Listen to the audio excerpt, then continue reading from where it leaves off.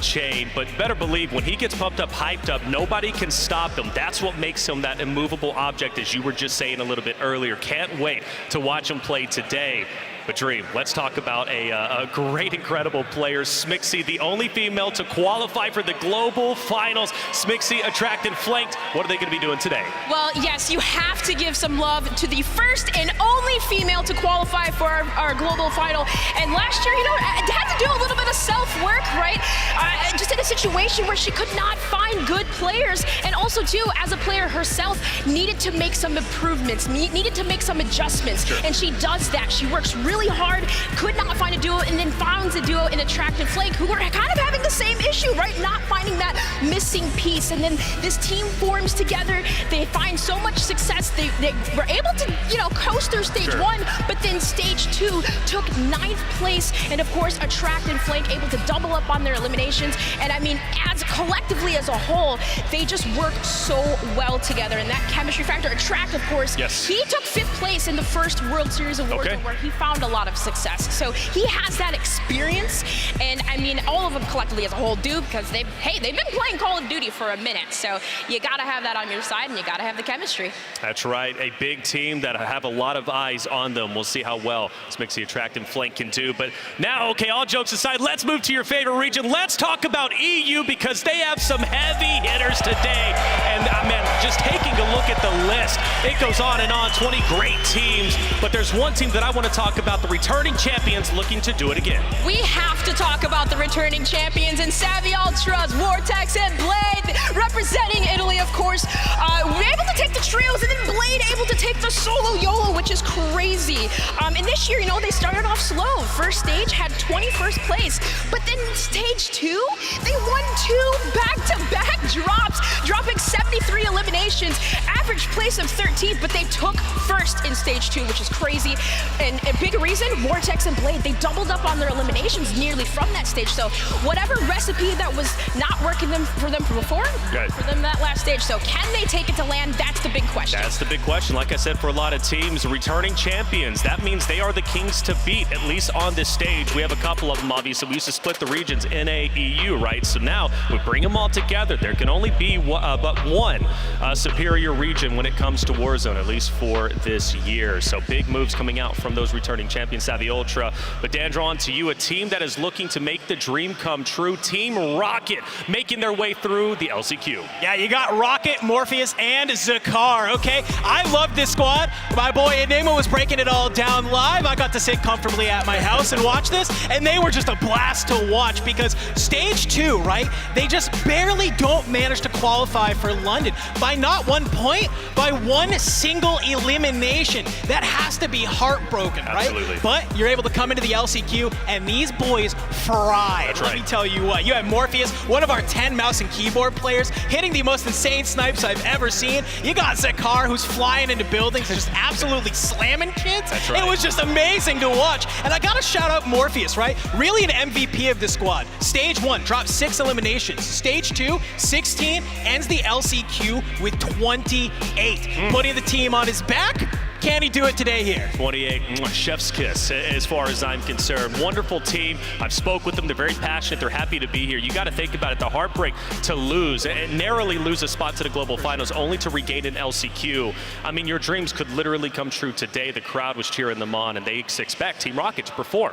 We'll see if they do. And for our third EU team, though, and I think this is going to be the favorite for the entire arena, Enigma, we have Team Jukies. Of course, it would not be an EU list without talking about Jukies, the home favorites for many, the favorite here for me today.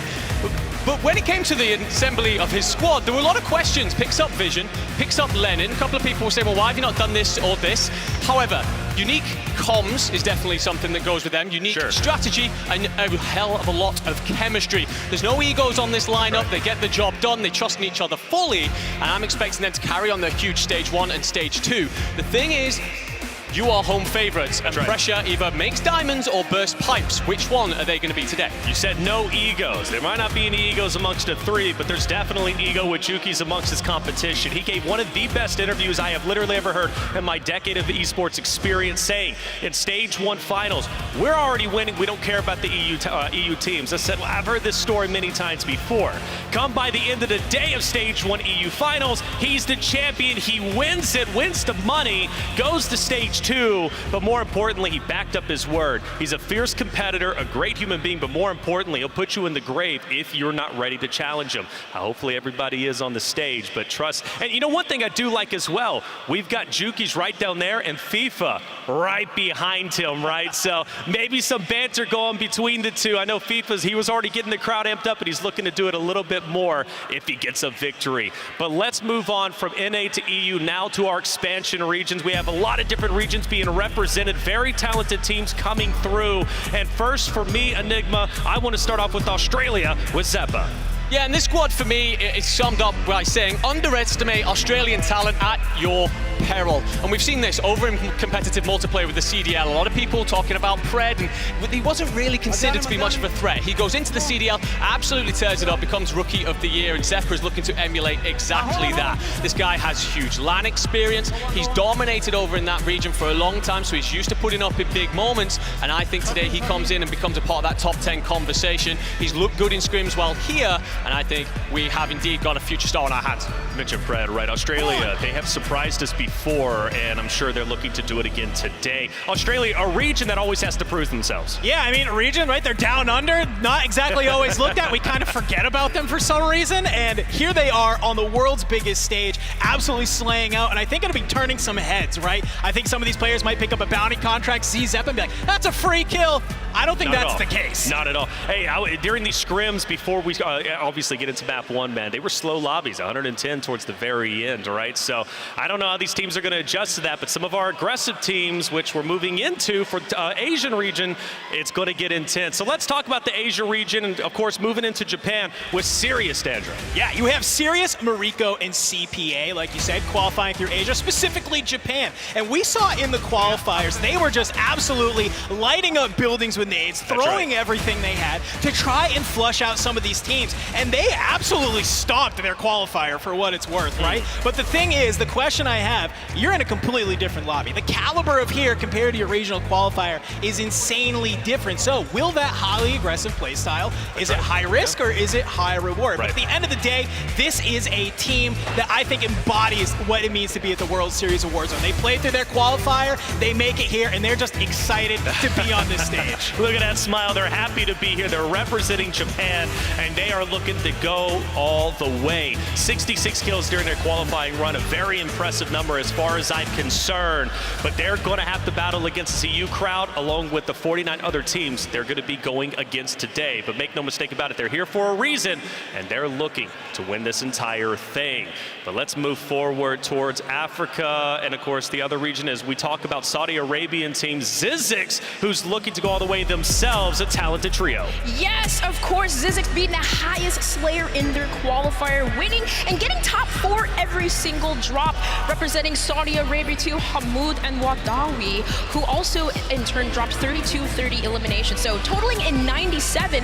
What really stood out to me about this team is that collectively we always ask that question, do teams have that ability to disengage, re-engage, make those in-game decisions that are super important, playing aggressive when you need to, and that's one thing that I noticed that they do, especially in Zizix. He's that hyper-aggressive Slayer. You have Wadahi, who is sniping essentially. Maybe we'll see some surprises here on LAN, but they seem like they're ready to go. They were essentially in scrims taking out even challenger players like Quicker, who we've seen play phenomenal in the qualifier, as well as Teeny too. So I'm like, those close range engagements, winning those ones is going to be important, because I don't know if you guys saw it. We saw a lot of scrims going on today, and everyone was using lockmans. Yeah, that's true. And how many eliminations, by the way, just real quick for that little stat line, how many eliminations did they get? Or 97. 97, come on, 97 eliminations puts you easily top 10 here, if not more. I'm telling you, you cannot count out these expansion regions. Let's look at the full list, because there's a lot of great teams we want to give our flowers to. And Dandra, I'll pass it to you. EU. Who are we watching? Dude, I gotta shout out our Mexican squad, Panda, Clamp, and Extra J. I've been watching this squad for a little bit, and let me just tell you, I was walking around a little bit this morning, watching that early morning screen go down, and Panda, Clamp, and Extra J, just put on the moves. They were far and above everyone else, and you cannot sleep on this squad. Like, you cannot stop sleeping on our LATAM and Mexican squads because they're coming out and frying. Hey, listen, I know from previous esports, Latin America is a passionate bunch, okay? So their fans are going to be getting loud in chat, I'm sure, in the arena. And on top of that, these guys, they understand what they're in for, and they want to prove everybody wrong. Well, there it is, at least 9 wonderful teams, more team discussions to come. But now I want to focus our attention to the actual regions. And if you don't mind, I want to get the desk a little bit spicy because I want to hear each argument as to whose region is going to be the best. And because we're in the home turf, Enigma, we'll start with you. EU, why are they the best region today? I mean, quite frankly, EU have had to deal with quite a bit of disrespect over time. They very rarely get given the opportunities that North Americans do. When they do, it's often on awful ping. It's often playing tournaments till the early hours of the morning, and kind of a be grateful attitude. That's despite FIFA Kill flying on over to North America and winning the solo YOLO over there, and 2 of North America's best players being, well, European. And also, today we have 2,500 European fans in the copper box. That's right. That are going to be willing the teams on to victory, and that's why I think there's no chance we lose today. Hey, look, you got a thing called the green wall, and here you got the thing is the EU wall. That's going to be a powerful being and a powerful force to get through if you're NA or expansion region team. But you heard them say it, Danjo, right? You know, NA, they seem to get wins when EU comes across the pond over to NA. What do you think? I feel like I'm fighting just a wave right now for trying to root for NA against Do it, though. EU, but be loud. Listen, Call of Duty was built off of NA, okay? Born and raised, 2 decades, we are here. Now, you might have mentioned, oh, some of our best players, yeah, bring it, let's go. Some of our best players are EU, but they don't get there without the backs of their teammates, right? Raided's teamed up with Aiden and Adrian. Tommy is with Almond and Noobs. You don't get to the top by yourself, my man. And also, why do they have to come to America? Oh, because the competition's better. Okay, well, look, they're not going to smoke us first and foremost. Now, expansion regions have to be represented. Dream, give your best argument as to why they can win. Do you all remember a long time ago when NA used to say that EU played weird? Well, NA and EU have been playing essentially, we have mixed regions over the years. We've gotten used to each other's play styles. So now global expansion will be that region I feel like that will play weird, because you guys mentioned the Latin American teams, right? I'm looking at Rodrigo, King Mati, and Zamund, because they dropped 227 points in their qualifier, having over 123 eliminations. Like, you think about that, and you're like, maybe some of these global expansions teams will come out with something and some unexpected surprises. But surprises indeed are going to happen. So we've gave our opinions, and you booed us, you cheered us, okay, but now I'm going to give your opinions. Let's hear what you got to say first. Who thinks NA is going to win today? Is that cheers or boos? Mostly boos. Mostly boos? Okay, fair enough. All right, what about our expansion regions? Who think they're going to win today? Oh, don't count them out. You guys are sleeping on the wrong people. I'm just telling you. All right. Well, then let's go here. Who thinks EU is going to win today? Seems like we know who our favorites are in the building, and fair enough. Okay, we are on your home turf. Well, fair. We're going to take a quick break, but check this out. We got a lot coming up after the break, and Drop 1 is about to be underway. We're getting closer and closer to seeing who's going to be our Global Invitational champion. Coming back, we are going to be breaking down quite a bit. LCQ, we had those crazy wildcard madness where we saw not only 10 teams punch their ticket in, but 2 wonderful teams during the wildcard. Then we're going to get to hear from Enigma. We'll crack the code with Huskers near miss and Nate Dogg going big. And trust me, that section, you're going to want to pay attention because Enigma, kind of big brain over there. And then at the end of the day, we're going to have Goj and Tiff go talk to Repulse here in the building. They're doing a watch party and they're supporting us, our official side stream of the World Series of Warzone. With that being said, we're going to take a quick break. When we come back, the World Series of Warzone Global Finals here in the Copper Box Arena will continue. Follow along on social media for all your Call of Duty esports needs. Get all the latest info in real time. Just follow at COD_esports Twitter and Instagram now. Be sure to link your Twitch or YouTube account with your Activision profile now. Don't miss any of the amazing viewership rewards during the Global Final, including the chance to win a Call of Duty Modern Warfare 3 beta code.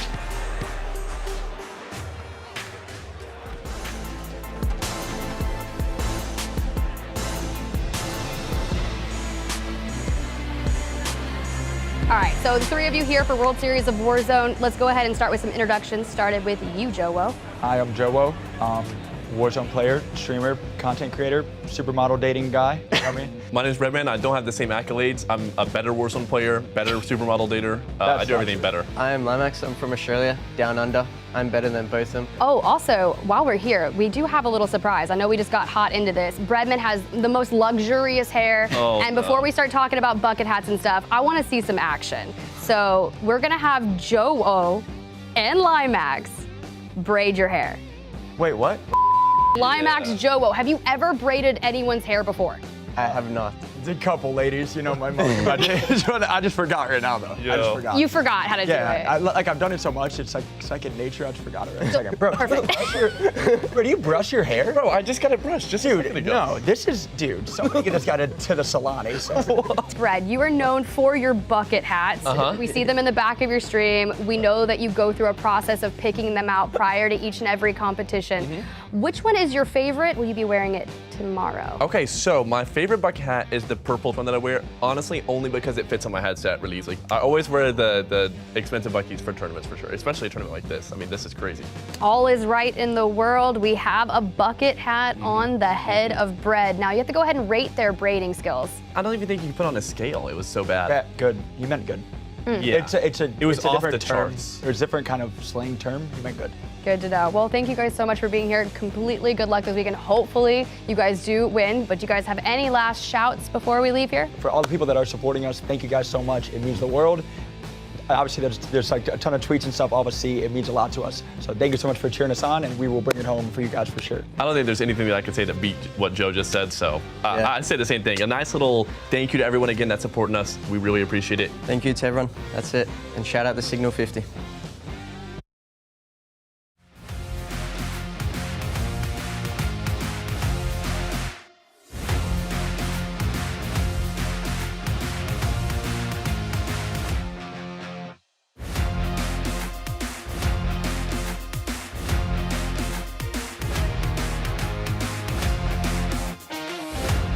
And welcome back, ladies and gentlemen, to the World Series of Warzone Global Finals presented by Prime Gaming. We're in beautiful London, England, here at the historic Copperbox Arena, where so many wonderful moments have taken place. And today will be no different. We crown our first ever Global Warzone champion. I'm your host, Taylor Reflections Noble, joined by the wonderful Dream Crazy, Enigma, and Dandro. And I know you like the pre-show, but I know you like drop number one just as much. We're about to head in. But just so you know, for everyone at home and even in the audience, if you want to participate, we do have those viewer incentives. Make sure you link your Twitch or YouTube account with your Activision profile now so you can get those viewership incentives. And on top of that, MW3 beta codes if you want to get involved. But without further ado, I think we're ready for drop number one. So let's send it to our casters, Goj and Tiff. Thank you so much, Reflections. I am so excited to be here live in the Copperbox Arena, Goj, but we have been waiting from the beginning of the entire year live until now. 150 players behind us, and they're ready to get wild. Ready to get wild, and not only ready to get wild, we also have amazing crowd. We have incredible watch parties going on online and on site, but game one is ready. Let's take a look at the players flying in.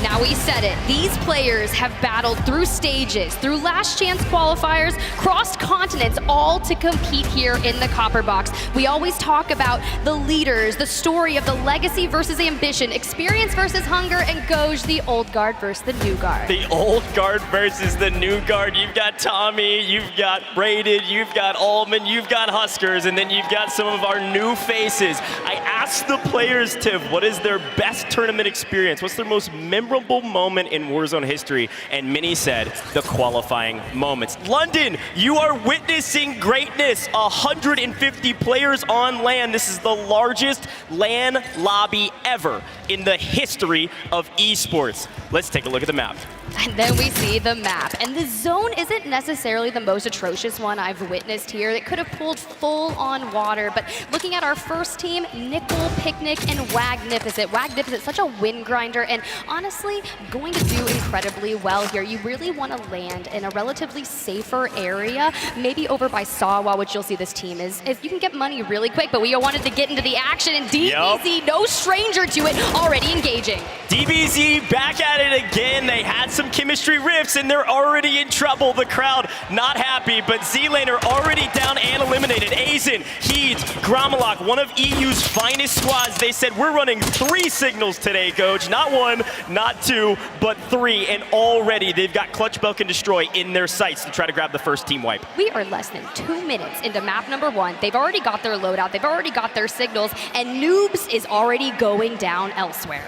Yeah, this is the key to today. You cannot find yourself full wiped. And Gromalok's gonna try to find it. Grabs a knock. Should be able to clean this up, no problem. Destroy might try to sneak a res here, but Clutchbox has gotta be saying, run away. We have to stay alive. Sure, they've got the gulag, but with Gromalok right behind, the signal out of bullets. Destroy will just barely sneak away.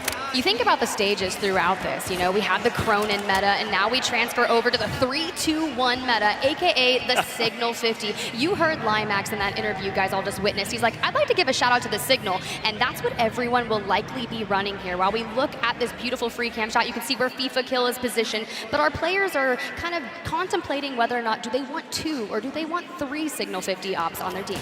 That's exactly right, and we always talk about different zones of activity in Warzone, and one of those is, of course, the very beginning of the match. Big Pavo in trouble, finds one, is able to clean it up, but goes down in the process. Champy trying to grab a little bit of revenge and is able to do so. Nate Dogg goes down. The team that almost kept Huskers from getting to this moment does fall. Let's see, Tappa just laying down, kind of positioning well. Taking the high ground early on is going to be nice, but you have to survive that. But checking on over Village, Aiden's squad really likes to land here. You can see that Z-Smith, E-Bates, and DJ Moss have already kind of rotated through, and Aiden electing to separate a little bit away from Rated and Adrian, and something that's really cool. I had a chance to sit down and talk to them just yesterday as well. At the helm of that is Rated, the IGL, who makes a lot of their positioning calls. Got Wadawi now in trouble. Palooka, Tojo, pushing, but Flex in trouble. Palooka's gonna try to come up here again. Lockman sub, the main weapon of choice for pretty much every single player at close range. Should have no problem here. Of course, resources are everything, and Smoke's one of the main resources you'll see every single team using. Now a little bit lost in the sauce, but is able to answer back. Palooka finds one. Moods goes down. Team 42 in trouble as Flex is going to try to get the better of his opponent. Player advantage is everything. Sure, you lose 1, you got 2 more. This should be a team wipe. Send them all to the gulag. The issue is they need to keep moving and fight their way in. That ring is going to be no joke. That gas is very hard to run. You can see the kill leaders in the upper right now. Team Biffle on 4. Team Almond with 2, tied with Azen and Clapson. So off to a really hot start. Granted, we're not even 5 minutes into this match, and checking in with Wars. Getting a little mixy here. Believe going down. Now the second player coming in, but Wars is trying to heal me. Jumps in. Unfortunately, does go down. King AJ, let's get it. This is a great fight. Wars was telling us before, I was competing before many of these players even touched the game. Will fall, but King AJ, one of their top slayers through multi-stage process to get to this moment. Last alive, not a kill to his name. And these are those moments you look back on. If I would have taken that fight, what would have happened? Brolic, a long and hard journey to get here, but is here nonetheless. One of the most wholesome players here, but will not seem wholesome on the map. Let's take a check in with one of those teams that we were talking about a moment ago. Huskers, Mutex, Jesus. An incredible squad, had a tough shake of it. Ended up getting 5th in the LCQs, just barely missing out on making this stage. And after some shuffles around, some visa issues and everything in between, finally they were able to make it. They got the call like 2 weeks ago, Tiff, and they're here ready to prove themselves. Yeah, we ran into Jay early on just before everything was kitted out, and he's like, look, I've been playing since I was 9. My dad got me into this, and whatever I win here today, well, I'm giving it to my dad. But before that, You've got to survive. A lot of teams will be rotating through Observatory. Now Mutex and Jay, last standing for the team, are going to have to finesse around Gromalock, but you have to be able to see them first, and that smoke is constructing all of the view around them. But high ground is key, bits the pace. He's able to crack the shield, but you have to make the pull, and now unfortunately the numbers are not there. Now Jay, last alive for the squad, want to prevent going a full wipe, but Aizen, they do it. There are only 10 mouse and keyboard players here, and Aizen is one of those playing on ridiculous sense. Has no problem fighting against the controller players, and one of the other keyboard and mouse players with Huskers.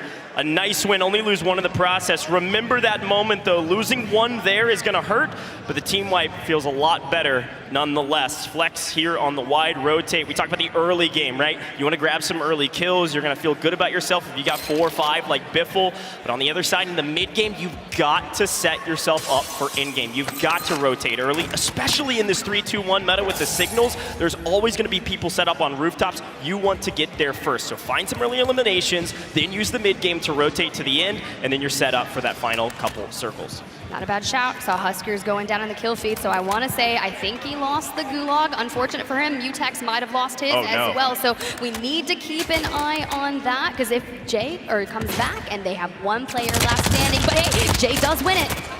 Palooka, a little bit in trouble. Now folks, if you're taking a look at the top of your screen here, 2 teams have been fully eliminated. Palooka's gonna try to make it a third. Adrian goes down. Where are his teammates? They're not close enough to help.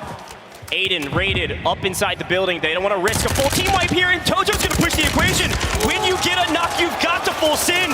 Aiden, a crowd favorite, at least back home, certainly not here, goes down, and now Raided is on the run.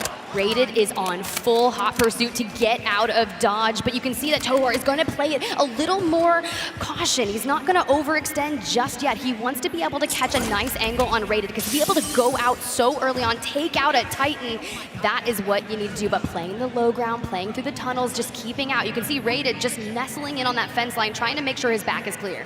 Here's the thing about this squad. Anybody could win. We're on 0 ping. The server's around the corner. Everybody is playing on the same game, the same map, in the same location. And Flex, a team that got 15th in stage 2, barely making it to the global finals, but not having to play the LCQ, and they're taking down a hometown hero favorite. Oh, peep this. I do love a little bit of recon drone action to get some fresh pings for your team that's going to be running the Signal 50. We shoot once. We don't connect necessarily, but it's okay. We just need at least 2 bullets to take them down. Only 3 bullets left, but we'll see what's going to happen here. Now, I do believe, Tiff, we actually have a quick interview with the first team that was eliminated. We're gonna get a chance to hear from them and see what went wrong and see who it was, because there was a couple teams that went down at around the same time. So we wanna get that check in here shortly and see what happened. There it is, Frankie is on the stage, let's check in. Can you just tell us what went down? We went to our usual spot. There was 2 teams that pulled up both sides, got pinch boom 2-0, so a little bit unlucky, but it happens. It's just on to the next map. Had those teams done their research on you? Do you think they came for you specifically? I think everyone knows our landing spot, so we will get targeted pretty early, so it's like we expected it. It's just the fight was such a 50-50, it could have gone either way. If you were expecting it though, you considered maybe practicing dropping somewhere else just to be safe? Oh yeah, we got like 6 different spots we're going to go to each map, so depending on what the zone is going on, but we know what we're going to do after. Okay, so maybe a change up in the next one? Potentially, yeah. All right, I'm sure I'm not going to be speaking to you again unless it's over in the witness position, but I do want to give you this as a good luck charm. It's the wooden spoon. Thank you, Tommy. Appreciate it, thank you.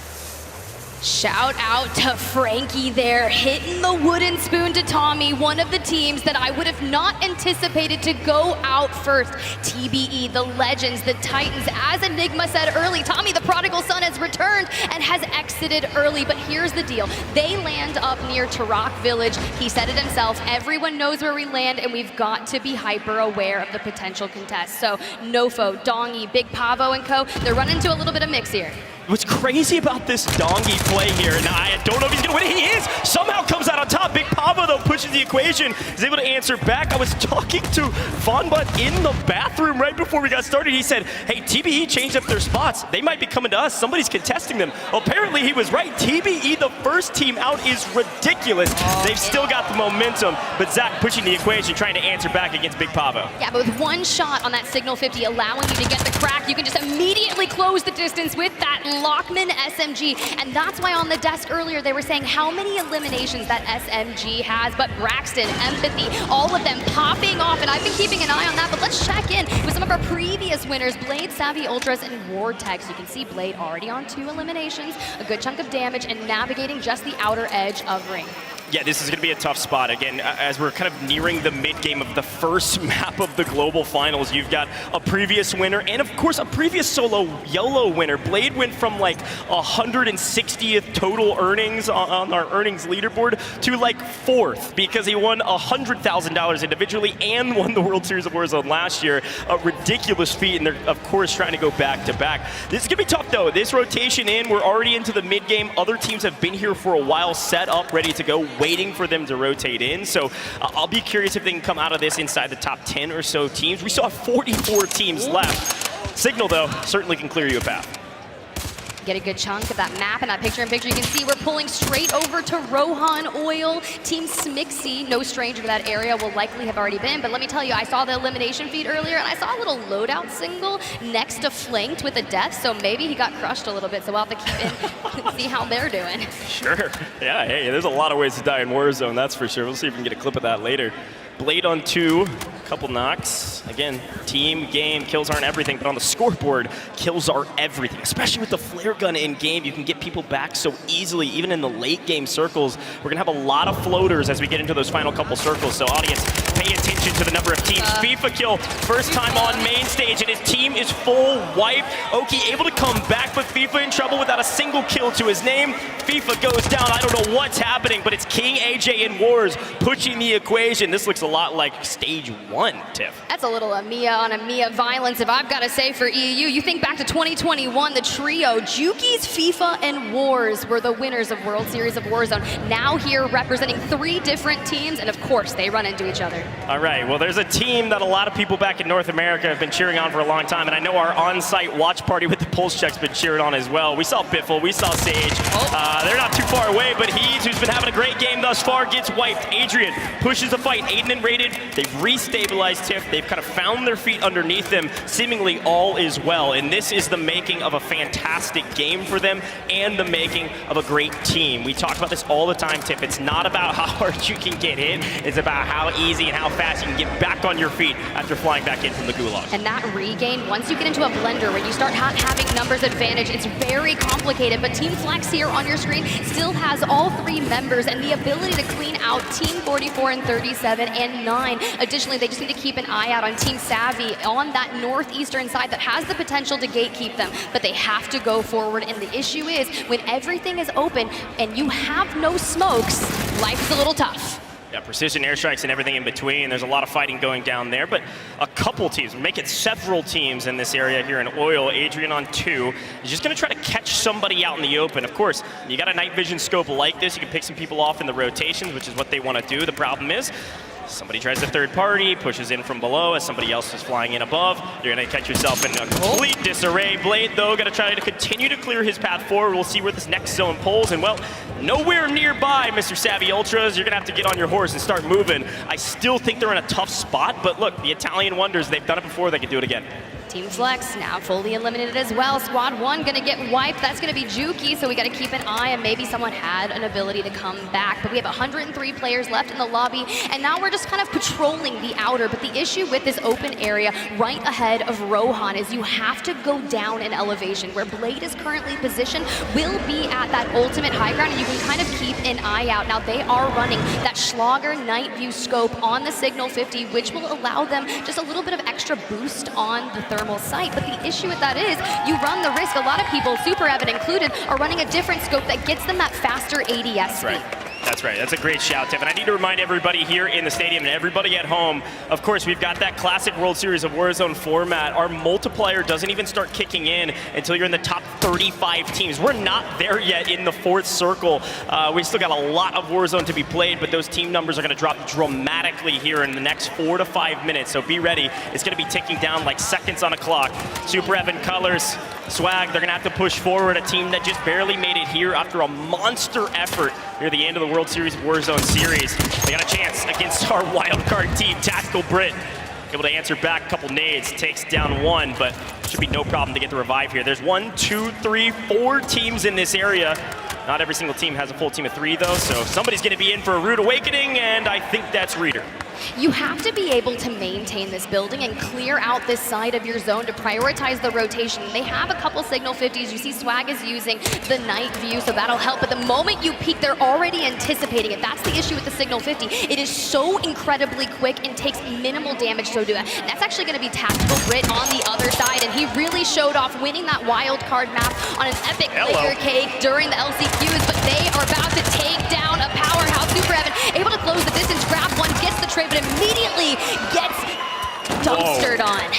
That was almost a full wipe. If you notice, I think he got the flare off in time, so there's one floating up above, and that's what we talk about, survivability. It is so difficult to full wipe teams here, not only with the flares, but also some of these players, they showcase some movement on Al Mazrah, able to jump onto a buy, sacrifice themselves to get their teammates back, and of course, portable buy is another way to do that. But watch out, I don't know if it was Swag that was able to get back. I think it was.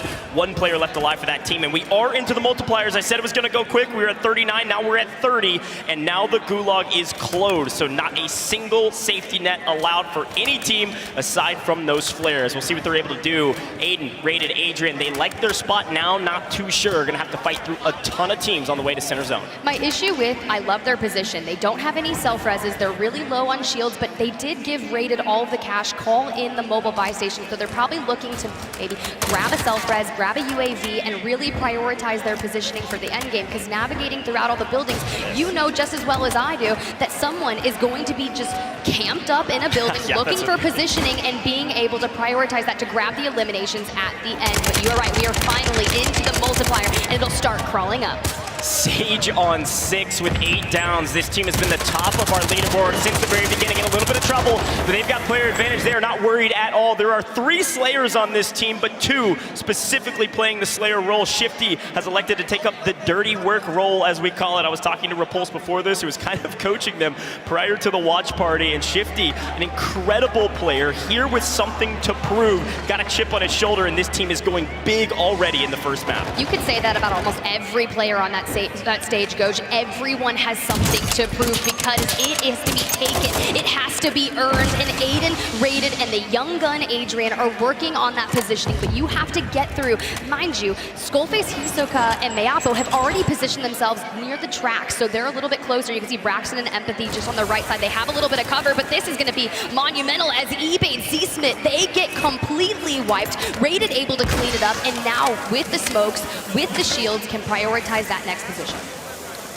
All right. Let it breathe a little bit here, Tiff, because this is the calm before the storm. Methods trying to do something, landing on top of the building, unfortunately, will fall. Now we're into 26 teams remaining, and every team just trying to set themselves up before the chaos that is the final couple circles, especially with a lot of floaters up in the sky. You want to keep those flares. Squad 37 goes down, that's 8. They said, hey, we didn't get enough love on the broadcast, Coach. You got to shout us out. Well, I'll shout you out now. 22nd place or so. Hopefully it was a good game.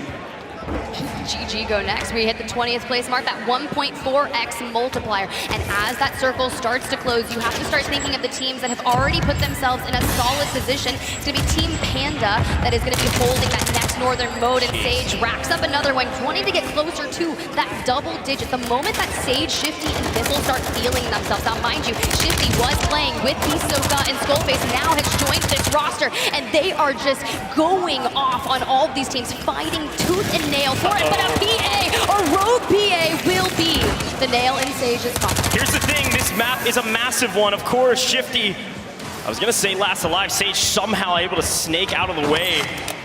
This is scary for the other teams. You've allowed the top slayers on the map to make it inside the top 16, potentially top 15. Our other wildcard team potentially in trouble. Desmond falling. I still see Rocket and Zakar alive. Shifty out in the gas, gonna work his way in, hanging on by a tooth and a nail, and maybe a little bit more than that. Watch out for Biffle at the top of the leaderboard. I can only imagine you're gonna see them there regardless if they go out soon. We did see Dez go down, but Crowder was still alive. The wild card team coming in from the NA Last Chance qualifier. That was such a doozy to watch. If you haven't seen it, you're gonna have to go back and watch that water ending. But positioning yourself here is gonna be nice, but if you can take a couple picks to maybe force them to heal off, prioritize going forward. But Morpheus, they're gonna be able to catch off guard. There's one thing I've learned about the Morpheus squad is their ability to consistently make it to endgame. That's right. They're always in endgame. I cursed them in the stage 2, but they made it through LCQs regardless. Savvy Ultra's proving me wrong yet again. A lot of people doubted this team somehow after winning World Series of Warzone last year. Stage 1 was a fine performance. Stage 2, they dominated, and now somehow into endgame after a massive rotation. Savvy Ultra's on 6. This should be a really good game.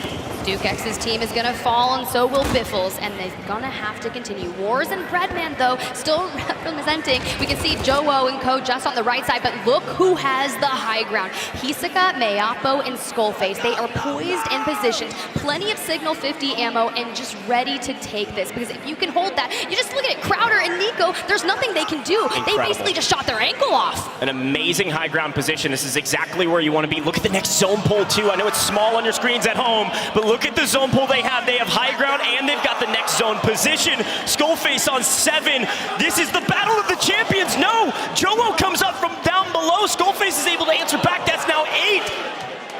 Unreal, Tiff. The battle of the champions. Savvy Ultra's alive, winning EU last year. Hisoka winning NA last year. First map already, we're seeing the battle of the Titans. Look, Soka was absolutely locked in those shots earlier, showing off the chain, but they have maintained the best position. And now Redman and Limax are short on Jowo, but that was such a game-winning fight, right? If you can take the roof from them, you can potentially take the game. But now you see Jowo. Aw's gonna be re-knocked by Skullface, re-fooled. He wasn't able to get back in, and now they just have to keep the lookout. We have 5 teams remaining, 13 players. We are about to experience the end. NA versus EU champions, some regional expansion teams still alive as well, and then the boy Jowo braiding Breadman's hair, and I think we're back-to-back in the scrims leading up to today, so they'd like to go 3 in a row. We'll see. Climax pushes the fight now. Clip shown on screen going down. Mexico on your screen, looking to make it big in the first map. Panda on 3, gets the flare off. We're gonna have a floater. Mexico's gonna be floating up. Down to the final 3 teams. Panda trying to push the equation, goes down. Breadman, mouse and keyboard player going big, cleaning up all of Mexico almost. Climax said, I'm just here to shoot my gun, and he does. He said, I'm carrying at least 5 flares on me. We're gonna have a flare off, but unfortunately Limax will fall as Soka has delved down onto the other knee. They have cleaned it up, and they will be your map 1 winners. I cannot believe your North America champions somehow not only win map 1 and are excited about it, but had a ton of kills to boot. They came here to ball out, Tiff. I asked every competitor here who their scariest team to fight was, and, well, Team Hisoka was at the top of the list. I mean, I would be scared to chow Soka. Man, that guy is a grinder. Skullface was one of the first people to ever unlock that new camo by streaming for a solid week straight.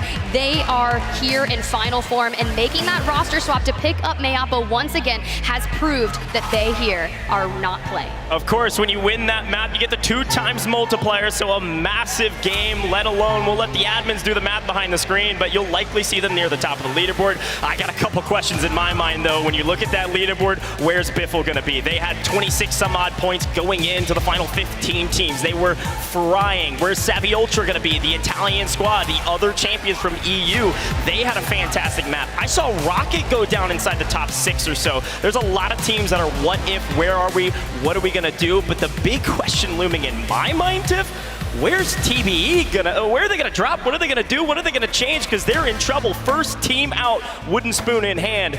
They got a lot of ground to make up. Well, good thing there's 5 more matches, because I can only imagine if you land somewhere so publicly throughout any kind of tournament warming up for this, and most of our players, they don't like to change things up too frequently, but you heard him. He said, hey, we've got a plenty of other drops, because let me just tell you, they do not want to collect another wooden spoon. But once again, congratulations to Soka and Co for taking that win. Look, we can talk about this all day, Tiff. There's so many what ifs. What can we change? The makings of the best Warzone players in the world are the people that can think on their feet and adjust on the fly. You can have all the strategies in the world. You can have all of the practice, but what will you do here on main stage in London, Tiff? What an incredible first map of Warzone. And I gotta say, if that's how the rest of the games are gonna go, couldn't be more excited. Let's toss it over and check out that HyperX victory moment.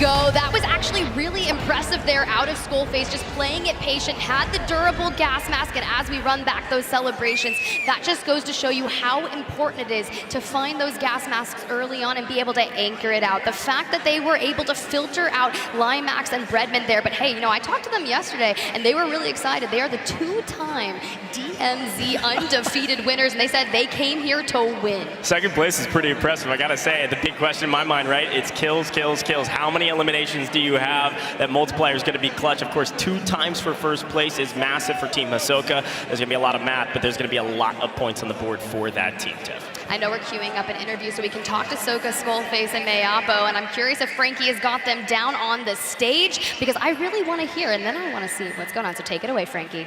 To be honest, Tiff, I nearly had to go over to the booth and drag them over here because they were so caught up in their victory on land that they forgot they had to talk to me. But it's all right, boys. I'll forgive you if you give me some good answers. Soka, you guys took the W in the North American World Series of Warzone Finals last year, but now you're here to prove yourselves on LAN. What's it like playing in London? I mean, it's wild, man. The crowd is amazing. The vibes are amazing. Wagwan, London, Wagwan. What are you saying? What are you saying? London, he's been preparing for this event by watching Top Boy. I'm going to come over to you, Logan. At Skullface on the roof, you were playing hot. You had the Signal 50 in hand. What was your thoughts in that end game as the circle was closing in and you knew you had the advantage?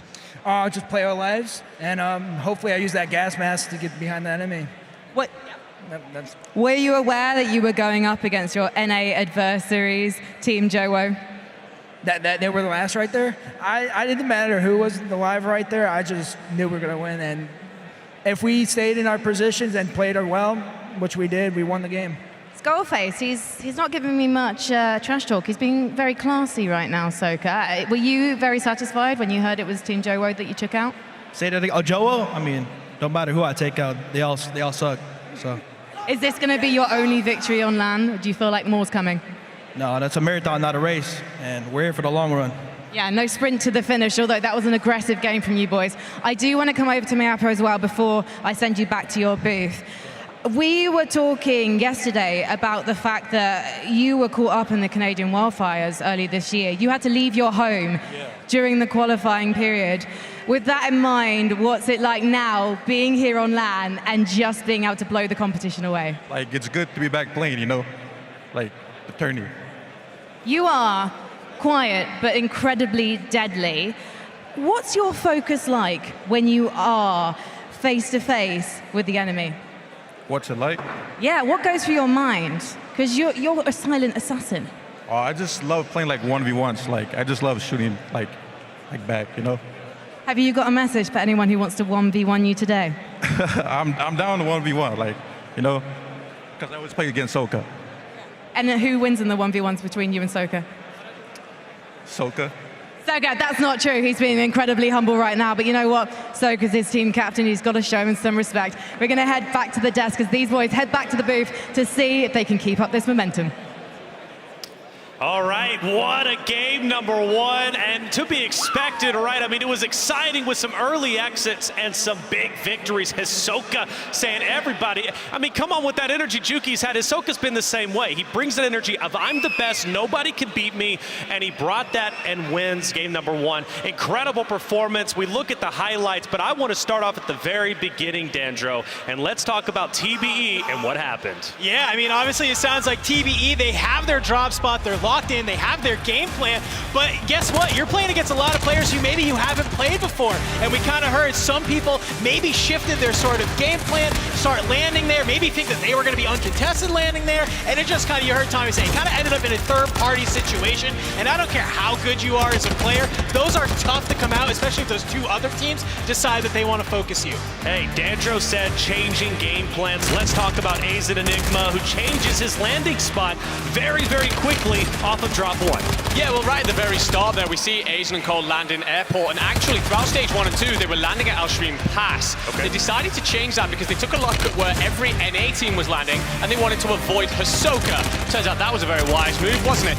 But he decides to land airport, and then they bully DBZ away. And the important thing about that is we're going to be watching and seeing what's going on here, but that's going to evolve throughout the day. Certain teams are going to be pushed away from POI, certain teams are going to dominate, but all the way through, we're looking to see who comes out on top in these opening engagements. And Dream, I want to talk to you real quick and just throw something your way. Tactical Brit, by the way, taking it to Super Evan. Are you kidding me? I know, that was crazy. I mean, the fact that he's in higher placing, of course, than TBE at the moment, right? It's not like they can't come back from it. But what was really crazy, of course, even in this end final zone, how everyone was fighting for the high ground. And of course, Hisoka's team was already up there, and we saw Brad Manchowo trying to push them, right? But they couldn't. Even though having that one knock, they were able to get the self-revive, and then, of course, at least able to take second, and having to fight for that high ground. Positioning is key, and Hisoka and Co had it. Not to mention they all were alive, which you want your team to be alive in that late game as long as possible, and they did it.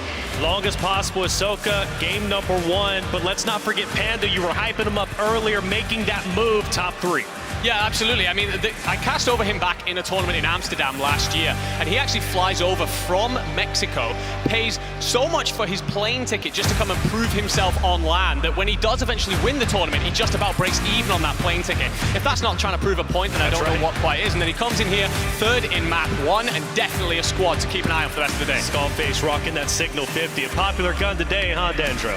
Yeah, it's a little popular. I think we might see it just a little bit. I think we might find some actual hard numbers on that. But the thing I want to see, we see it highlighted here in this HyperX victory moment, is that you saw that they gained height on that building, and we saw the flares popping up. Well, guess what? You don't have spawn protection when you get brought back in from a flare. It was basically shooting ducks all day for them for some very easy points at the end. That's right, and I also want to go right back to you. Early zone, looks like it's pulling Rohan. That early setup from some teams seemed to be beneficial. How do you think it paid off? I think for a lot of teams, it definitely worked out. I mean, especially them, right? We saw how important getting that high ground was. Jowo and them were trying to grab it, but then they get kicked off, and obviously it doesn't work out for them. 21 eliminations for Team Hisoka, plus the 2x multiplier. I'm no mathematician. Everybody should know that by now, but I definitely think that should be first place. But don't take my word for it. We'll be tallying the scores. Incredible job from Team Hisoka and Co. We'll see if they can continue to do it. But now they got a target on their back,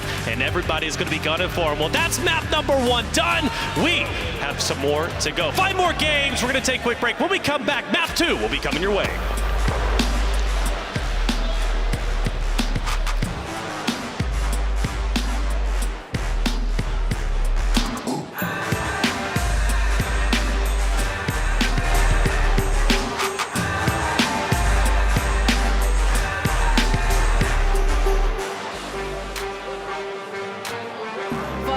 Social media for all your Call of Duty esports needs. Get all the latest info in real time. Just follow at COD_esports Twitter and Instagram now. Be sure to link your Twitch or YouTube account with your Activision profile now. Don't miss any of the amazing viewership rewards during the Global Final, including the chance to win a Call of Duty Modern Warfare 3 beta code.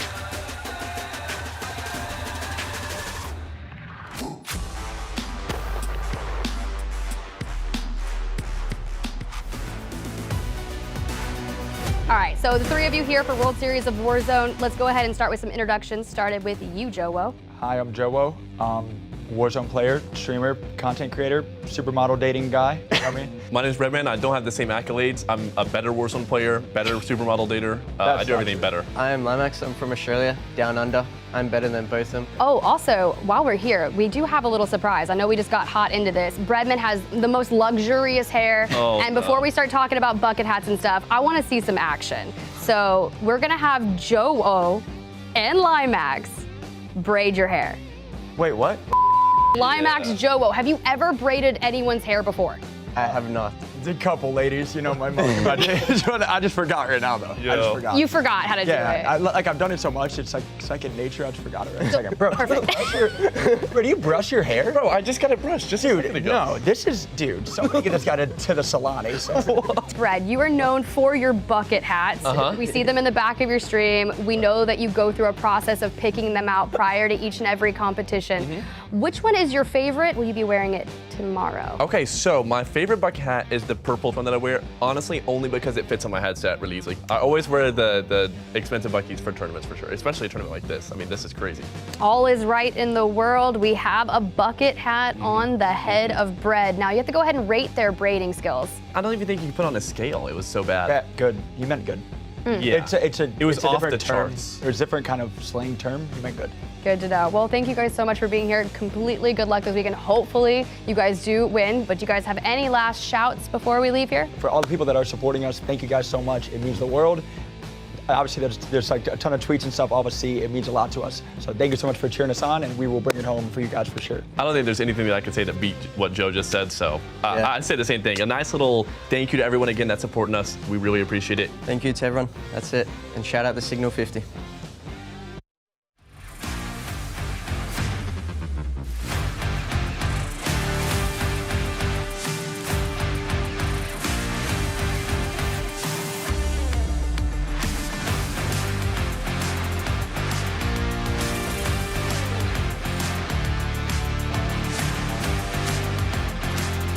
Welcome back, ladies and gentlemen, to the World Series of Warzone Global Finals presented by Prime Gaming. I'm Taylor Reflections Noble, joined by the wonderful Dream Crazy, Enigma, and Dandro, and we are getting these games ready. Map number 2 is literally right around the corner, and I hope you like map 1 because we got a lot more where that came from. Hisoka already talking trash to each and every one of you, by the way, representing NA. So get loud and, I don't know, maybe try to intimidate him, but he's ironclad. Game 1, it's done. It was impressive, but Dream, we need to find out who's in first because I'm thinking it's Hisoka. So Dream, let's take a look at our standings. Yes, indeed. Well, in the standings, I mean, in terms of the eliminations, at least, we did 26. see. Yeah, we did see 26, 21 from them. But here, yeah, the standings. Biffle, Sage, and Shifty, I was going to say, they had 20 eliminations, 28 score. But the fact that this squad specifically, they needed to find that recipe for success. Even though stage 2 they did take 11th, but they found it right in the last couple of weeks. Been winning tournaments and probably the most feared roster on the lobby.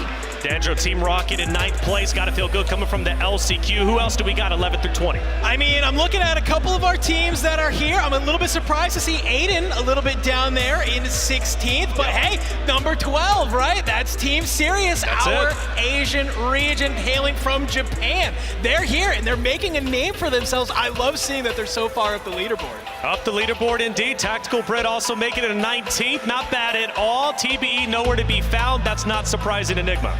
No, it's not. Not after they drop out in the opening stages and pick up our wooden spoon. But the thing is, overall there, the concern for me as a European is we have not got off to a good start yet. So I'm hoping to see a couple more European teams pick it up, put on a show today. And one of the things is about our region, we have a lot of consistency typically throughout our squads. So that is what I'm hoping to see today to pop them up the leaderboard. I like they got Rockets on their shirt. I don't know if that's for Team Rocket or not, but they're representing either way. I'm going to take it as Team Rocket. Good stuff, Dream.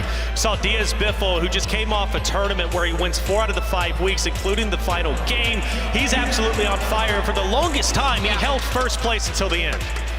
Yeah, I mean, you think about Biffle, right? And he's like been the most feared player, I feel like, over the last couple of years, especially when he was dominating and destroying CDL pros, right? That's right. But consistency is key, and this is one of the rosters, at least in terms of the kills, they're always consistent. They just need to keep the placements up. And I mean, having second, again, throughout this tournament, we still have many maps to go.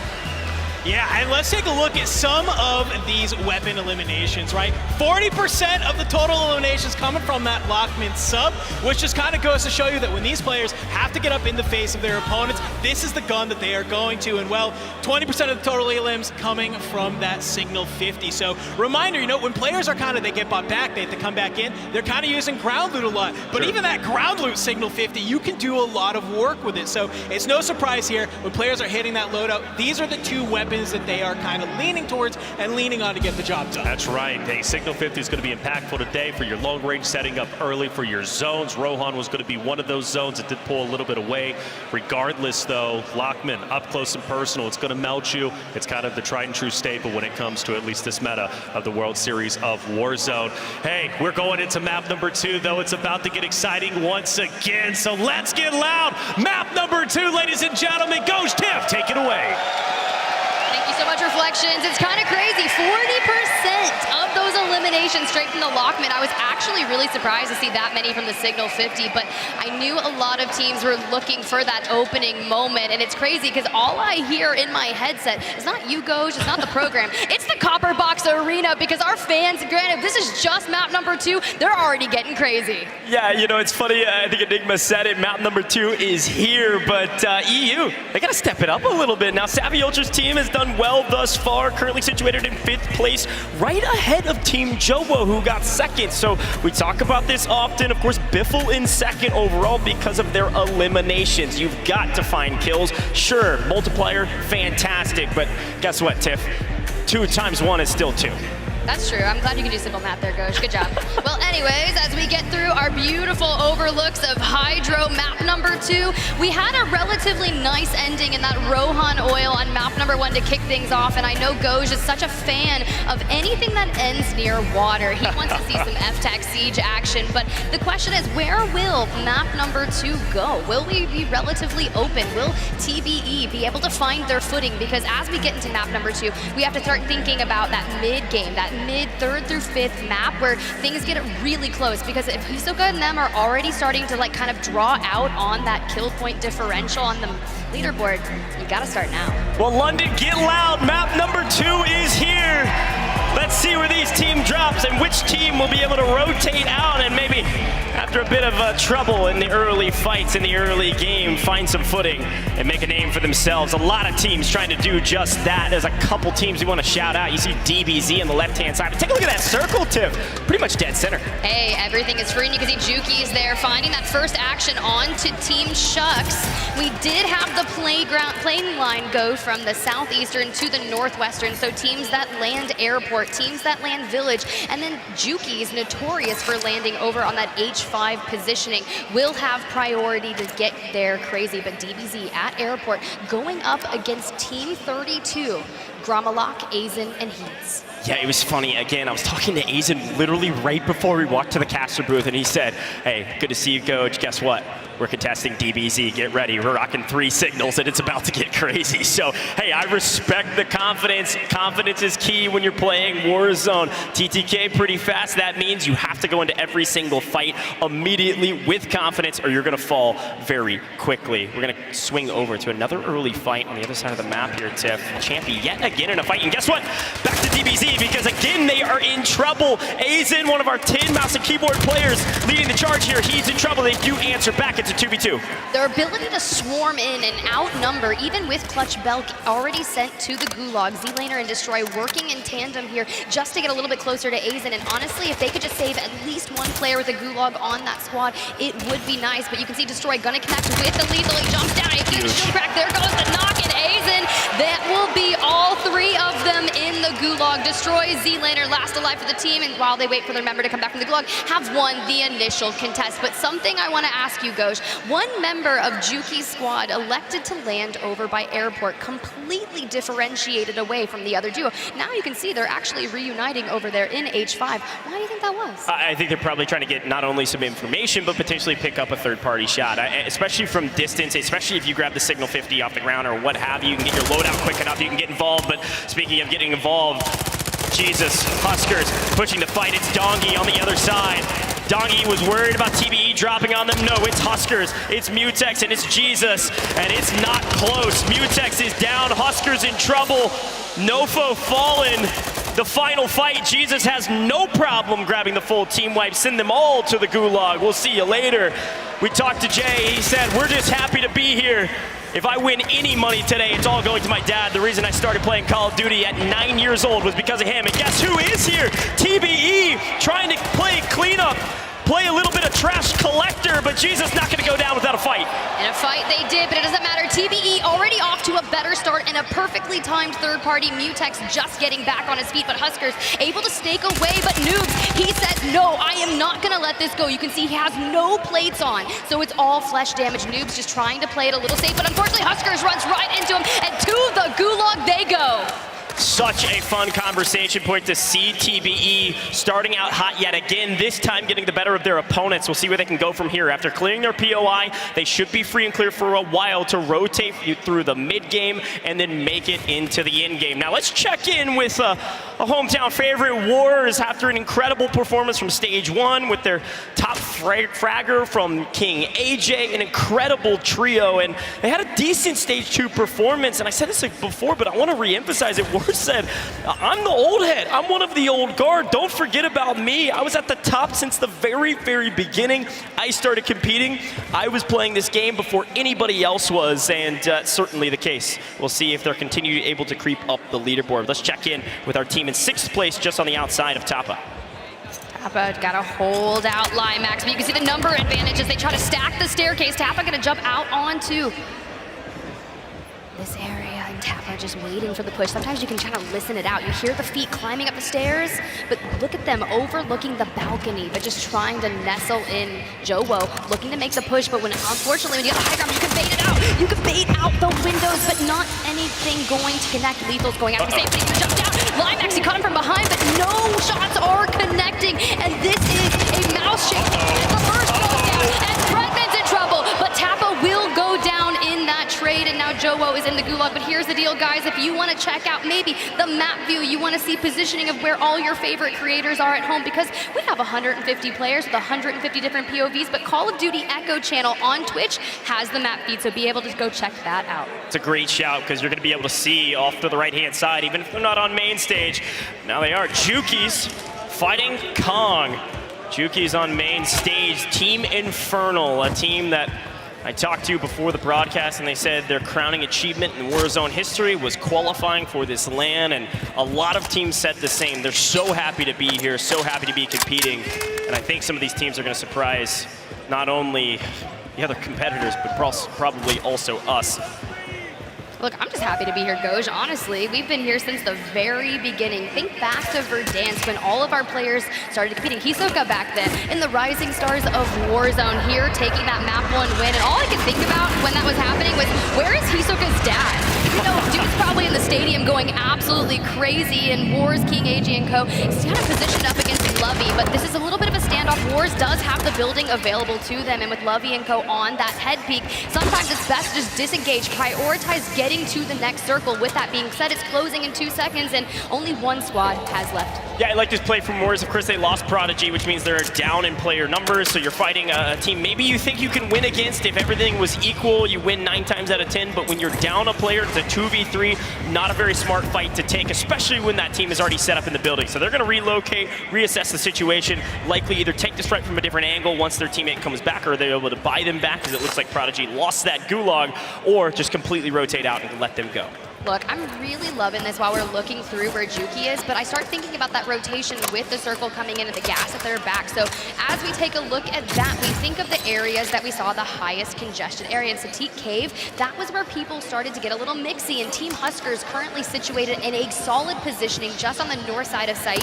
You can do a lot of gatekeeping there, and it seems that they've gotten some of their numbers back up, so that regain is happening, coming back from the Gulag and showing out strong. But Juki sitting on one, they're gonna hop in a vehicle and hit their rotation as well. But when you start to think about that eastern side of the map that they're going to be going through, Al Shireen Pass will be their next POI, and that's pure high ground. And Adrian, well, he's got it too. Uh-oh, Savvy Ultra's team in trouble. Blade will fall. The others able to get out, though. You can see Team 2 just barely sneaking out. Team 21, that's going to be one of our expansion teams trying to creep up and maybe grab this third party. Aiden and Rated gonna have to play Billy Goat here and climb the mountain a little bit. Just narrowly passing each other. There it is, Method, Sick. Apologize, Method, Sick, Cams, and Daga here from EU region, creeping up the bottom side of the mountain, but enough cover where they're not gonna interact. And Huskers yet again in trouble. TBE is still hunting down this team. Even after a restabilization coming out of the Gulag, Tommy is not going to let his prey get away. Huskers in the water trying to do everything he can. Tommy does go down, but not dead yet.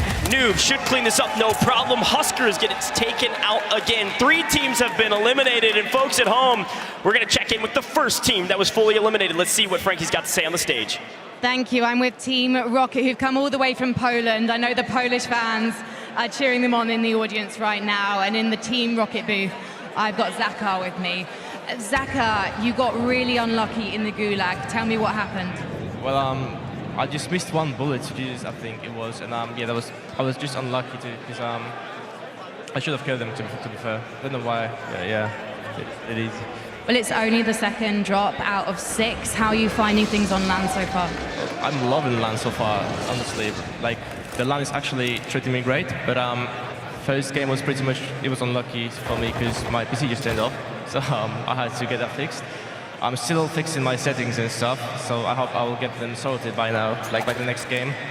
And yeah, I hope everything will be fine. All right, well, Jinkoye, thank you so much for talking to me. Polska Gorum, let's head back to the map. Polska Gorum, thank you so much, Frankie, for checking in with them. They were sitting in 9th place after map number 1. We now going out first, and you heard him. It's unlucky. 1 bullet. That time to kill inside the Gulag is unforgiving. So many of our teams, once they go in there, start pre-firing every angle they can get. And with the private lobbies, you never know who you're going to go up against. He said Jay, and now DJ Moss, Z-Smith. They are fighting it down on the edge here at Observatory. Now, Ebates and DJ, they're not actually competing for any kind of organization here. They're actually doing it for DJ Moss's brother Maddie, who could not be here today, and they are laying it on the line, and I'm so excited to see how they perform. But so far, you've got to get out Observatory. You have Team Zeppa just ahead of them, and that's going to make things a little difficult. Yeah, Observatory, after being demolished in their last couple updates, of course, not necessarily the favorite drop spot for a lot of these teams. A lot of nooks and crannies that people can hide into, but definitely one you want to rotate through because of the high ground. Let's take a look at another couple teams interacting here early. I see Tony White here on main stage, an EU team as well. He touts himself as the oldest competitor here at 32 years old. So shout out to Tony, still competing at 32, doing it with a full-time job and everything in between.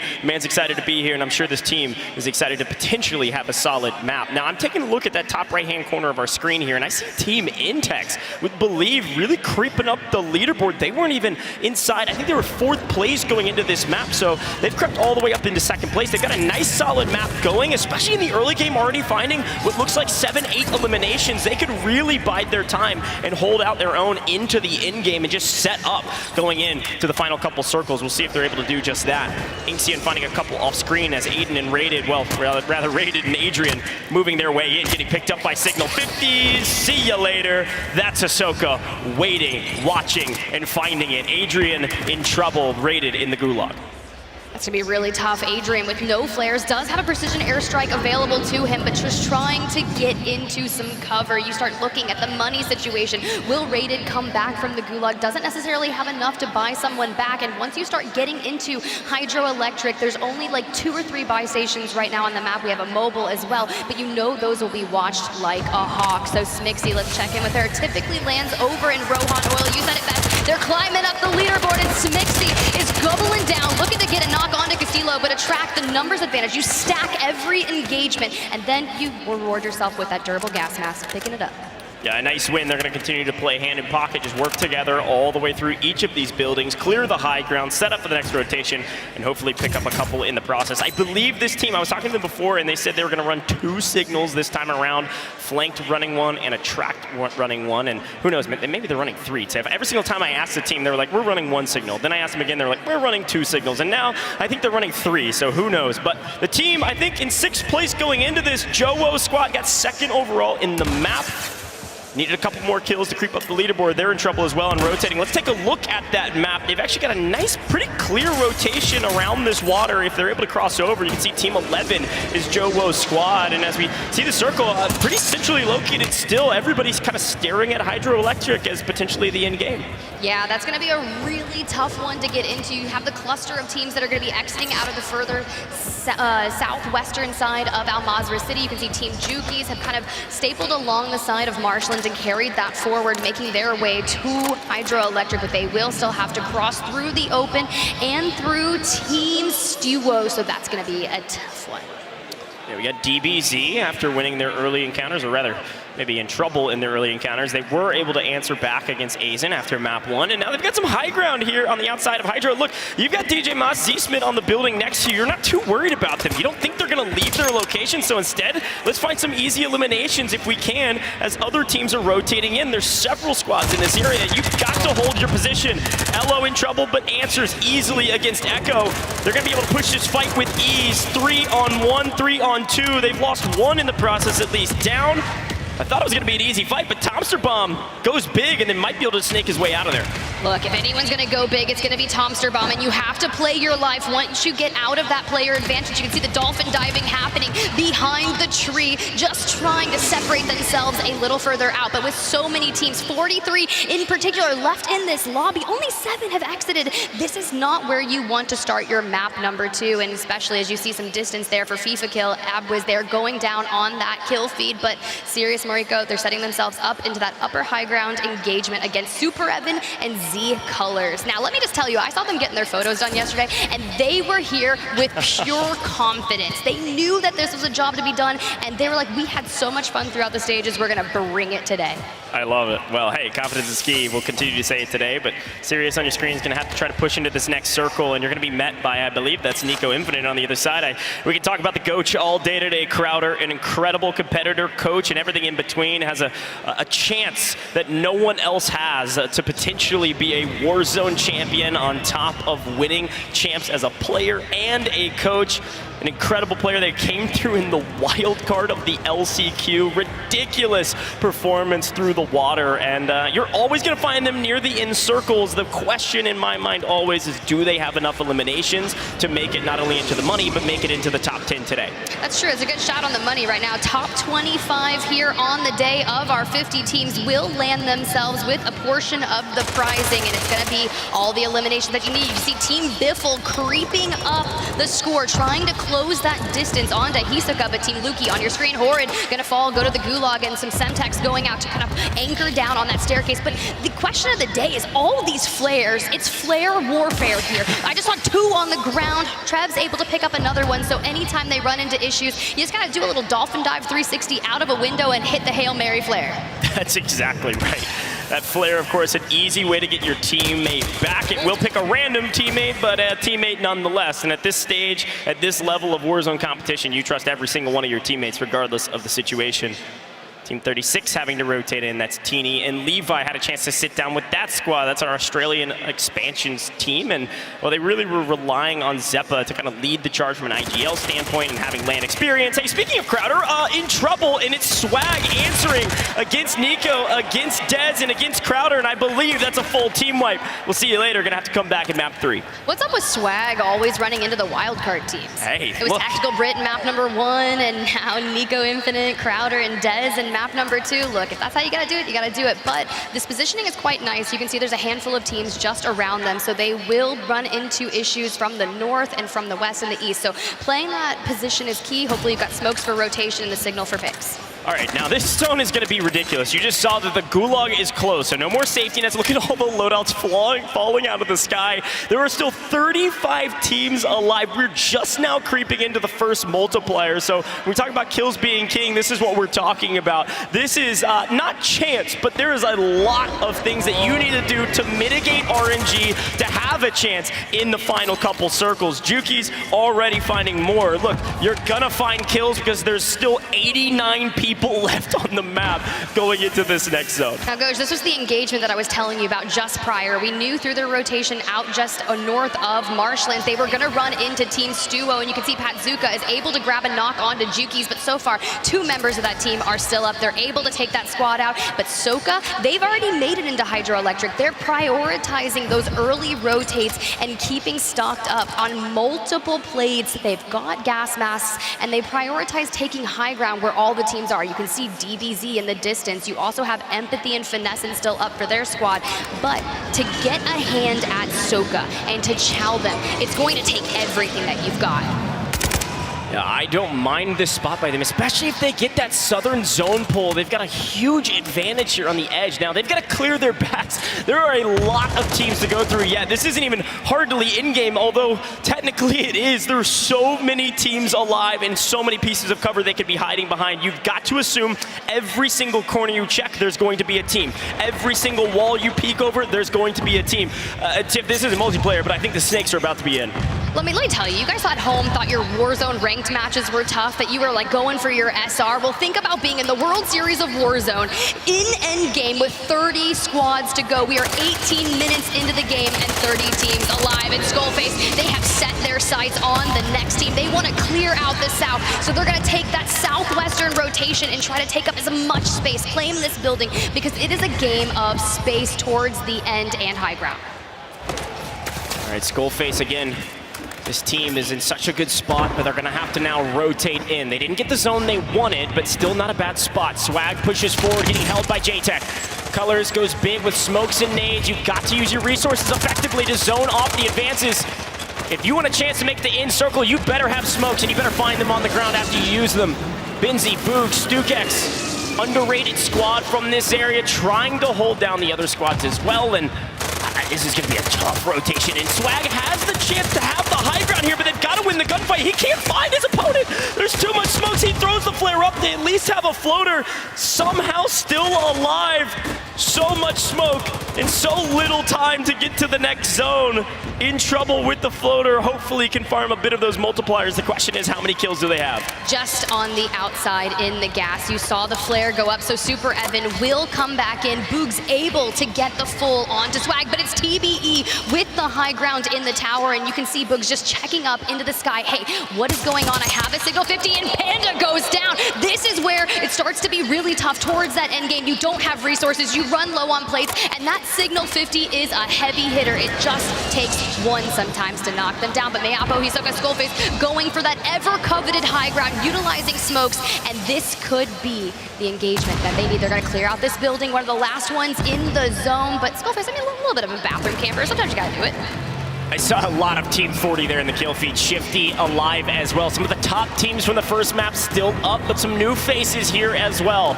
Sway, Planticity alive without their third, but alive nonetheless. Inside, about to be the top 15. You're about to see a new multiplier, and Shifty on 6. Here they are. They've lost Sage, but Shifty and Biffle alive, continuing to slay out. This team is frightened. Well, rather the other teams are frightened of them. Gonna hide out on the edge of zone with the smoke. Should be able to pick up a few more eliminations. Might have actually been able to get a buy off as well. Squad 12 goes down. That's Zungod. Tiff, we're down to the final 13 teams, and everyone biding their times. Again, just a moment of peace before the chaos that entered the last final circle.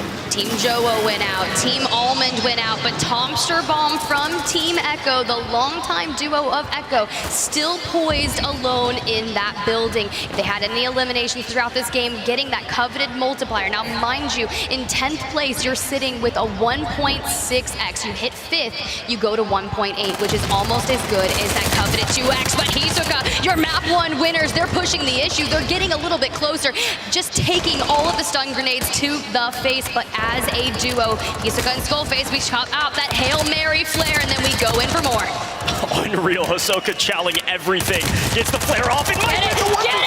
Hisoka goes big, will fall in the process with a third party, but finds the team wipe sway, answers back, but Hisoka's gonna feel good about that one, especially with flares in the sky, especially with some floaters. Who knows what they'll be able to do, especially if they make it into the top 5, Tiff. This could be another monster game, and all three up. Let's go to Team Biffle. They've got player advantage, they've got high ground, and they are farming the skies. Look, they were already so close to Soka on the leaderboard, so Biffle taking the prioritization, because Z-Colors, he's not paying attention, he's gonna fall to Biffle. You know that Repulse Check is in the building, and Biffle looking to put on a show for them, and as they clear out Sage, just capitalizing, number stack, Biffle will fall, but Sage is going for the trade. Now they just have to turn their tides towards it, but Shifty hits a flare. This is about as free as it gets. Stukek trying to go big with the starter pistol. Castillo, our Mexico squad goes down. No, yes, Biffle answers back. Shifty, Biffle, Sage are your map 2 winners. We knew that was going to be it. The moment Soka took that win, you could see everyone cheering for Biffle, and that is what they needed to do. They saw the 16+ point differential between them just after map number 1. They knew they had to come back swinging, and they do that tenfold.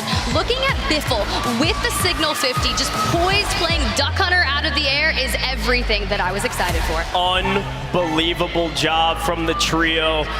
They've battled so much adversity as a team. They had so many expectations and had to work through the team chemistry issues that come with creating this new trio of Slayers.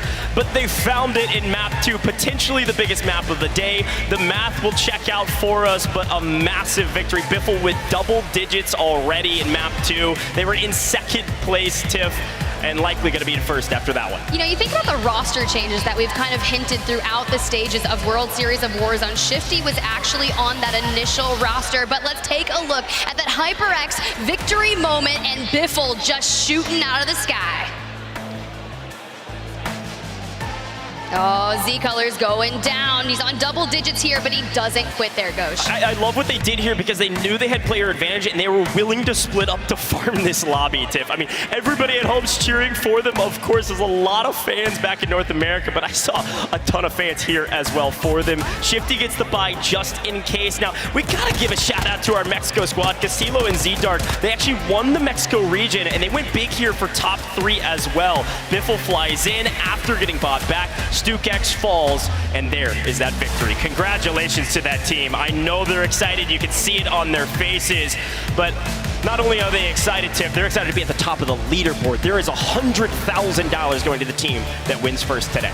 Ooh, and not only the money, but the pride, the first ever to do it at the largest Warzone LAN that has ever been seen. We talked about the 150 players behind us. 300 computers are in this building, Ghosh, so it's starting to get a little hot. But if you at home want to watch them, you know, go find your newest creator. Maybe you want to check out Biffle's stream, Shifty's stream, Sage's stream. They're streaming live right now, so you can check out their POV as well. Yeah, a lot of watch parties going on, and I know you called it out. The Pulse Check is losing their minds. Hector's probably jumping up and down. Maybe already ripped his shirt off. I have no idea what's going on over there, but they got a lot of love over there on the on-site watch party. Go hang out with them, and I think we're going to get an interview with that squad, which I'm really excited to hear about. And let's go check in right there with Frankie on the stage. Thank you very much, Tiff and Goj. And these boys are so hyped about their victory, as well they should be.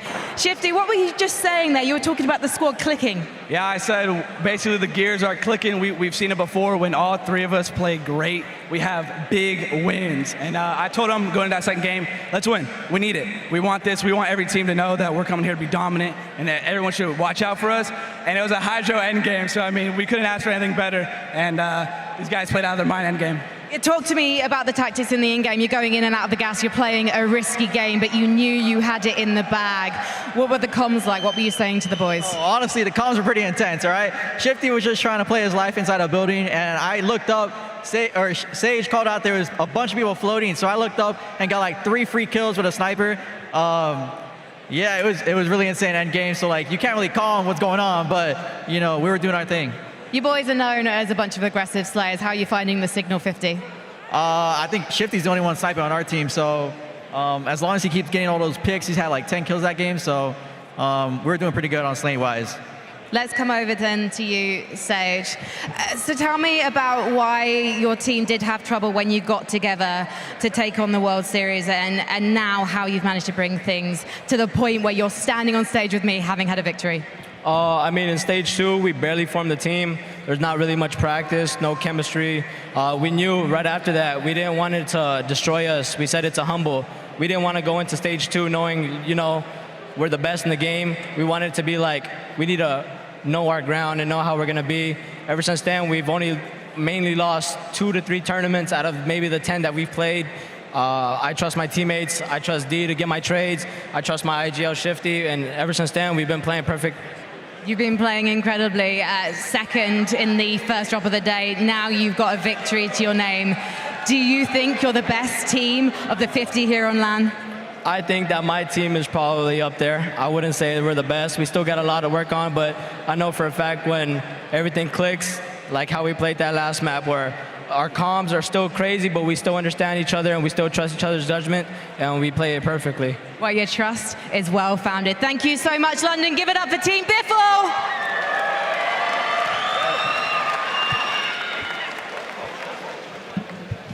All right, game 2 is done. What an exciting ending once again with a new, fresh winner. Will we get back-to-back? Well, maybe so, but we haven't got it just yet. Hey, check it out. Danjo, Enigma, straight to you, because I want to talk about a good recovery from TBE. From first out, they run into Huskers, they run into Dongi, but they have a better chance this time. Yeah, absolutely. I mean, we spoke a little bit previously, or at least I did, about the landing spot situation and how that's going to evolve throughout this afternoon. And one of the things is that TBE here refused to be bullied out of their spot after they end up falling first in map 1. It's a heck of a bounce back indeed, taking out Team Vombot and hunting Huskers to the river to make sure they're out of the way. And I spoke to Tommy literally seconds before map 1 started, and he said what he wants to do is establish space. In this meta, he wants space, time to get his team together, and he's doing just that by pushing those squads away. TBE, good recovery without a doubt. Dream, I go to you. Aiden recovers just long enough to run into Hisoka and just find trouble once again. Yeah, it's unfortunate. I mean, being able to fall, but I mean, right here you saw it hopping down from Observatory, and then like they were rotating in. Guess what? They rotate into a Signal 50 into Huskers. But the good thing about that, even though Rated went down, yes, he still had his gulag. So right. Yes, recovery was the name of the game. I feel like for some of these squads though, the way that everything was rotating though, it was kind of like a little more centralized to where they had to get to those buildings first, right? So recovery the name of the game, but for these teams here, Reflections, I will tell you, this part specifically with Hisoka was absolutely insane. If he found a flare on the ground right here, which you saw, oh, if he was able to pop that off, that would have been a different game. He secures top 10. Danjo, talk to me about this end game. I mean, this end game was just insane. You see, obviously, Shifty, Sage, and Biffle. Huge thing that was a little bit minor. Shifty hit a flare to, I believe, get one of the other players back in. And we just see Biffle pick up that sniper and is going absolutely crazy.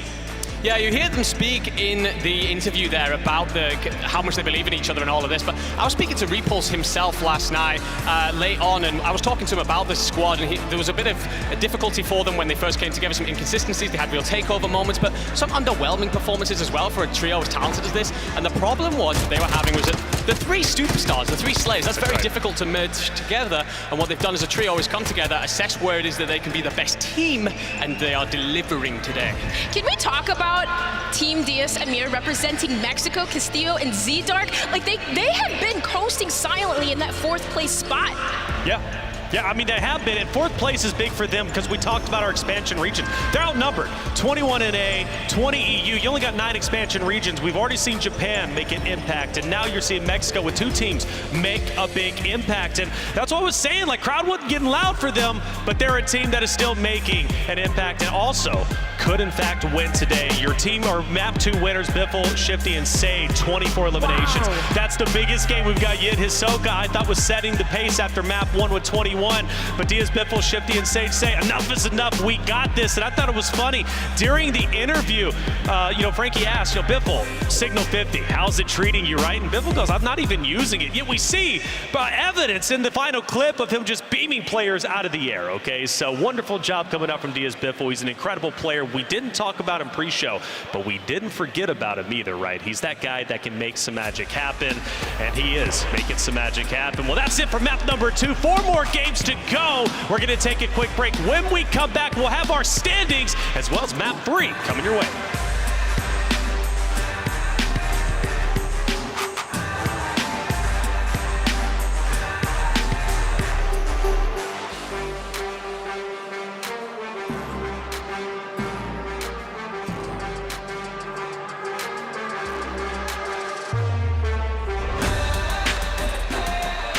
Get free games and in-game content with Prime Gaming.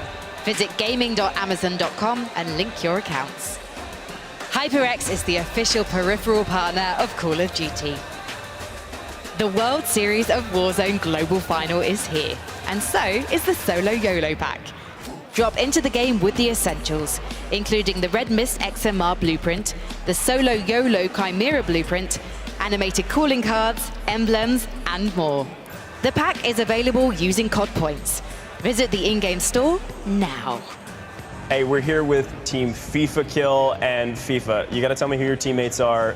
My teammates, I'm sure you guys already know, but I'm with Oki and Wiz, the boys, repping the European squad, obviously, on the stage, front and center. Except you haven't met them in person until today. Until last night. Okay, sure. Last night, and both of them were, a little bit stumbling around, enjoying London, but Sure, it was. sure. I mean, it just felt natural. We've been playing together so long. So you're comfortable. You're 30 minutes outside of your house.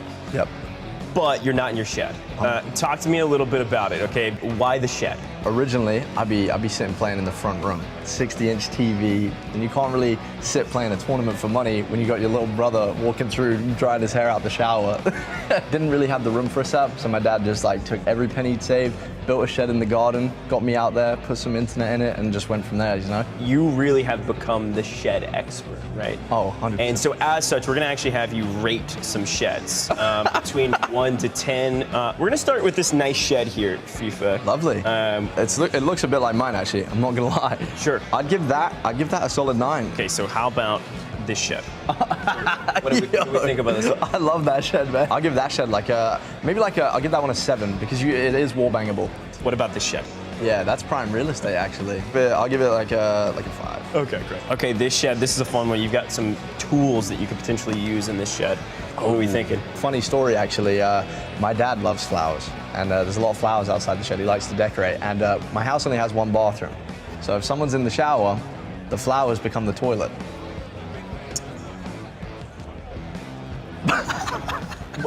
Well, FIFA, this has been an incredible interview thus far. Really wish you the best. You and the boys, I think you've got a great chance of winning it. Thanks for rating those sheds. A lot of fun. So thanks for being here. I appreciate it. You're not a shed connoisseur like me, so I wouldn't. I mean, why am I here? No, come on.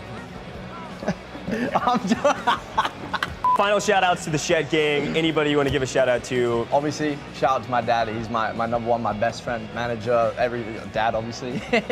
Shout out to the Shed Gang, support me every day, getting me here. I mean, obviously I wouldn't be here without you guys, so thank you very much for that. I'll see you guys out there, hopefully put on a show, and I'll see you tomorrow. Woo!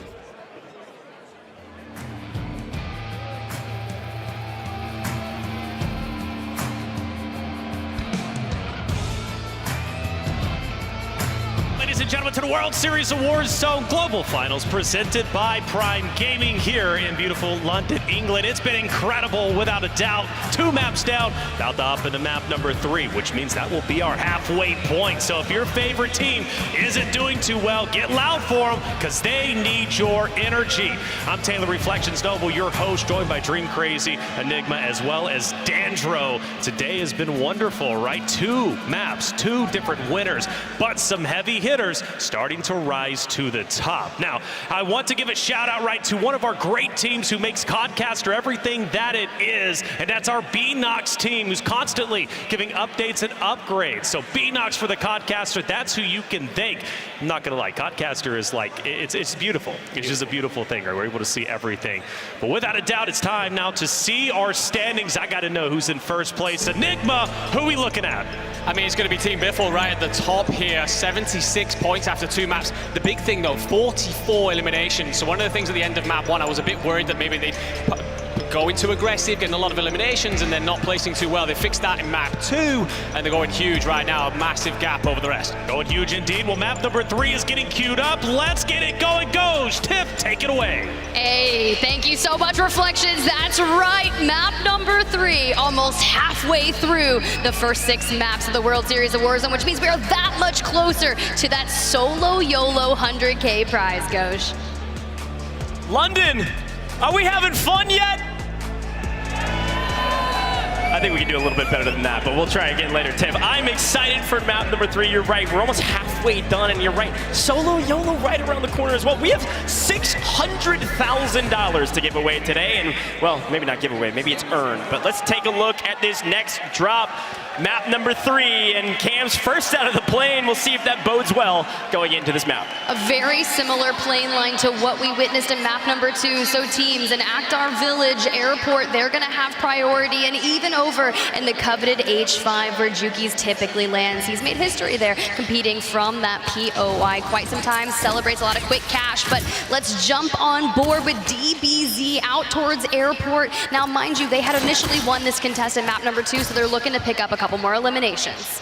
Yeah, and this has been an early contested spot since the very beginning of this tournament. Aizen versus DBZ. A fun fight, a difficult fight, 2 really good teams. And the question is, are they going to interact again? Are they going to try to push each other, or are they going to grab their loot and move on? It looks like a lot of the same. Both teams think they can win this fight every single time, and so far it's 50-50. Look, you just got to go in confidence. You said it yourself, Goes. Confidence is key, and we need to have a little bit of consistency here, because with that fight at the top of the leaderboard starting to get incredibly close now, just 15 points separating Team Biffle and Team Hisoka. Everything is going to need to matter, and Mutex J starting off to an incredibly strong round here. There are 3 squads nearby. Team Savvy Ultras just north of this trio of Chaos. Sirius and Moriko, they need to stand back, but Huskers and Mutex, they were able to get the high ground here at Observatory. Yeah, and again, this is a spot that Huskers and Mutex has been dropping into since the very beginning, right? They actually contested each other, I believe, in stage 1, and then of course, they came together for the LCQs and made this kind of hodgepodge team, and they've played together before, but not a ton, and Jesus is an incredible third add into this. Mutex and Jesus had a little bit of Kim as well. Jesus actually went and hung out with Mutex, so they've got some chemistry, they've got a chance to prove themselves, but Sirius goes big and finds Jesus from distance to take it to a 3v2. Huskers and Mutex likely going to try to rotate out here. Looks like they actually might be splitting. Mutex might not see that there's a pathway out, and all of a sudden, this could be a very difficult fight for Mutex to take. Sure, he has high ground, but a 3v2, a streak landing on your head, what are you going to do?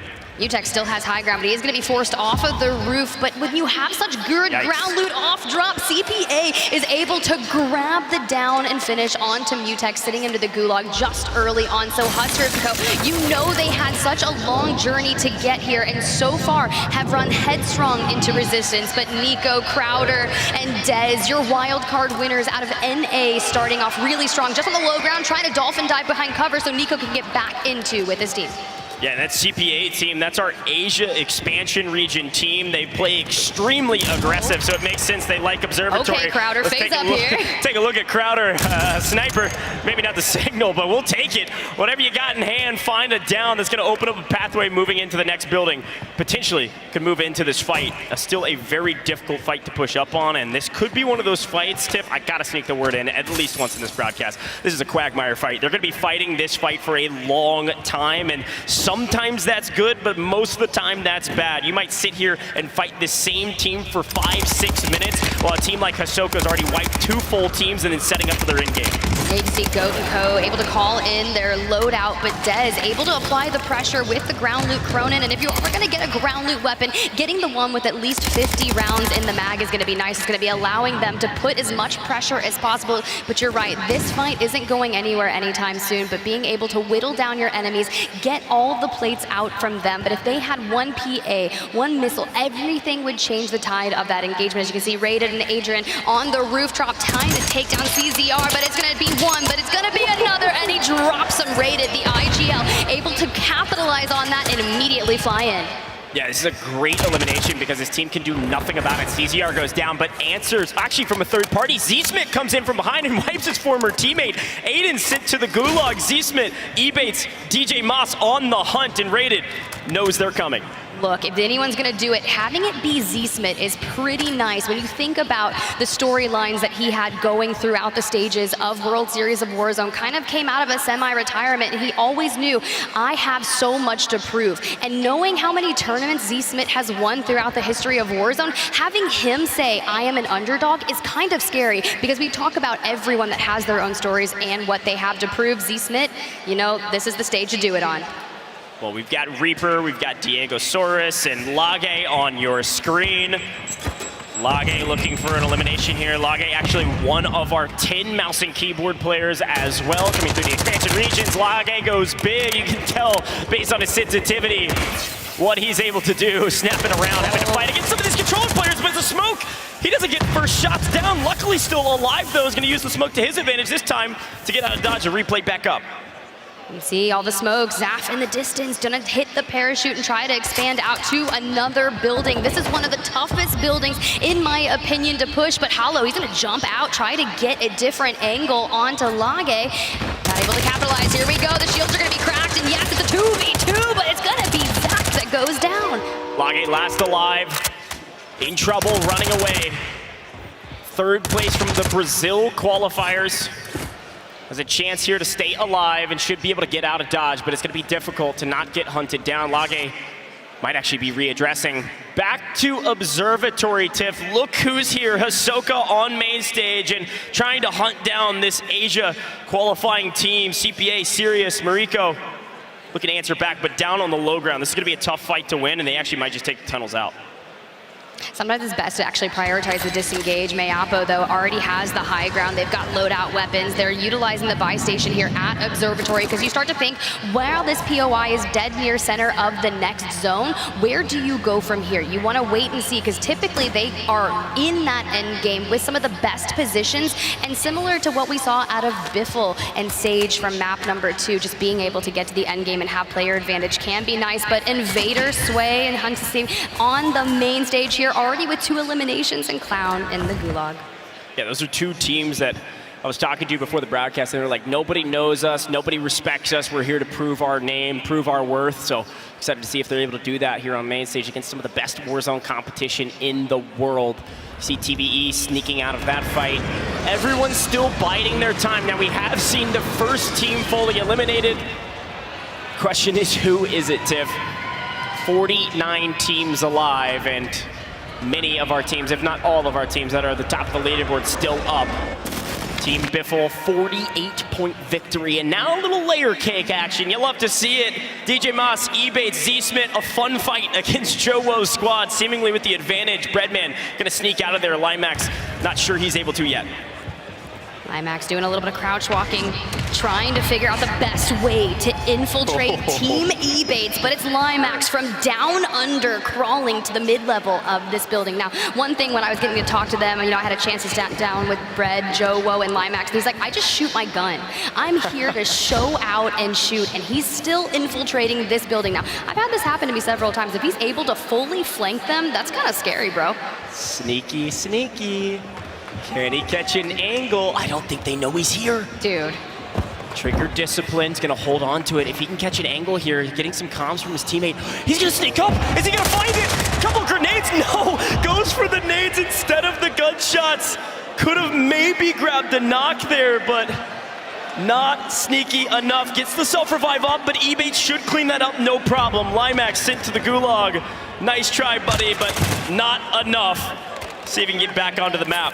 Let's go to the team at the top here as we try to get a little bit of some more information, Tiff. We always talk about how information is key, and there's a ton of ways to gain information. You can definitely interrogate a player if you're relatively safe, and it'll give you a live ping of the enemy teammates, so you can kind of focus that out, and Biffle gonna join in. You can see Shifty from that engagement was able to grab a gas mask. They all three have self-res as your map 2 winners are in it for the wins, and they're going to do just that as Sage decides on to Morpheus. You know, their journey throughout World Series of Warzone was really tough. Even Goj, you cursed them once when they were on the building trying to get into the World Series of Warzone Global Finals by 1 point, Goj, and that was a full elimination on Jukies that they didn't get. So now here on the stage, in person, on the Global Finals, they are going up against a massive Titan, and Zakar cannot get away. Yeah, I wonder if this is what happened last map. We had a chance to interview them, right?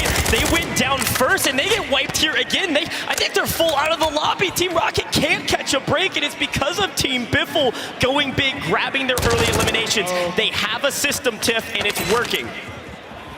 Speaking of systems, Crowder, Nico, and Dez, the way they're able to stack buildings on the outer, looking to pick up eliminations and not necessarily worry about playing that center of zone, which is an aggressive way to play, and I respect it, but already pulling up 1 elimination, 2 gas masks, but Dez, no plates to their name, but a Signal 50 in hands, of course, I would expect nonetheless for Crowder to be the anchor running it, being able to kind of control the method of the madness, and 10x squad rotating in, just parachuting down. They're gonna run into Kong, but they're able to get a knock into a full, cleaning and fighting their way in. Strunk is in trouble, and it's a nice knock, but Solitude, not sure you're gonna be able to do much here. If you're Crowder, if you're Nico, you need these eliminations. Again, a team that traditionally plays in-game well, but struggles to find a ton of eliminations. Of course, they won the wild card map, which was the one and done. If you're the last team standing, you make London. They made it in the final moments. They've been practicing for a while now. And let's take a look at our map view. Of course, you can take a look at the map view as well with the Call of Duty Echo Twitch channel. Go check it out if you want to see that view. And it's a fairly central zone. It looks like Observatory is still inside the zone, so you know Hisoka's happy about that one. Crowder and them, they pick up another Tommy going at it against Intex in the kill feed. So offhand, you have to think about the rotation of where we're moving to. The teams at Observatory will have that eastern side priority, but for the teams coming in from Village, Shireen Pass, they are going to have that high ground disadvantage as you climb up Observatory. And just like the end game in map number 2 is going to be Hydro, with other teams that are all congested, they're rotating out of it. But Team Savvy Ultras on your screen, 47 squads remaining here on the outskirts of Village, one of those teams that will have to rotate through Observatory. Yeah, they had a nice start in the first map, but couldn't really catch a break in the last one, and seemingly a little bit of a blender earlier. Heard that maybe Savvy Ultras even lost his gulag, but got bought back. There's a ton of ways to get your teammates back, so make sure you can do that, and of course to have player advantage.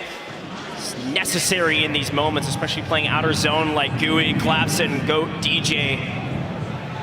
Blade actually in trouble from Aiden. Would love to check back over to that fight and see what's happening. Here it is. Observer's on point. Aiden was able to get the better of one. Then he split up Blade from Vortex and Savvy Ultras and took care of business. However, Savvy Ultras answers back with a Signal 50 kill on Adrian. It's a 2v2. Aiden and Rated versus the former World Series of Warzone champions from EU. See if they can do it again.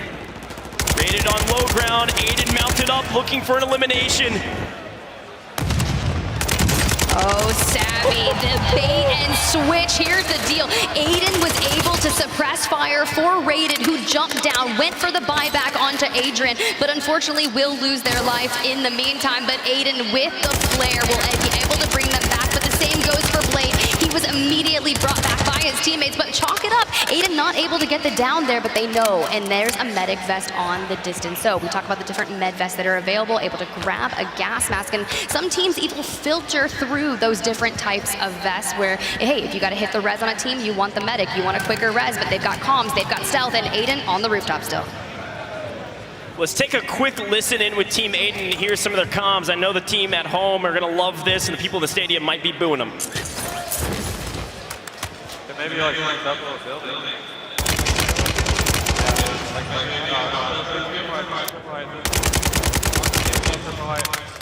Should we just play Saeed?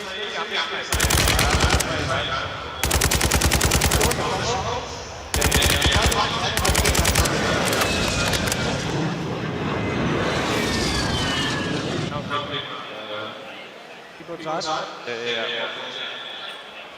I got it.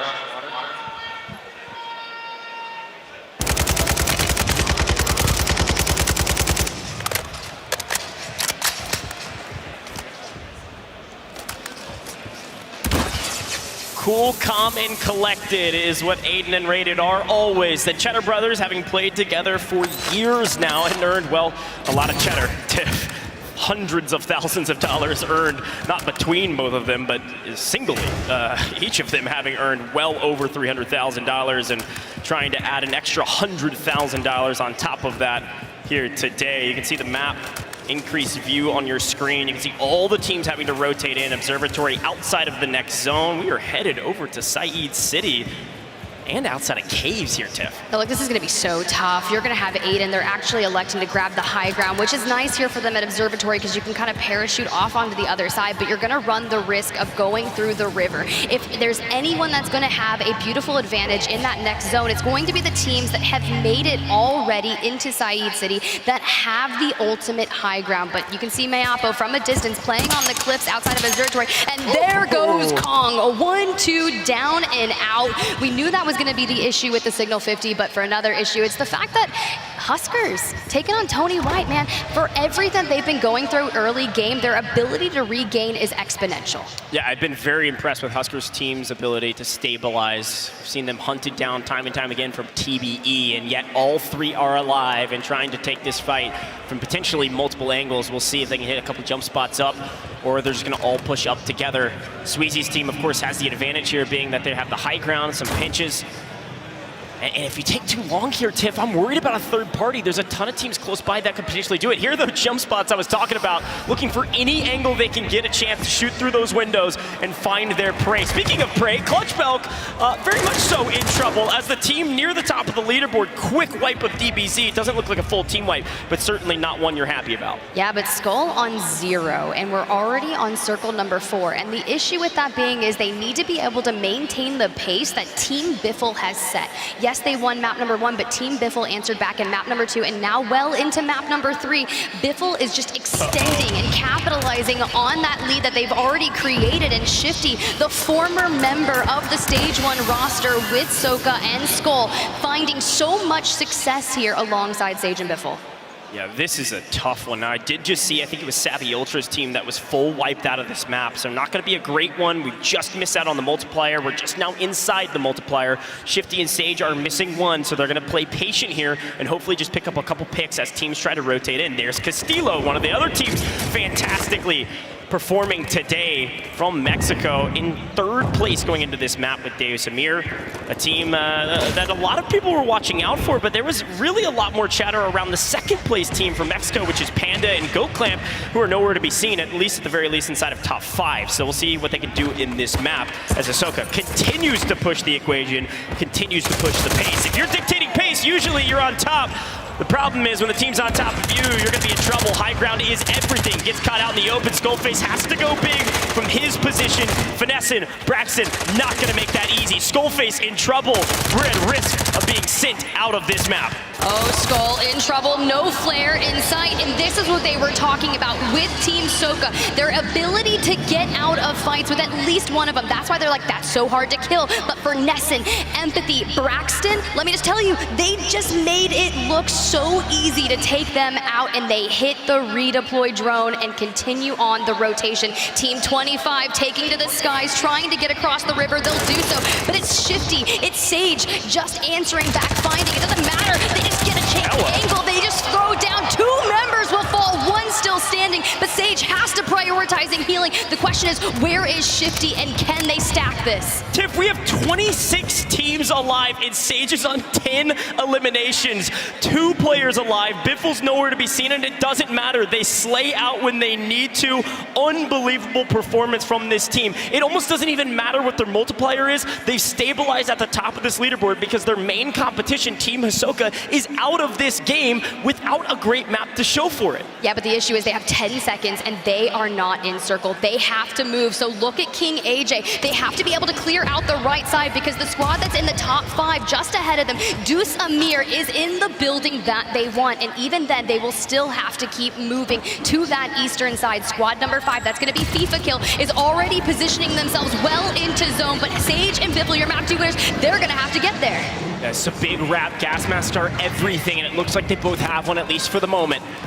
Sage, Shifty, you see Wars trying to push the fight. Shifty and Sage are having to fight back, and Shifty goes down, so it's going to be all up to Sage. Answers to Wars and finds another with the PA. Another team wipe going to Sage. Now the entire onus of responsibility on his back to stay alive and continue to creep up this multiplier. A massive map yet again.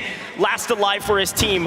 What can he do as there's a ton of teams on the other side of these walls? Burning through the gas mask, does need to stay inside, out of the gas. He was pilfering through the loot to try and do his best to find a flare, to no avail. But now you have to play your life and just crawling in through the smoke, through the chaos. But it's gonna be Deuce Amir, a top 5 squad, and help from the back, but it doesn't matter. Sage is just better.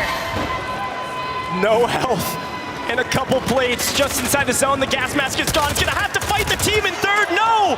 Mexico on top. Sage goes down. It's still a fantastic map. They're gonna be at the top of the leaderboard, but it's the Mexico team winning their Mexico qualifier, still alive. Deus Amir, last alive for his team. A team wipe to boot. Mexico going big.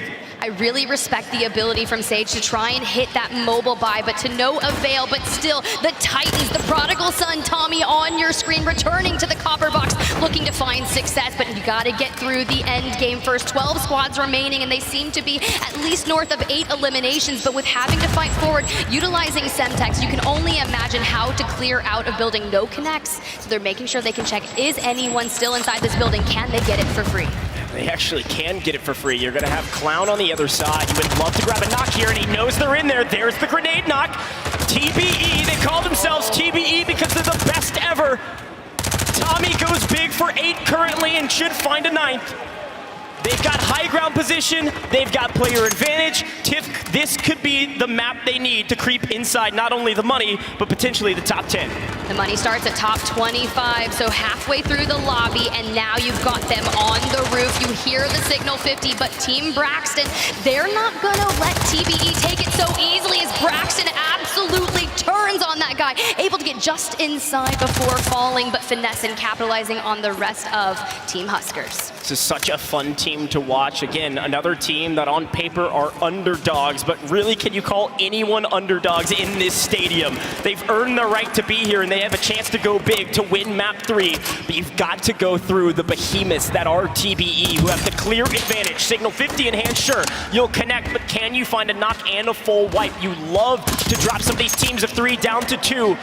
Gain every advantage you can. They don't get the zone pull, but it's still not a bad one because they've got angles and they've got, at least Tommy's got a gas mask to use. We're into the top 5 as Team FIFA Kill goes down, and guess who's got the pull? It's going to be Team Braxton, but TBE look to capitalize on that, but they don't have any Semtex. They've got to do it with the Lockman and close the distance. Braxton chows, he takes down, and Tommy with the signal 50, angering for the squad, hits the Hail Mary flare before he goes down. Did it connect because Noobs is landed? He hits the flare. We knew it was going to be a flare warfare, and StuKX able to end Team Lovey, and now we're into the final 3. TBE not only got everyone back with flares, now we've lost Noobs, and Alma gets shot out of the eye.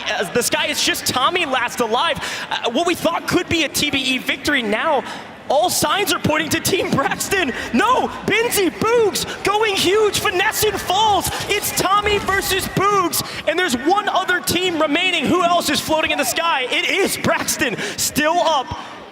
Tiff, 3 teams, 4 players.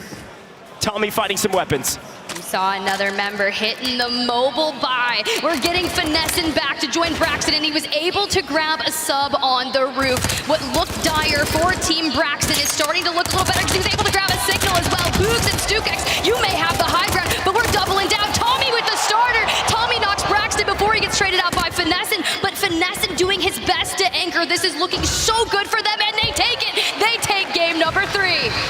Map 3 victors. Team Braxton go massive. Zone pull, but thinking on their feet. Congratulations. Another omit victory.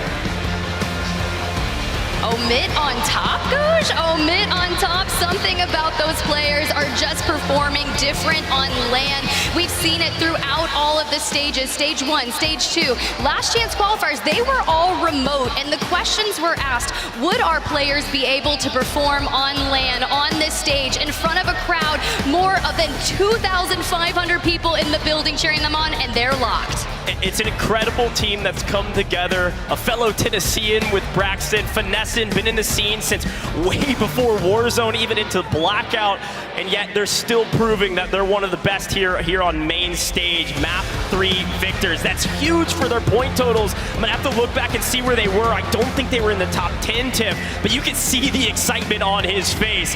They're pumped about that one. Look, I'm pumped, right? You have to think about the journey that our players have made. They've been grinding, crawling for whatever tournament they could get their hands on, but to perform and take a coveted win, a map win on land is something that hardly anyone can say. And so far, we've had 3 different winners. Soka, map number 1, Biffle, map number 2, and Braxton taking map number 3. Look, I gotta give a shout out to TBE as well. They stayed alive as long as possible. They had a fantastic map. They grabbed a massive multiplier. Tommy had 11 or 12 eliminations by himself. They're back. The question is, where are they on that leaderboard? Braxton, the same. Where are you? You could have a fantastic third map, but if you don't have a first, you don't have a second, you're dropping some goose eggs, you're dropping some 5-point games. It's not gonna be enough to maybe earn your way to some money, but not earn your way to $100,000 at the top of this leaderboard. Especially during map number 1, we were looking to see what that first team eliminated from our entire global land would be. I was not expecting Frankie to give TBE the coveted wooden spoon, and you can tell Tommy didn't really like it because now they're answering back, and honestly, if you're not gonna get that 2x multiplier, that empathy and Braxton were able to get for the map win, a 1.8 is still pretty good. But let's go ahead and take a look at that HyperX victory moment.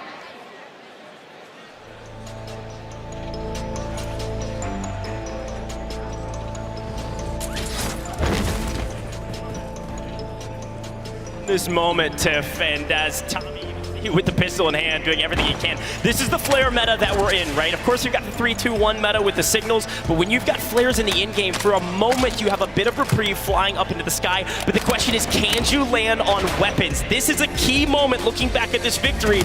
Braxton was able to find not only a Lockman sub, but also a signal. Gets a couple shots down lane, and guess who's alive to back him up? It's Finessing. Tommy cleaned up by Finessing from distance to keep Brax alive.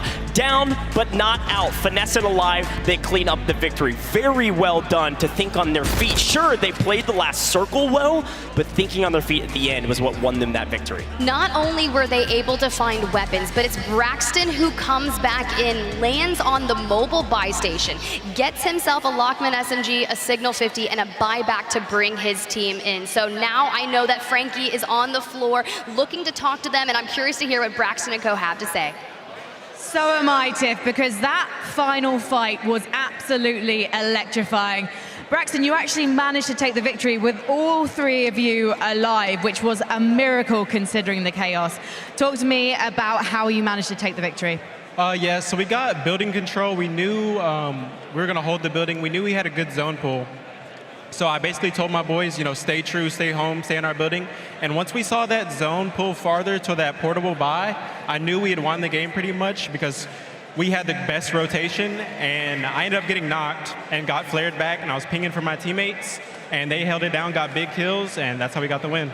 The flares were flying from all of the teams, and when that is happening, are you noticing the other teams around you also using their flares? Yeah, there's definitely a lot of people coming back, but a lot of free kills for us.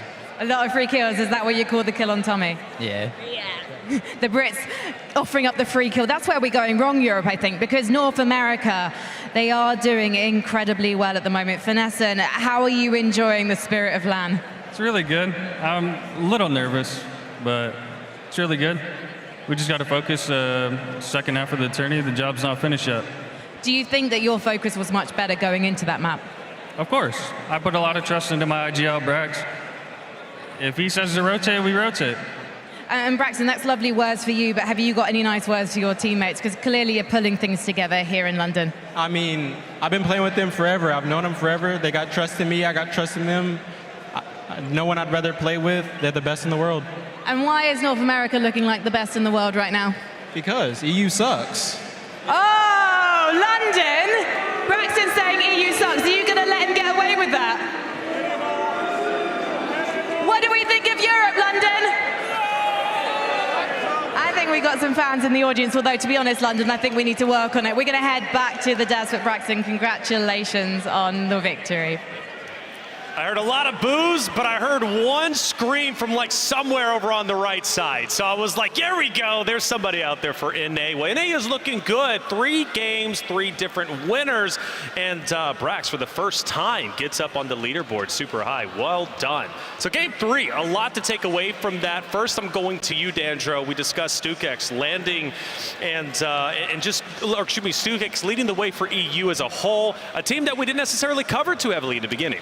No, I mean, we didn't cover a lot of them at the top, but this is kind of one of those Europe squads that on the back end, you know, I mean, sure, there's like the best of the best, but there's sort of the teams that we want to keep on there. But, you know, the one thing I really like is that I'm like seeing them come online. We saw Brax come online. We're starting to see some of these other Europe teams come online. And I'd be curious, Enigma, you're kind of my EU guy. You were hyping them up. You were getting excited while we were watching that. Yeah, I mean, I'll be honest, I wasn't expecting Team StuKX to be the leading line for Europe. I mean, a couple of our star players aren't performing right now, but the one thing about this Team StuKX squad, they average placing 16th throughout stage 1 and 2, average kills 43rd. But one thing is that they are just here to enjoy themselves, and they certainly are doing today. Some of the interviews I had with them in stage 1 and 2, they were talking about how some of them, they set their roles. One of them is the low amateur that just carries the equipment and plays, while the other 2 slay out. It is indeed that squad. So yeah, I wasn't expecting them to put up today for Europe, but they are doing that, nearly take a map win there. Right. We have got off to a slow start in Europe, but we're getting better. Getting better and better, and speaking of which, let's keep that narrative going. TBE recovers game 2, and even better game 3, Dandro. Yeah, I mean, obviously they do not do what they want in map number 1, right? They go out there, the first team here, it's global land. You don't want that to happen. You need one of these resurging moments to get you back in the game, and that's what happens in map number 2, right? You win this critical fight against Huskers and Zidongi, and then you're back in it. And map number 3, well, they just play it all the way to the end. They had high ground, they had positioning. I think they just got a little unlucky with the zone pull. Tommy tries his best, but that's still a really good map 3 out of there to jump up the leaderboard. Very good map number 3. I go to you, Dream, as we pull up our winner player card, right? Brax, of course, winning there with empathy and finesse, and the first time we really see them shine, and shine they did. A lot of credit given to Brax as the IGL. Yeah, I know, it's crazy because Tiff was like, yo, on top, like some of those players, man, I think they had like 9 in stage 2. It's crazy, but recovery from them is absolutely crazy. But one thing that I wanted to point out was how a lot of players were disengaging and re-engaging. I mean, the fact that like Sage was able to stay alive for so long, that was the craziest engagement that I've ever seen. But I mean, with Brax, finesse, and empathy, this is actually an interesting squad, and of course, players that have been around for a while, wanting to be here to make a name for themselves. Right. But Finesse actually used to play with Invader and Hunt Cities, right? So making a roster change, being able to take that map right there. That's right. Putting in them a good spot. And 20 eliminations, that's the lowest when it comes to map 1 and map 2 and map 3 winners, but a victory nonetheless, and 40 points going their way with the 2. It's still a lot, right? And it puts them up there within conversation, maybe even top 5. We'll see when we come back. But we are going to take a bit of a break. 3 games down, the halfway point has been reached. Therefore, we're going to take a break. When we come back, your halftime show will start.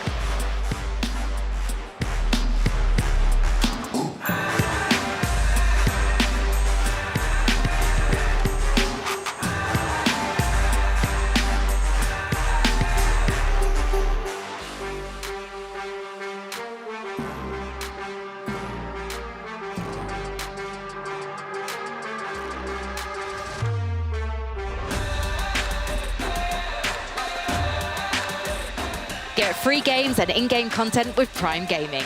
Visit gaming.amazon.com and link your accounts. HyperX is the official peripheral partner of Call of Duty. The World Series of Warzone Global Final is here, and so is the SoloYolo pack. Drop into the game with the essentials, including the Red Mist XMR blueprint, the SoloYolo Chimera blueprint, animated calling cards, emblems, and more. The pack is available using COD points.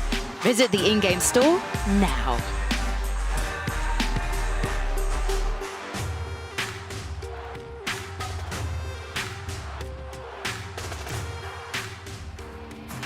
Hello, I'm Frankie Ward, London resident and the stage host here. at the World Series of Warzone 2023 Grand Final, and I'm so excited to have one of those Grand Finalists with us now. Smixy is joining. Hello.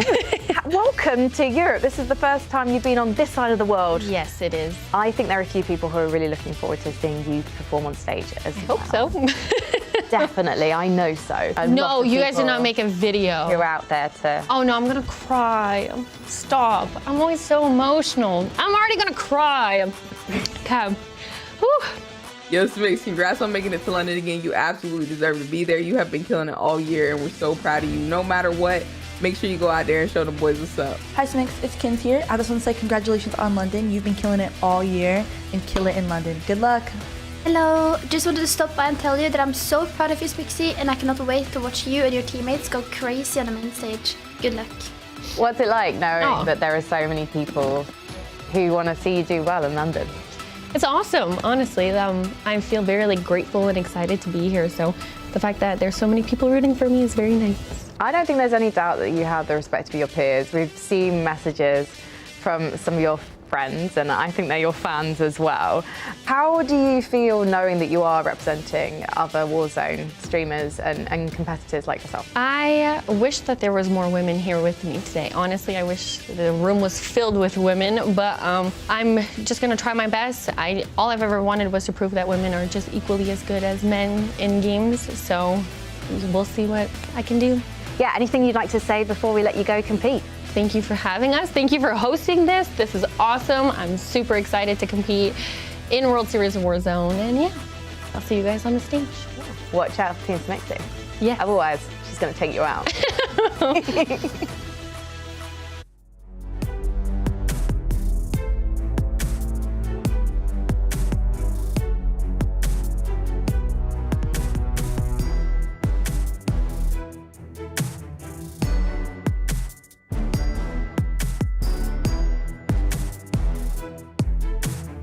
And welcome back, ladies and gentlemen, to the World Series of Warzone Global Finals presented by Prime Gaming here in beautiful London, England at the Copperbox Arena, which has been great. You all out there have truly been wonderful. Normally, I'm just looking at you as Twitch names, but today I get to match you all with faces. I'm Taylor Reflections Noble, your host for today, joined by Dream Crazy, Enigma, and Dandro, and today has been truly electric. With all of our games, or excuse me, 3 games done, we're now at our halfway point, but don't you worry, 3 more games, including SoloYolo, still to come your way. Also coming your way, COD Next, right? COD Next is going to be coming through October 5th, and it's going to be a great event. Modern Warfare 3 is arriving on November 10th, and we wanted to call out a couple of big moments you should know about over the next month. First of all, make sure to tune in to Call of Duty Next on October 5th, which will be the premier showcase event for Modern Warfare 3 multiplayer, Call of Duty Warzone, and Call of Duty Warzone Mobile. Get your first look at Modern Warfare 3 multiplayer and what's next for Call of Duty Warzone and Call of Duty Warzone Mobile with live gameplay from your favorite creators. Additionally, get inside information about these games directly from the studio teams making them. Also, tune in to Next to get additional details on zombies coming to Modern Warfare 3. Then, be one of the first to get hands-on with multiplayer in the Modern Warfare 3 Open Beta, which kicks off soon after the next event. Pre-order on PlayStation and get early access to the Open Beta starting October 6th, and pre-order on Xbox or PC and get early access starting on October 12th. Hey, it's going to be a great event, a lot going down whenever it comes to COD Next. I can't wait to get it started, and we'll see what's going to be taking place, because, hey, always good to get those little sneak peeks, right, Dream? Oh, absolutely. I mean, not to mention, we have that sneak teaser of it being Modern Warfare 2 2009 maps. So that's kind of where I was born at. I'm excited to play it. I was already looking for my beta code. I was like, man, is there one laying around? But I'm super excited. I cannot wait to get my hands on it. That's right. First female Call of Duty professional. Don't think franchise. Free franchise, but don't think I forgot, all right? You were the GOAT. I was casting over you way back in the day. Well, that's 3 games done, and we need to check out our standings, okay? And Dandra, you haven't had a chance to cap it, so let's go ahead and recap it. How we looking? All right, hey, we're halftime point. Let's go ahead, and unsurprising to anybody, it is Biffle at the top. We have 63 eliminations, 102.6 36 points total. But I got to give a huge shout out to Team StuKex. After that map number 3, they have leapfrogged their way to second above Team Hisoka on third. So I'm looking at a couple of those squads. TBE, though, with that map number 3, also jumping up to 5th. So a couple of big teams coming up here at Enigma. Who else are we looking at? Well, I mean, I think overall, I'm actually taking a quick look at that Team Zach squad there, coming in from the European side to the French lineup, and they're giving us a bit extra when it comes to the performance that we're needing out of the European teams right now. We've got 3 teams in that top 10. I was hoping to see 4 or so we're doing not as bad as I thought we were. Hopefully build up more throughout the afternoon to see our superstars such as our FIFA kills and our Jukis come on through and see them rise to that leaderboard. Yeah, and for me, I mean, I'm looking at Aiden, I'm looking at Huskers, I'm looking at Savvy Ultras, like top players that obviously previous Warzones have been in that top spot, previous winners, and of course Aiden Huskers and rated winning World Series of Warzone 2021. So being in that spot, I expect to see them maybe make a huge jump up.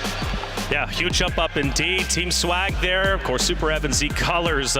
Super Evan, a great human being in general, but a fierce competitor. He's excited to be here. And, to being down there, at least top 20, that's okay. Still time to recover, right? 3 more games to go, only 3 games down. And we have already seen some recoveries. TBE being the biggest talking point, but Diaz Biffle being in first by about 30 points is a tremendous talking point, right? Because he comes off the back of a huge tournament, 5 total weeks that he played in. He wins 4 out of the 5 weeks, second place week number 5, and now he's here in first place. The man is absolutely on fire. But let's take a step back in time and go to map number 1. And Dandro, this is where we started the day, right? It was a big, big moment off the rip. Aizen, keyboard and mouse player, going against with Heats and Gromalog, loses 1 player, but gets first squad wipe on TBE. Dude, for it being the map 1 of Global Finals, this was so aggressive. I thought everybody was going to be shaking in their boots. I thought they were just going to be sticks in the mud, not moving. We're seeing teams get aggro. I'm watching Team eBay land Bay and rotate all the way across the map into Rohan. I mean, players are just here to play, and I love just how unafraid some of these teams were to take these early fights. Yeah, seriously, I'm being unafraid. I mean, Enigma, that's the way of a competitor. You've got to come in here. You can't be shaking in your boots. No shaky hand syndrome here. You got to be going for it. No, absolutely. I spoke to Hisoka actually at the Jukis and Benny Central World Series of Warzone warm-up event just last week, 10 days ago-ish. And the thing is, he was super locked in to the point where he's flown over early in order to get himself set up on the correct settings and so on to make sure he is spot on the day. And if you want to check to see just how locked in him and his teammates are, go back and watch the winning clip. As the gas mask comes in, Skullface's face cam shows him actually trying to do the movement to put the face mask on himself. So that squad are ready to go today and are putting on a show. Final moments coming up here, Dream, and it was a pretty good hold from Hisoka and Co. standing up top. Yeah, and essentially that was Breadman and Jowo and Limax's position that they were fighting for early, because in Rowan, the way that it rotated out from the buildings, it did rotate in that more open space, and that was the only building that could potentially take the win. And of course, fighting for it, it was Hisoka, it was Skullface, able to dominate right there and able to take it. That's right, dominating, taking it, and a goated interview, by the way, which we expect from Hisoka. Yeah. That was a 21 elimination game. Well done from them. You see Hisoka in those final moments. Skullface obviously on your screen, and he's pumped up. He knows what's taking place. He was sniping people out of the air with the Signal 50, and he held that rooftop like his life depended on it, and quite honestly, it honestly did. I mean, and they were able to take that victory, and 21. That puts them up right at least within the top 5, which is a big deal, and they're looking to take it all. Top 3 right now, in fact, 3rd place for Hisoka and Co. So they set the pace. They let EU know we're here, we're on your home turf, and we don't care, Dandro. I mean, top the teams here are NA off these first 3 maps, right? I mean, I don't want to say I said so, but we still have 3 more maps. I'll give you some credit. We got 3 more maps to go through. We're seeing some of the EU squads are starting to heat up, so I'm definitely looking forward to seeing what the back half of these map set looks like. Hey, but top 4 global expansion team, right? That's right. They've been doing and holding the road, and even in this map number 2, they took 2nd Enigma. They did indeed. So you see in those teams step up again, about proving themselves, about showing that when they're in a fair environment, when the stakes are even, they are able to take part and play. So they did a great job representing their region. And that's a lot of pressure, by the way. You've got an entire region on your back. This is not just about, we're talking Italian teams, French teams, Spanish teams, whatever. That's individual countries, and they've all spoken about what they want to do. They're bringing it for an entire region. Anybody's region indeed, and any region can win today. But overall, Smixy even showing herself there, which is great to see. But game two really came down to that big in-game. Diaz Biffle really showing what he was made of, Dandro. I mean, it's Biffle, Sage, and of course Shifty, right? I mean, we're not surprised about that. They have these amazing end-game plays with the flares. They're able to get the team back, and they're able to clutch up the map. Yeah, as said, when I spoke to Repulse yesterday about the way this team works, they fixed so many of the problems that they had. When they came together as a trio, everyone looked at it and thought, those are 3 superstar Slayers, that's not going to work. And sure enough, it was very inconsistent. They managed to sit down and talk together, which is something that top teams often struggle with, figure out the little kinks, and now they're fantastic teammates. And, well, I mean, delivering here when we come to our World Series Warzone Global Finals. Yeah, and a lot of people would question that, right? Because stage 1 with Shifty especially, or excuse me, with Clamp, they got 10th, right? They replaced Clamp, they get Shifty in, and then they get 11th. And people were like, you guys didn't do any better. But then it's like, hello, they needed to build up that chemistry. They built up that chemistry, and then since then, the last 3 weeks, it's been dominating every tournament. That's right, been dominating indeed. This was a massive game, 24 eliminations to outdo Hisoka and Co. from game number 1, which was 21 eliminations. So that put them in first place, and they really haven't slowed down since. After game 2, they set the pace, but then we headed into map number 3. And map 3 had a lot of exciting moments and some big plays as a whole. But I think the big talking point Enigma was Stukas, who came in and leading the way for EU. Yeah, absolutely. We, as we've said, European, we got off to a slow start. I fully believe in the boys to bounce back throughout maps 4, 5, and 6. We are on home turf. We have the home crowd. We cannot disappoint in the copper box. But when it comes to Stukex, Benzi, and Cole, we didn't expect to see them leading the line, but I will take that all day. They're here to enjoy themselves, to having a fantastic time, and all they want to do is show that they deserve a little bit more respect, and they should well get it after that map 3. That's right, in map 3, a big talking point for TBE. They recovered in map 2, we highlighted that, but then in map 3, Dandro, they looked even stronger. Yeah, I mean, they played it really well. They make this read on where the zone is pulling. They have the high ground up on top of this building. You can see from their POV, they're just looking down at the rest of the lobby, but an unfortunate zone pull pulls them off of that building, and unfortunately, they just get caught out, right? Tommy tries his best to try and stay alive, but that zone pull, you got Team Brax, who's able to read it perfectly, and they come out on top. Brax kind of throws his life away, so that way Vanessa can be there for the cleanup, and that really leads them to be able to take the map. Can I just point out, though, at least, if you notice, FIFA Kill was alive on the other side, just lamping,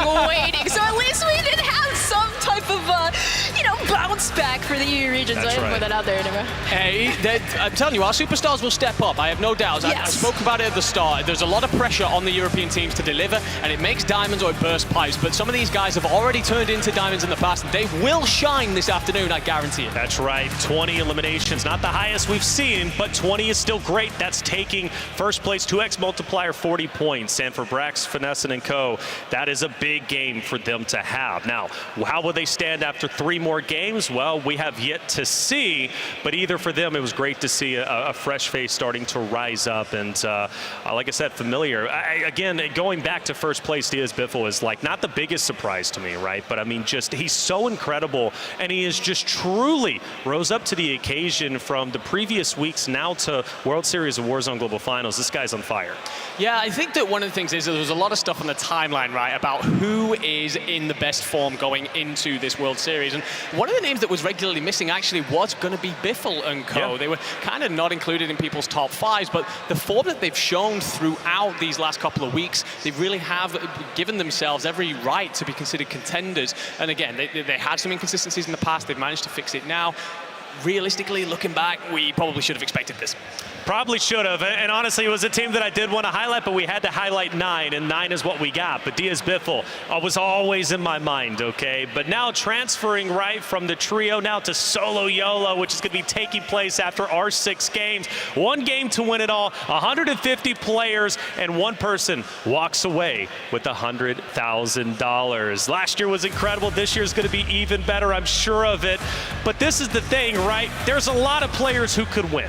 All right, and anybody can make a prediction as to who might win it, okay? I'm not necessarily asking you who's going to take it, who's going to win it, but we do have this special thing, right, where we put 150 players on one wheel.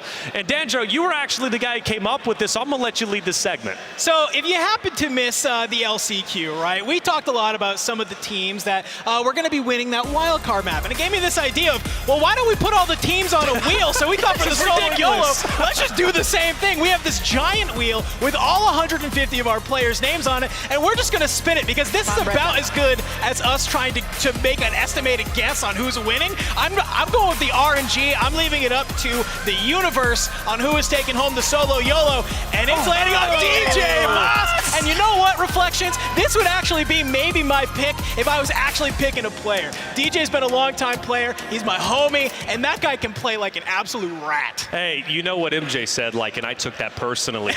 Juki's was right below that, and Juki's like, nah, hold up. I'm winning. Okay, I'm coming in. I'm going to do even better. But, like, Tommy, you got just so many great players. From what I'm hearing, though, DJ Moss, he might be one of the winners, but let's at least, collectively see how or who else is going to win. Let's spin the wheel one more time and see who's going to win the second go-around. Dandro. All right, here we go. Let's get ready to spin it. It's coming on through. Let's get some hype in the building, London, for who is going to be winning the Solo YOLO. Someone's taking home $100,000. That's a lot of money, man. A lot of money, man. European. Begging for a European. Come on. Oh, come on. Well, we tried. Bit greedy, isn't he doesn't need it. He's leading the way. His team is greedy. Like, he's first place already, and now he's looking to win Solo YOLO. Why not take it all, though, Enigma? This is rigged. This is, oh, don't do that. I'm not happy right now. Now you're going to get everybody acting wild, and you're coming at us, all right? We don't have any control of the magical wheel. Okay, you think it's rigged, Enigma? Well, then take spin number 3. Oh, I get to take the honor. Thank you very much. I will indeed spin the wheel for the third time, praying that Europe managed to win something this afternoon. I have said that 4, 5, and 6. I expect them to bounce back, but it's been a rough afternoon, so please do spin the wheel. Please do give me a European champion for our Solo YOLO. I don't think you guys notice. I just keep saying, come on, Breadman. I've voted him for every year. Come on, Breadman. Oh, okay. 6 figures off for grabs. Come on. Well, you tried. You tried. You know what? I quit. Not rigged. Not rigged because we gave you a chance. That's 3 down. So Desmond, DJ Moss, as well as Biffle. Like I said, Biffle getting greedy, but there's honestly, I mean, it wouldn't surprise me. The guy's absolutely insane and incredible. Well, there it is. We spun the wheel 3 times. If you want to put in the effort, I don't know, and add 150 players to your own wheel, make your own prediction, might as well go for it. But hey, we have Frankie, and this is special to me because I had a chance to do this event myself with the Code Bowl champions of last year. Thank you very much, Reflections. Yeah, we are kind of struggling here as Europeans on the World Series of Warzone. But back at the Call of Duty Endowment Bowl last December, Europe came out on top because the RAF Reapers, and Matty here especially, were able to slay the competition. Tell me what it was like to represent the UK. It was all down to the last game. It was very tense towards the end. But we managed in the end to clutch the win. I think it was only by 3 points, so it's relatively difficult, but we got there in the end. Do you think your military training helps that focus in game? In some respects. Communication. It's always key with every esport. How long have you been playing Call of Duty? Quite a while, probably 5 years or so. And so the RAF, they're saying we're putting out trials for an esports team, and you're like, I'm right in there. Say again, sorry? So the RAF, they said, we're putting together an esports team. We're going to send you out to represent us in Call of Duty. And you were like, sign me up. And exactly that. I was like, yeah, sign me up. I'll play. Was there stiff competition for the spot in the RAF team? In the RAF, yes. However, the other services, were the best, so. What is it about the Royal Air Force that makes it the best? We just have a better skill set, I think. Tell me about your skill set. Our communication's better, our gun skill's better, everything's better, especially than the army. You know what?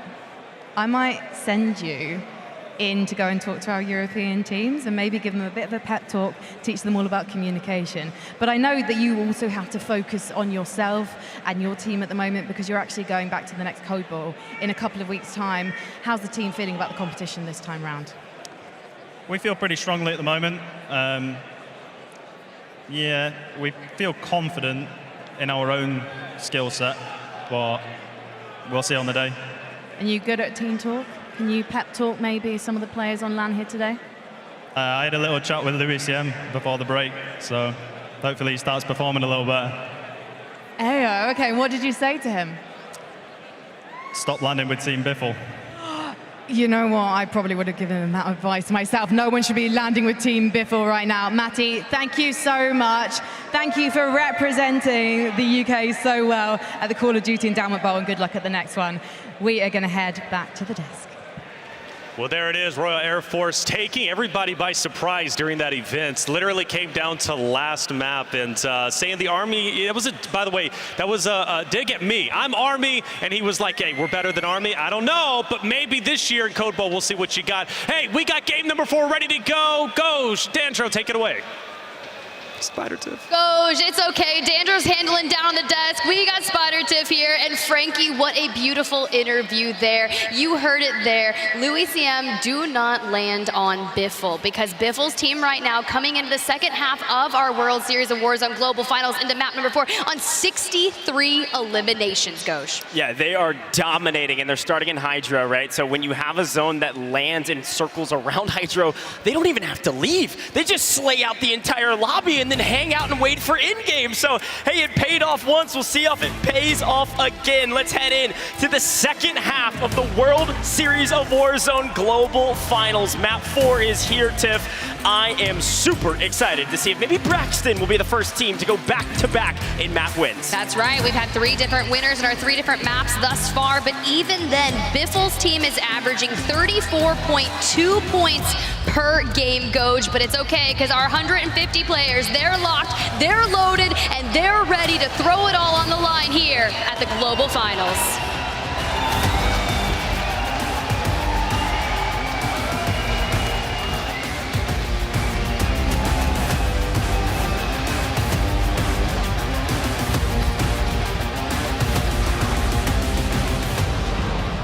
All right, London, one more chance. Get loud for the second half of the World Series of Warzone. Tiff, map 4 is here. Had a chance to talk to Empathy on Braxton's team right before this. Said he's known Braxton for about a year and a half now, and he DM'd him out of the blue, begging him to team with him, swearing that they could be one of the best teams in the world. A chance to go back-to-back here and prove that. And guess what? Guess who's fighting at the very beginning of the game, Tiff? Neither team relenting. Who's going to come out this time around? It looks like DBZ, a full team wipe. Send them to the gulag. DBZ, they need to move different. They are not in the money currently. We're talking all about EU versus NA. Well, the contested airport is just that. And so far, Clutch, Belt, Z-Laner, and Destroy have been able to win this contest each and every time. And that was even more atrocious than the last, because half of them didn't even get to pick up a weapon. It was just starter pistols, but Rated, Aiden, and Adrian, the young gun that has joined up, now known as the Cheddar Brothers. And Aiden himself, I believe his nickname that they told me in the interview was Buddy McBuster. So Buddy McBuster has entered Village.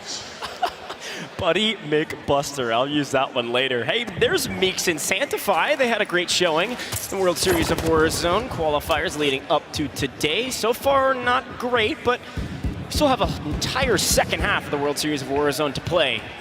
Lovey says he's got the best beard in the game. The question is, does he have the best grenade? Needs to find a knock. Playing low ground's gonna be tough. Looking for another angle. They've lost Reader already, and they've lost Authorized. Lovey in trouble. No, sirree. Bob Meeks on top. Reader in the gulag.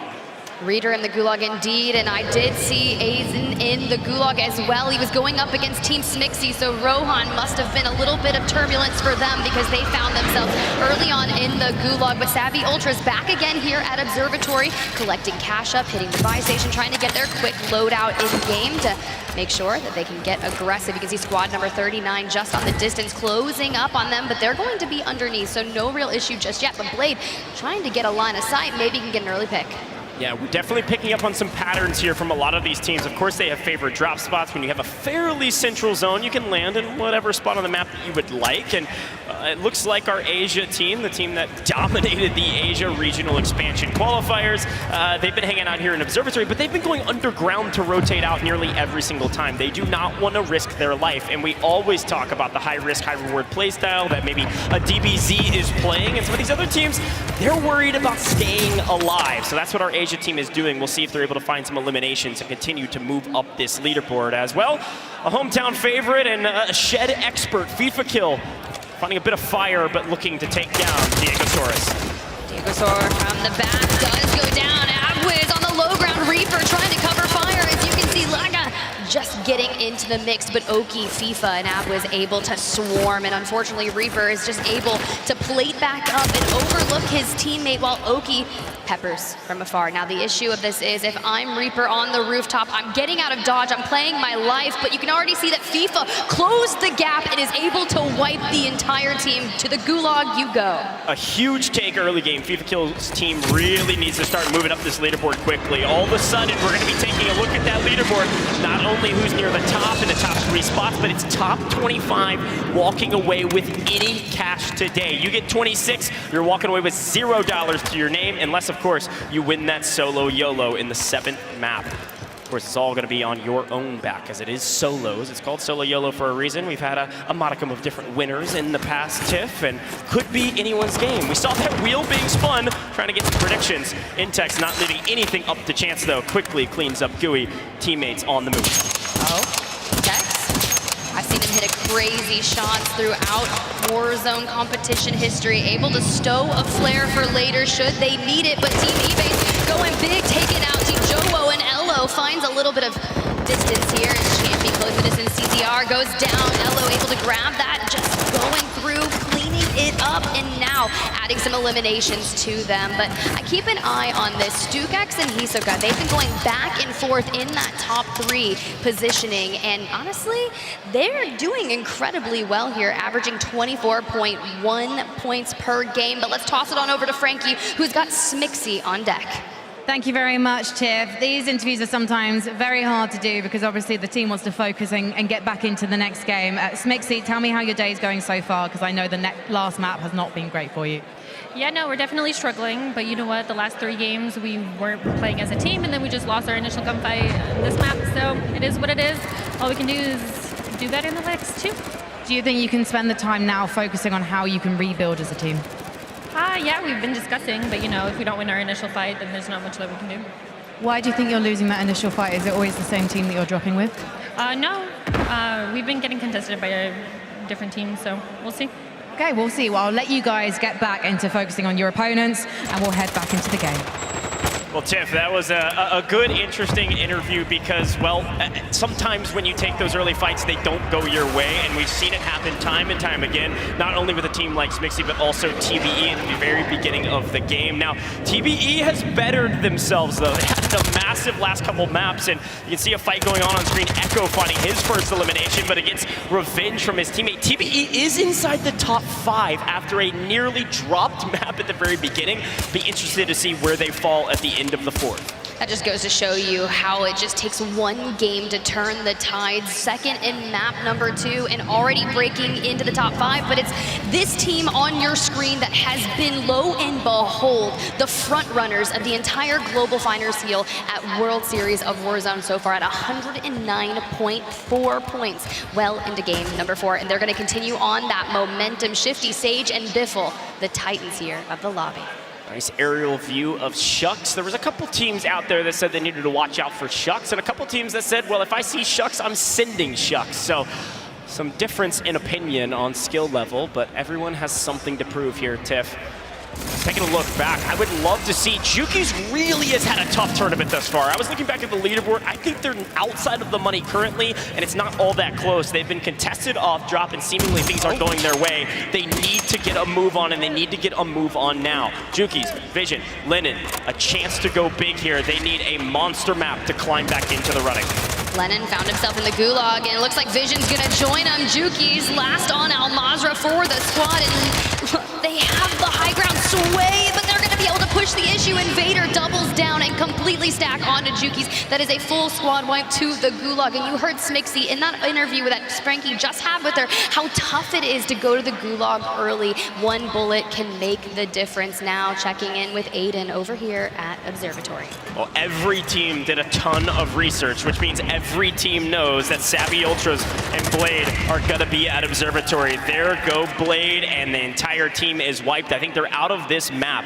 Unfortunate circumstances, and when you can't pivot off your initial landing spot, maybe you haven't tried something new and things aren't going your way, you only have a couple more maps to go. You've got to make a move now. I would love to see where StukeX is. We gotta show the EU folks here in London some love, and they've been playing fantastic all day today, currently situated in 3rd place, just right behind Hisoka. StukeX has been going big today. I'd love to see what they're doing and what's setting them apart from the rest of the EU competitors. Yeah, they've been really solid. StukeX out of Germany, Boogs and Benzi both from the UK. I mean, look, they've transferred the leadership on that squad pre-stage 1, pre-stage 2. At this point, StukeX is the brain behind that squad. They only thought they would get maybe top 10, top 15, and they are nestled into a top 3 position as we work our way through the rooftops with Z colors on your screen with Team Swag. They get Stuo, Inxian, and Padzuka on the other side. They're actually picking up the rotation. They found Super Evan on rotation. Find him off the top of the building. Swag's down as well. Color's in trouble. Color's last alive for his team. It's Inxian, it's Stuo, it's Padzuka going massive. Looks like they were able to answer back on one, but they are able to get the cleanup. Still a 2v1, and Almond's right around the corner to potentially pick up a 3rd. This could be massive for Stuo and Inxian. Hey, I know there's a lot of people watching at home that have never seen Inxian's face, and he's showing face today. Full wipe on Team Swag. Z Colors was just trying to get out of that engagement. He didn't have any smokes to cover for his rotation out, and you can just see as soon as they swarm, but Super Evan was able to win his gulag, and you can see we're hitting the rotation with Team StukeX, but Empathy, Finessin, and Braxton, your former Map 3 winners, taking on the Titans of Aiden, Rated, and the young gun Adrian. You know, we were talking about nicknames earlier. Well, you know, Adrian's is Little A, dubbed by Rated. It's kind of cute, but he is that young up-and-comer, just turned 18, finally able to be one of the first major competitions here from Activision, because that's just how it is. He moved and wanted to compete, and they are throwing it down here.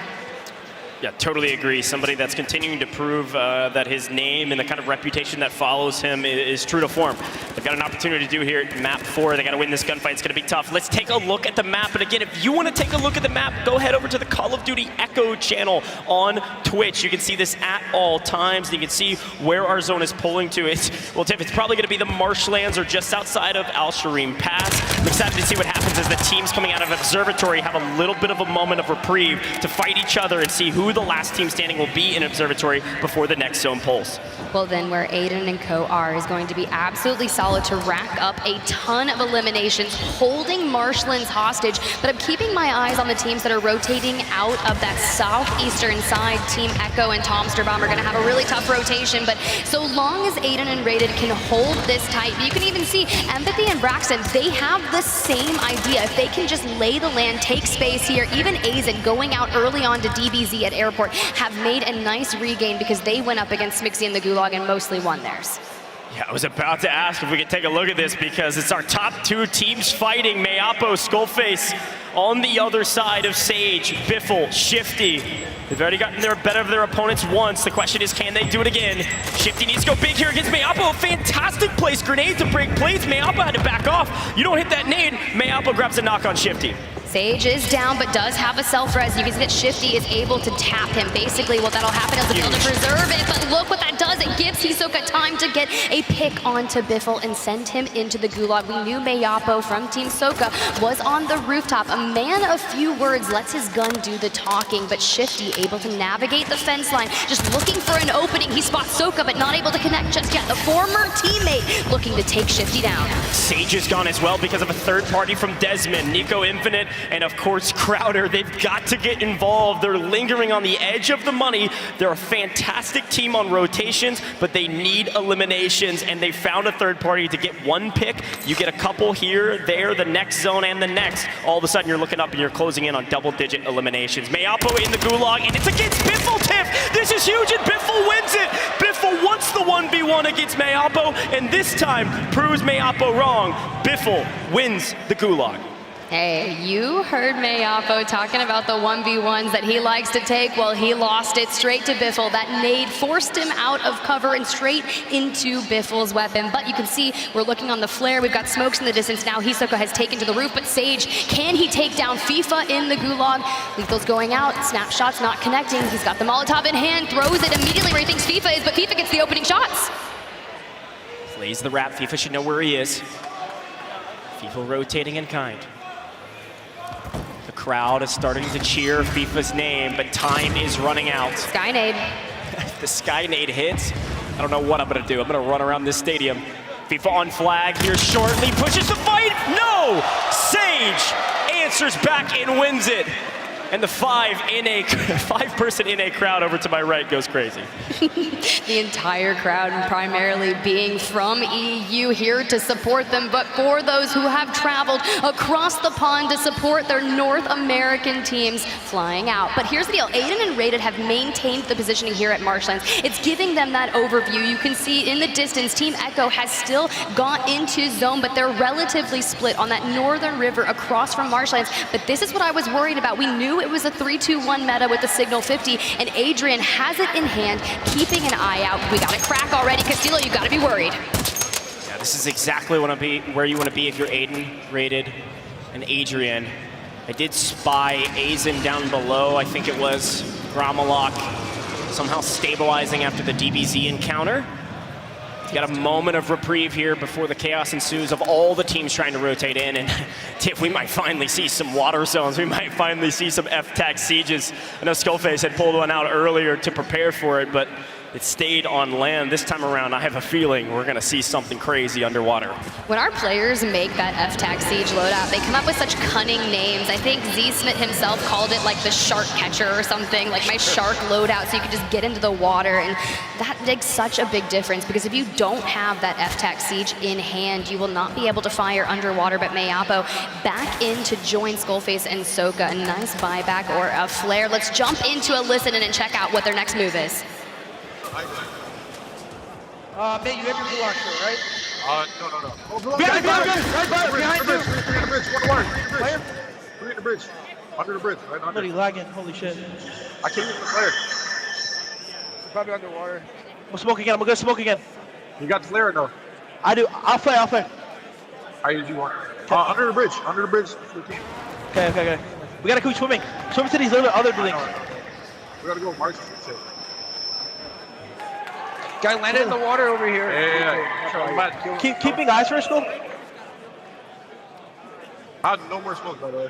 Hey, good use of the flare and smoke to get Skullface back into the lobby. And you know what happens? They're not necessarily going to immediately drop down on them. It's not necessarily safe, but Skullface can call out for the rotation that Soka and Mayapo are making. But Sage over here intense, running into a little bit of an issue. Shifty and Biffle still alive, but Sage on the ground going up against multiple teams. But it's the starter pistol from Palooka that comes in and takes him down. Flex, Palooka, Tojo, they got 15th in stage 2, just barely eking their way skipping past LCQs. Here making a name for themselves on main stage, taking down the current leaders and the reigning champs of the first 3 maps in terms of point totals. And there are a ton of teams in this area, front, back, left, right, and everywhere in between. You gotta fight together and fight as a unit. Which team do you focus? And will Stukex finally on main stage, all of a sudden getting shot from behind. They still come out on top. Stukex last alive for his team, and King AJ right around the corner. Able to survive thus far, but the rotation's not over. You can see just in that mini-map to your upper left-hand side of the screen, all of the congestion that lies ahead of them. Team 26, that's gonna be Tactical Brit, is going to have the ultimate high ground, but not before they have to get through Dongy and co. So things are gonna look a little messy for them, as you can see Team Jowo going to fall. Wars does win the Gulag against Clown, so should be coming back free and clear. Question is, do you land or again kind of play that aerial recon, almost micro UAV that you can play up in the skies? StukeX trying to stay alive, and it looks like Prodigy's gonna leave him alone for now, so StukeX might be able to buy some time and hopefully buy his teammates back, as TBE all up, all alive, but not a lot of resources to share. The question is, where do you go from here? You're not quite in zone, but you want to pick up Crowder and co as they rotate in. Problem is, if you expose your back, all it takes is the, well, 3, 2, 1 signal shots, and you're out of here. They need a knock to pave a way going forward.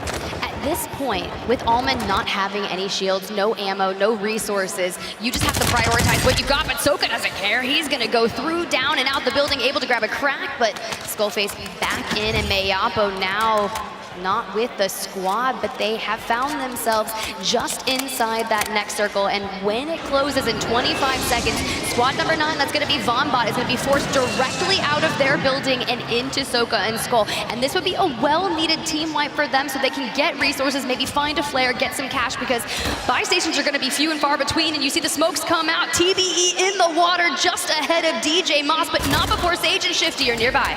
Noob's in trouble, last alive, goes down, TBE is out of here. That opens a door of opportunity for rest of the teams inside the top 10 and top 15 to start creeping their way up the money. The shark catcher in the water. Unfortunately, when you've got that pistol, you can't shoot down, and good luck, my friend. Z-Smith fully eliminated as well. Sage still alive and finding more kills to boot. Left, right, and center, and a flare up into the sky. A full stabilization for Sage, Shifty, and Biffle as they creep into the next area of land they can find feet upon.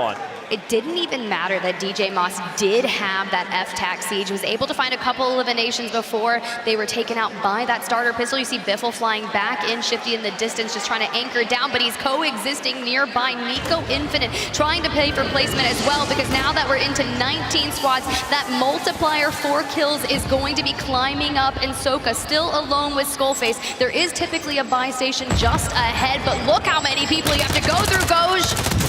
That's a rude awakening if you're Dongy. Hisoka goes big. Skullface in trouble. The question is, can you get the revive off? You have to play patient. Don't want to give away your position just yet. Other teams are focusing forward, and you've got a moment of reprieve to get it. Skullface able to stay alive. Huge for the team. Skullface goes down again, though. All gonna come down to Hisoka. The fact that he's even alive inside the top 15, Tiff, is ridiculous. They've gone through so much adversity in this map, yet somehow still alive. Speaking of still alive, Shifty on about 2 HP, hiding out in the smoke with 7 eliminations. Out of plates, forced to dump into the water, but there's Bushwookie C standing on top of Believe and gets taken down. Unreal, unlucky, and Believe racks up another one down to the final 10 squads of this match. The 1.6x multiplier. You asked for water, and you've got it, but Deuce Amir in the distance, now inside the top 5, solidified, are gonna prioritize their rotation, but it's gonna be Aiden. They were here first. They prioritized mid-game to make sure that they were able to stay in marshlands. Throwing out the Semtex is looking for it, but he focuses forward, doesn't see the man on his right, Goj. Empathy, Braxton, Finesse have an opportunity to do something that no other team has done on land. A back-to-back victory could push them all the way up inside the top 5. Empathy in trouble, but Finesse going massive. Somehow Biffle is still alive with health and plates to boot, but the last remaining player for his team, and finds the flare. Finds a gas mask, finds a flare. Here comes Shifty. Things are getting a little mixy. He finds another flare. I told you the Hail Mary. Welcome back, Sage. Let's get another dub. We're so close to the top 5. 6 squads remaining, and he is fighting his way forward, but not before Deuce Amir, Z-Dark, and Castillo push the issue because his teammates aren't on the ground to help him, and numbers advantage is important, and Biffle takes down 1, but he goes down. A huge double flare from Biffle means their team's still in it, and they're inside the top 5. They've got the multiplier. Anything else is just bonus, but Mexico has a chance to go big. Not before Shifty tries to answer back. Shifty falls. eliminated, but inside the top 5, a monster effort to grab a massive multiplier. Mexico is not done yet, Tiff. It's a 2v3. He was on the other side. It's DBZ, all 3 up with the high ground. DBZ needed this to make it to the top 10. DBZ needed this to win the map. DBZ wins map 4, and they're excited for it. Look, I'm excited for them. Destroy, Z-Laner, and Clutch Belk, your winners of map number 4.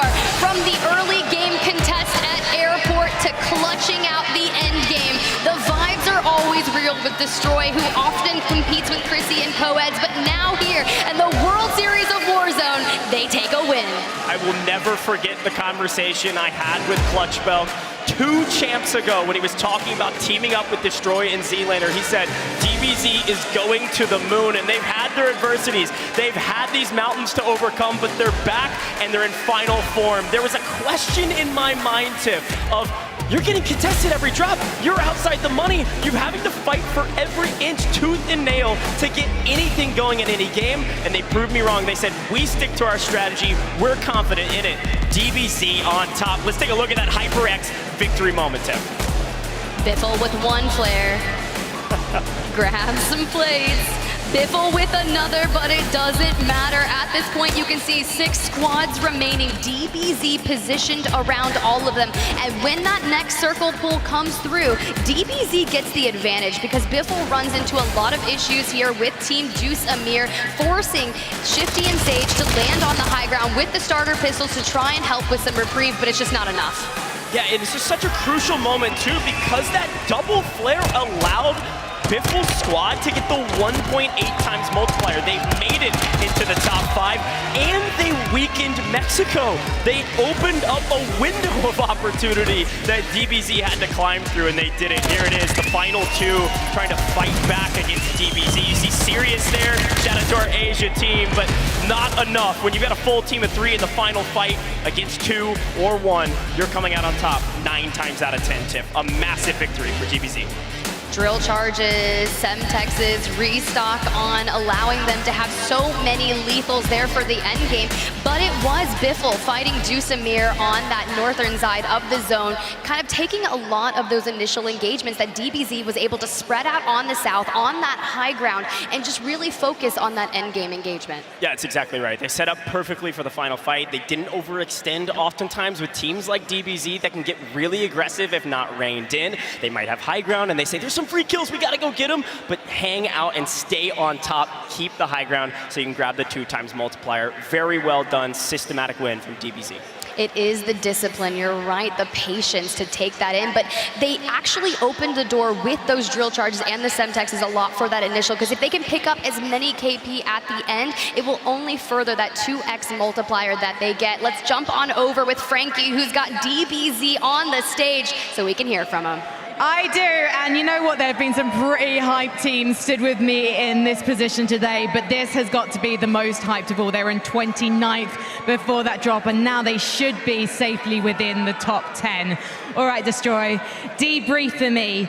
You were just excitedly going over the match with your teammates. Share it with the crowd here in London. Yeah, we had a couple of rough games the first 3. We weren't really getting any zone pulls, wasn't going in our favor, and then this last game right here, we were able to get a black site, which is just great for our zone pool. So we got our black site, got our money up, and we had a little sense of direction going into this game. So we got a little back pocket UAVs, and we were able to capitalize on that and get 15 kills as a squad and get a 30-point W. Yeah, the 30-point W is definitely something you needed. You've still got 2 more maps, though, ahead of us finding out who is going to be taking home the prize today.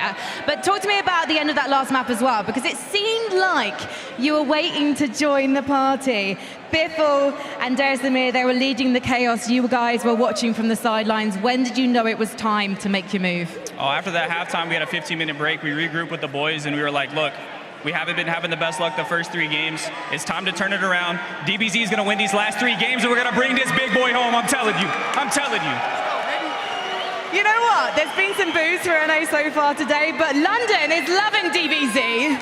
You've got a lot of fans here on this side of the pond. I can see them cheering for you everywhere. This obviously is a team with a lot of history. What would it mean for you to win today in London? It's been a long time playing with these boys. I consider these guys my brothers at this point. We've been through a lot of ups, a lot of downs. This year wasn't enjoyable for me in the first little half, but this last little bit we've been putting a lot of time in. It's starting to show. That last game right there, it's got us team. We're ready to go back to back on this. Zelena, are you enjoying yourself now? Sorry? Are you enjoying yourself now? I'm enjoying. I'm enjoying you enjoying yourself. All right, lads, get back to your booth while we head back to the death. London, give it up for DBZ! Well, there it is, Destroy and his crew taking game number 4 in spectacular fashion, and it feels good. Destroy is a guy that I've been watching literally for the past 4 or 5 years.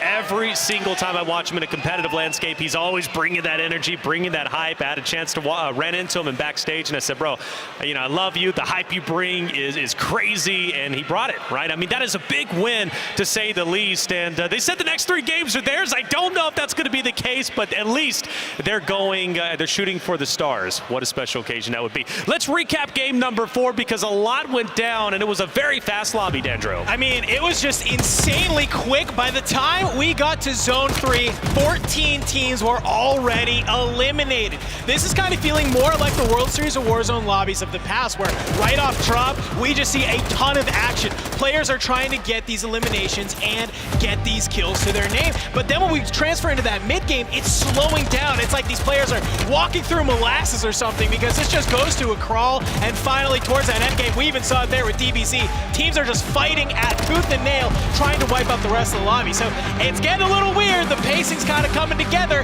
Hopefully these teams can read it. I think teams are understanding we can't play too different. We have to go with what works, what got us to this point. If we play too timid, if we change things up way too much, we're not going to find success. And we saw that in game 4. Let's talk about Jukies, because Jukies was, a fan favorite. I'm a big fan of Jukies myself, but he hasn't found success today. Why is that, Enigma? Well, one of the things is about the way this team works, and I spoke about at the start about how they have this unique comms setup and the unique strategy in which they play. And the way in which they are as a 3 is essentially Jukies is more of an aggressive individual, Vision more of a passive individual, not in a disrespectful way, but assessing the situation. And what they do is they both plead their case to Lennon, who essentially plays pair and IGL and decides on the strategy in which they all trust.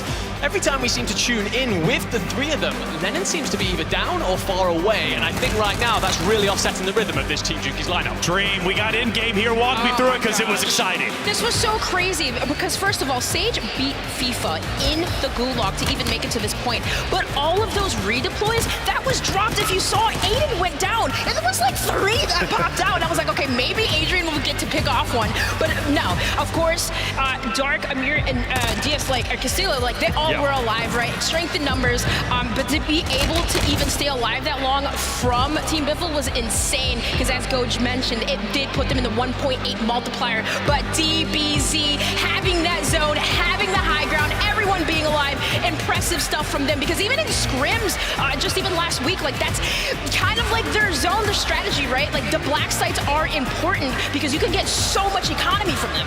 I think one of the incredible things actually is watching how they've evolved through the afternoon. They got off to a really slow start at the start of map 1, right? They got bullied away from their place of interest, their airport landing by Team Gromalock, and they've ended up over the last couple of maps fighting for that back and setting themselves the correct foundation for starting maps, then gaining the black site, as you correctly said, and then putting themselves in the best position for a map win. Well, there it is. We got a couple bananas out there in the audience. Hey, you guys are going nuts. I like it. We're going to take a quick break, but 4 games down, 2 more to go until we figure out who our global final winner is going to be. Until then, we'll be right back.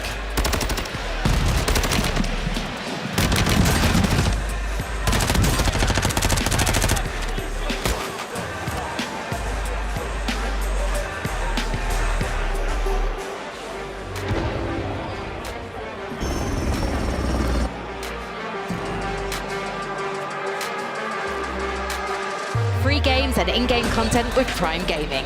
Visit gaming.amazon.com and link your accounts. Herman Miller Gaming is the official chair partner of the World Series of Warzone. HyperX is the official peripheral partner of Call of Duty. Attention all Warzone warriors. Gear up for the ultimate Battle Royale experience. The Call of Duty Endowment Bowl, presented by USAA, is back. Y'all ready to get the stage set? Get hyped for an elite level of competition. 10 military esports teams representing 3 nations. Oh, Canada. Competing for a single trophy. You'd love to see it. It's an all-land showdown. Tune in on October 5th as we drop into Al Mazrah. Squads will clash. Strats will develop. A champ will be crowned. See you in the drop zone. Stay frosty, troops, and level up the life of vets.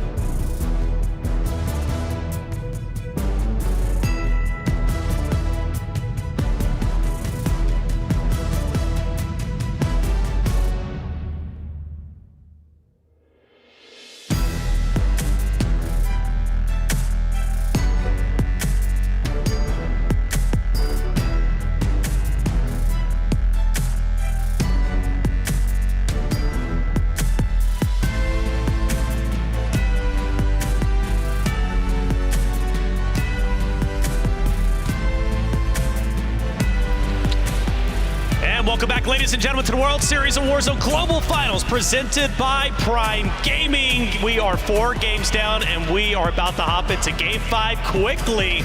So we got to pull up our standings in just a quick second and lay down the law. See where Destroy is landing after that wonderful victory. Well, Biffle still in first place and with a tremendous lead as far as I'm concerned, 50 points. I don't do math in public, but I just did, and maybe I'm right, maybe I'm wrong, but I think that's about 50. Dandra, who else do we got? I mean, look at that. Soka back up in second, right? They are here. They have the 95.41 points, and Duzamir not too far behind them. But I just got to call this out a little bit. I mean, they have such a significant gap in first place to the other teams. So some of these squads that we see on our, kind of screen right here, specifically Team Z-Laner, number in 13th, 49.2. That's it. Well, there's your top 20, and it looks like map 5 is ready to go. So without further ado, go Spider Tip, take it away.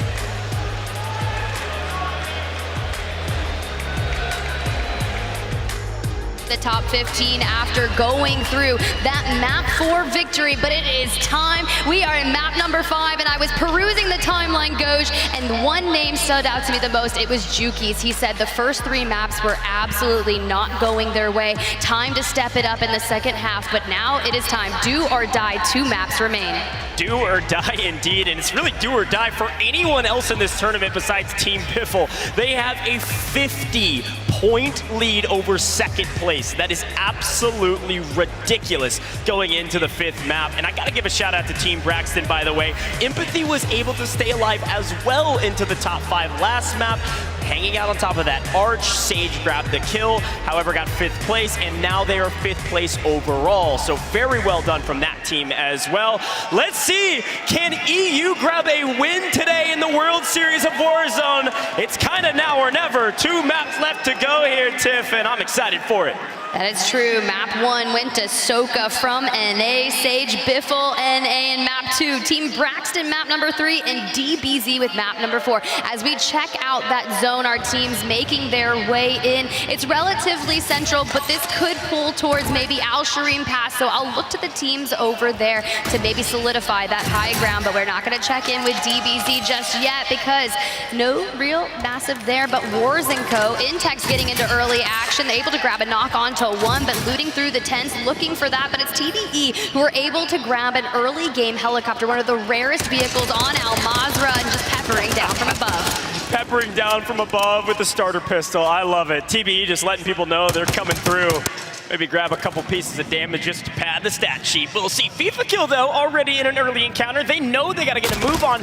They got to play aggressive and quickly taking down one of our Brazil teams. Yeah, going for the stronghold here is an easy way to maybe get a load of cash or maybe an early loadout, and FIFA looks to be doing that, but has that in hand. And the Vel, not a bad SMG, and here you go, getting that loadout early, and with at least 2 minutes into the 5th map, that's going to give them that advantage to any team that they run up against that wasn't able to get it. So you can see that team that was challenging the stronghold is forced to resend. This is the best part of the tournament because this is where most of the teams down near the bottom of the leaderboard have to make some major adjustment and go for broke. They're going to be playing highly aggressive. You're not going to see as many teams in the in circle. Teams are going to be flying at people. So a team like FIFA Kill that can get a loadout that quickly are going to push the fight. Like I said, quickly finding Reaper to find the full team wipe on the team from Brazil. Bro, Reaper hypes in the vehicle. He's like, I'm trying to get out of here, but Ab was able to cut them down. But it's Shifty, Biffle, and Sage that are taking on Louis CM, and you heard it from our Royal Air Force. They were talking earlier on the stage with Frankie. Stop landing near Biffle, and what are they doing? Map number 5, they are sharing a corridor with them, and Sage is just looking for an opening. Yeah, the saying is if it's not broke, don't fix it, but if it's broke, do something about it. Let's make a change. This time, though, Sage is going to try to grab a different angle as Shifty is still in the building nearby. Maybe there was some secret strategy that our Royal Air Force wasn't sharing. Louis CM gonna push the fight. Smixy now pushing the fight as well, finding an elimination on King Maddie. Rodrigo, Zungod down below. Now with the player disadvantage, they're gonna try to grab some inside cover and reassess. Zungod in trouble. Attract pushing the fight. Attract, no! Doesn't get the better of it. Zungod goes huge. A nice answer back, of course, from flanked. Rodrigo grabs another angle, grabs a sniper, breaks blades. No, can't grab the knock.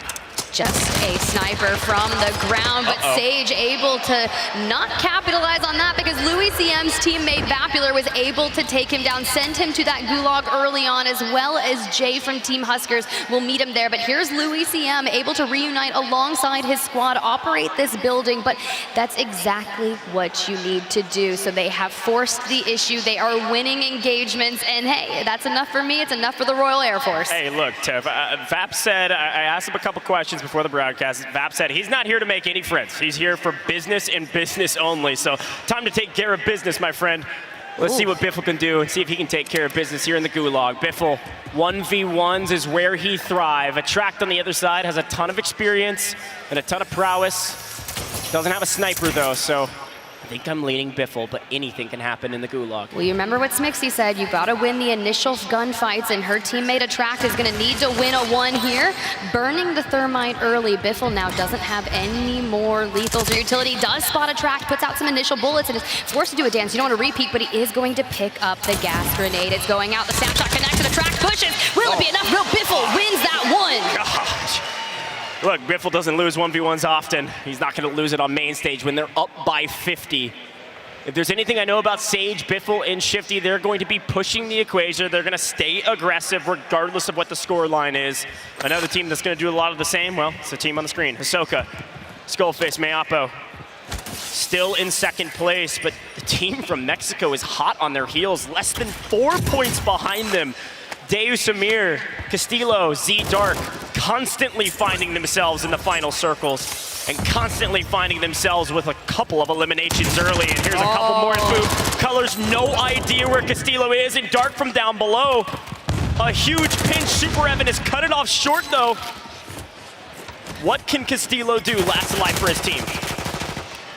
Hey, need to stand up. Z-Dark and Deuce already in that gulag. You can hear them calling in of the missiles and trying to disengage, but not quick enough. Goes down to maybe about 15 HP, able to start the process of plating back up, but sometimes when you get onto the balconies, they're really tough to get out of. You can find yourself stuck, but he's looking for a jump to the roof, going to miss it as Super Evan and Swag are closing the distance, outnumbering Castillo, just looking to put some initial damage, but they are in full run. Castillo through this, utilizing the Semtex to try and block off the staircase, maybe re-finesse them, but he only has one way to go here. He's gonna wait and try to go for the knocks, put some initial damage out, but it's not gonna be enough. There's just too many. Super Evan and Swag outnumbering Castillo. To the gulag you go.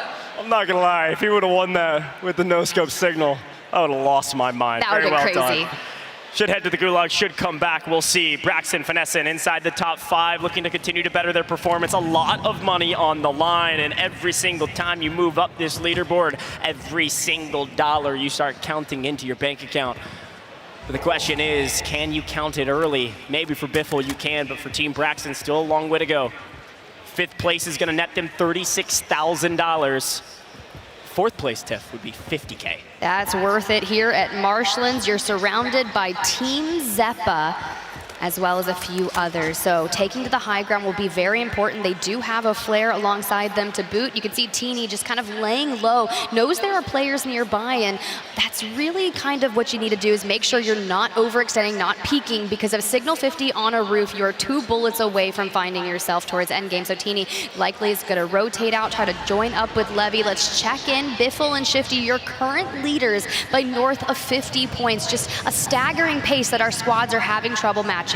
Yeah, I was taking a look at the leaderboard, and the only EU teams inside the top 10, 10th place would be Stuo. You've got Boogs and Stukex in 4th. And you've got Team Wars in 8th. So 3 teams from EU trying to better their performances here. Several outside of the top 10. 1 Mexico team. The rest are in a quiet team inside the top 10, by the way. Team Jowo, after a fairly strong start at the beginning, still finding themselves in 9th place. We'll see what these teams are able to do in the final 2 maps. We've got Freed. We've got 8th. Clown is down. Should be a 2v2 on the other side. Maybe a 2v1. Yeah, see you later. 8th gets the better. 26, fully wiped, may still have a gulag available. We are 2 squads out of our initial 50 here in map number 4, 8 minutes into the game, and the rotations are few and plenty here, but you can see Panda on the distance, Go Clamp and Extra J trying to find some initial engagements here, but a relatively slower start for them, about 150 damage and no eliminations. Well, 1 for Clamp. Yeah, and I gotta say, a team that there was a lot of expectations on. Anytime I asked players about teams they were threatened by, especially from other regions, anytime we were talking about Mexico, they were actually talking about the 2nd place team from Mexico, which would be the team on your screen. You've got Panda, Extra J, and Clamp. They have a large, history of experience in not only the World Series of Warzone, but also in tournaments in the past. Go Clamp even playing with one of the teams at the top, right? Before changing out teammates. So an interesting team to watch out for. I don't think they're having the best shake of it thus far, but they might be getting the better of their opponents here. Clamp now on 2, looking to find Smixy. Little to no help though. Smixy finds another Panda, last alive for his team. Is able to knock 1, find a moment of reprieve, but all of a sudden, he's gonna try to clean it up, self-revive. Yes, spots him through the smoke. Smixy even used to compete alongside Goat Clamp throughout her competitive history here in Warzone, and it's just like they're losing that initial gunfight and can't keep that momentum moving forward. Smixy jumps straight towards Panda, and unfortunately that squad will be wiped. We saw Attract early on lose that gulag, but was able to get back in, but unfortunately running into Goat Clamp and Co, just not able to stay the distance. But Sage, Biffle bringing back Shifty in, and they're over here once again against Louis CM. They've been fighting since the very beginning of this map, and so far it's been fairly even trades across the board. They're going to continue to fight. Now, one thing that Louis CM's team has done is really stifled the aggressive early start that Sage, Biffle, and Shifty have been able to do the last 4 maps even, finding their way to the final 5 and a ton of eliminations. Right now, they're struggling to find even 1. Now, if they can wipe Louis here, they pretty much have the entirety of this POI by themselves, at least this side of the river. So a huge moment and a huge fight, and I think they know that, which is why they're sticking here. But it's really weird to see Shifty on 0 kills and Biffle only on 1. But they're playing smart. They don't necessarily need all of the points, and they'll pick up the pace should they be able to wipe Jama here. Well, I mean, if you're going to stay in Hydroelectric and fight for the dawn of time and completely sandwich the captain, Team Jama, so unfortunate for them, but I do see Louis CM out in the distance, but Sage parachuting in directly behind him, looking to capitalize on it, but he does get hit knocked and eliminated. Was the last team ever able to get out? It's the definition of gross. Great elimination there from Sage. They've grabbed Hydro. They've got an entirety of about half of an entire POI to their name. They can hang out for a little bit waiting on this next zone. Now we got a couple swimmers here. We got Wiz in the water with 4. We said FIFA Kills teams got to go fast and they got to go crazy at the beginning of this map to have a chance. Hopefully they can set up for in-game. Just 9 kills between 2 is a fantastic start. So we'll see what they can do at the end. Of course, multiplayer, again, doesn't start till top 35. We still have 46 teams left in the lobby. TBE trying to get the better of their opponents here with methods. We saw them early on with the helicopter, now have made their way down south towards airport. And with that circle starting to close, they will likely have to rotate out. And we know a lot of heavy-hitting teams typically rotate through this out. But it's going to be Jukies and co that are going to be leaving that H5 area on the map and pushing towards the double gas station POI ahead of them. But Soka, they know the pace that they need to get to, and they're looking to hit triple digits, but they're not there yet. Not there yet. Mayapo still looking for his first, but the team playing well. Inside the next zone, just barely. A couple teams trying to rotate in. That's E-Bates with Z-Smith on the outside, having to cross over these train tracks. But Ahsoka remains on the hunt, seeking Gromalok and seeking more eliminations, while Mayapo is looking for Picnic. Easily finds Team Ultra out of here. I've really had a tough shake of it this game, and in this series haven't really had anything going, likely because of some of these early fights. Ahsoka continues to push the equation and continues to win. That's Ahsoka's 6th tip. That they knew what they needed to do if they wanted to track down Team Biffle, and they're looking to capitalize on it. But we've seen just how well Shifty, Sage, and Biffle were performing, and they're on the move again, just on the outskirts, coming out of Hydroelectric. So they'll be pushing towards the marshlands, which, if we checked in earlier, there were the plethora of teams over there, but just needing to find that pace, because if Soka is able to rack in kill after kill after kill, that is going to really allow them to close the distance. But I think it's going to take a 2x multiplier for Team Soka to really do some damage. TBE still looking to creep up this leaderboard and quickly eliminates Method's team. Cam's out as well. Looks like their 3rd flying back in is going to say, yeah, I think I'm going to stay away from this one. Nice win here from TBE. They continue to move up this leaderboard. They were in 5th going into the last map. They're now in 6th, but kind of maintaining their position into the top 10. An impressive feat considering their first map, but they've got the gun skill and they've got the aggressive game style and gameplay to win this thing still, but they need to get a move on. Let's take a look at that map, Tiff, and see where some of these teams are at.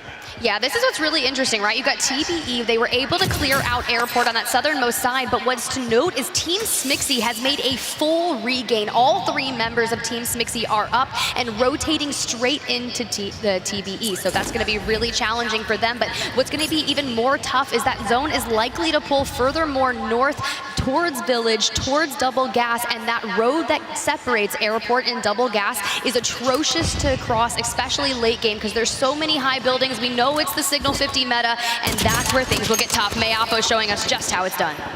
Yeah, great hold here from the top. Gotta have that high ground. Okay, if you're taking a look at that Call of Duty Echo Twitch channel, you just saw the new zone, and well, it went to pass in Village. You're going to be creeping up on kind of the north side of Village and just kind of encompassing all of Pass. That means everybody coming out of Marshlands has a long way to go, and there's going to be a ton of teams holding it as well. Huge shout to the production team to have that going. Go check that out on Call of Duty Echo on Twitch. And Mayapo looking to follow up. Hits one, but not the second, allowing Heeds to get out. Rapid succession there, and as you made the shout to go to Pass, there were some teams that had already rotated in early. That was going to be Jowo, Limax, and Bredman taking Pass early, and Sage and Co trying to get there. We know just the verticality that is over at Pass. It's entirely difficult to rotate in. Shifty electing to go up by foot because the zip lines at this point in time are likely not going to be safe. Running into some resistance, forced to reassess the situation. You can see Bredman with ultimate high ground. You know the Signal 50 in hand, and you know, I hate to say it, when I saw the initial circle zone, I did say Pass, did I not? You did. You definitely. It's almost like it. I play this game or something. It's almost like it. Oh, look, Ahsoka plays this game often. He's fighting against Finescent here. Finescent has a ton of prowess. These are 2 teams inside the top 5. Who do you got? Finescent really thought he was going to come down lane. Ahsoka not only cracks plates, but gets quite a bit of health off Finescent. This should be a free clear victory. No! Somehow gives up position. Hisoka thought he was so free that Finessin wouldn't chow that quickly. Finessin Peekaboo takes down Hisoka. Now, it's not all she wrote for that team, but still, I mean, I was walking away from the screen. Well, you looking down at notes. I didn't think that was going to happen. You think back to when Mayapo was on stage after their first initial victory and how many times he faces Soka in the 1v1s and says Soka wins them. Well, Finessin does on land. Finessin wins those ones, and Village is chaos.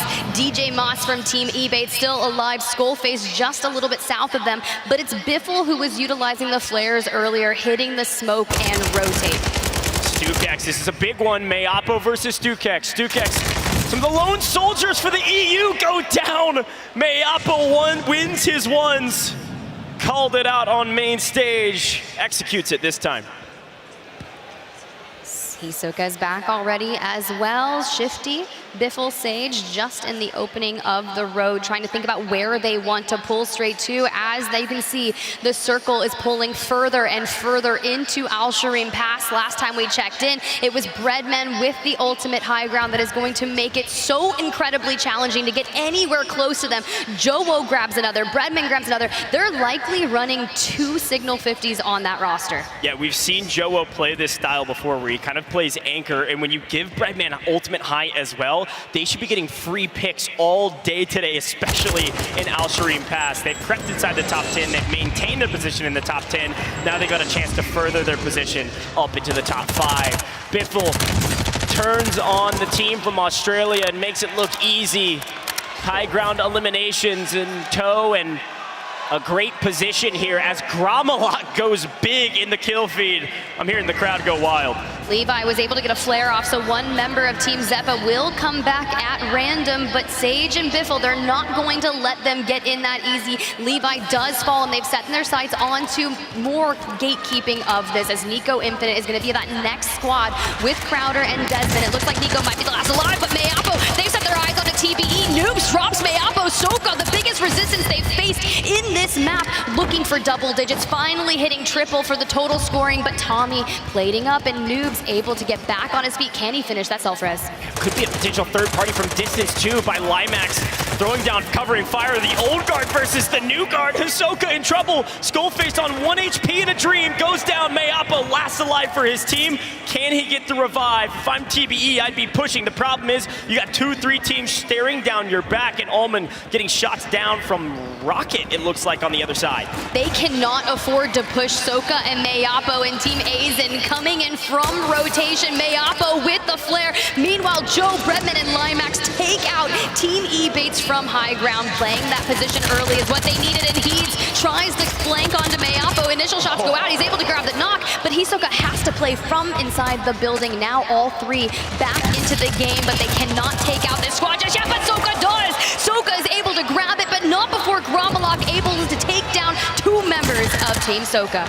Grom did everything in his power to win that, but Gromalok's squad has been wiped. No gulag for you, and just a little bit of the multiplier. Somehow Team Hisoka is still alive, and look who also is still alive in several eliminations now. They picked up the pace, Tiff, and they are not letting any team close the gap on them. Sage on 5, trying to take down Rodrigo.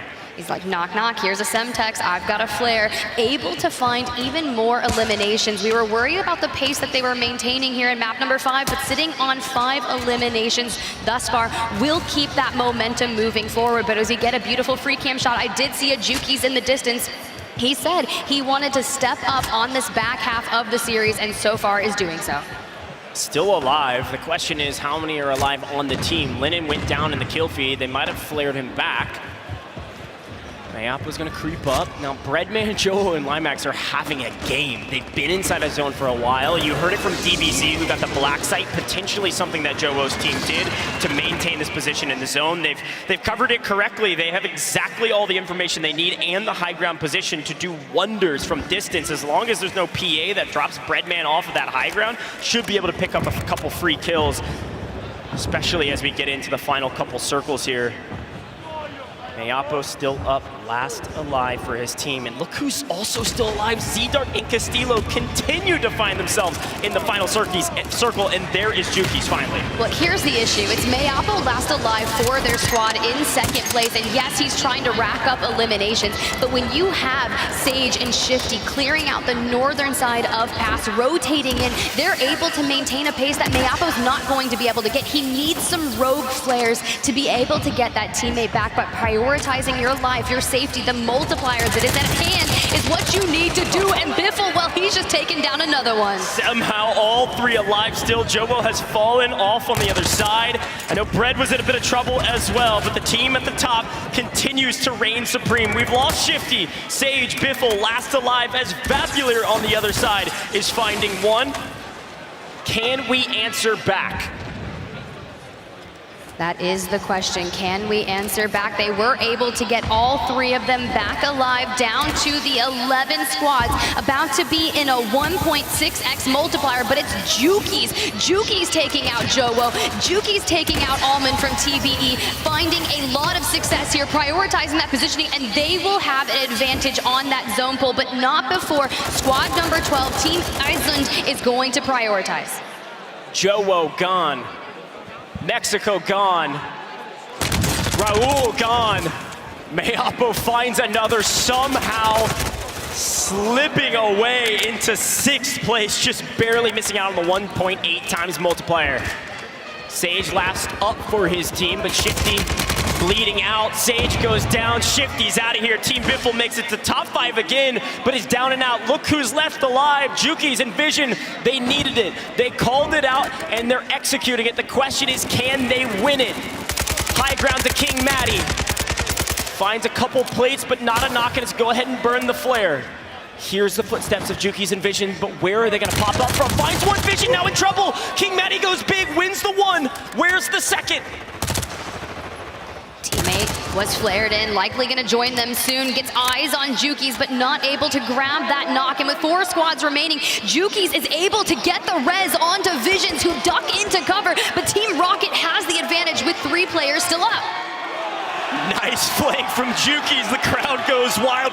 Vision is on 11 TIF, going absolutely massive. This could not only get them into the money, potentially top 15, but they need to win it. They need to capitalize on these eliminations with a 2 times multiplier. Zungod last alive, no. Rocket last alive with Zakar. It's a 2v2 tipped in. Here comes Juki's. Here comes Juki's. He does get cracked, and Rocket not able to land a side on him, but it's the flare with Zakar down. He grabs back Morpheus, but Juki's back again with another elimination. If they play this right, they should be the winners of map number 5, and they are. EU stand up, Copper Box Arena. Juki's on top.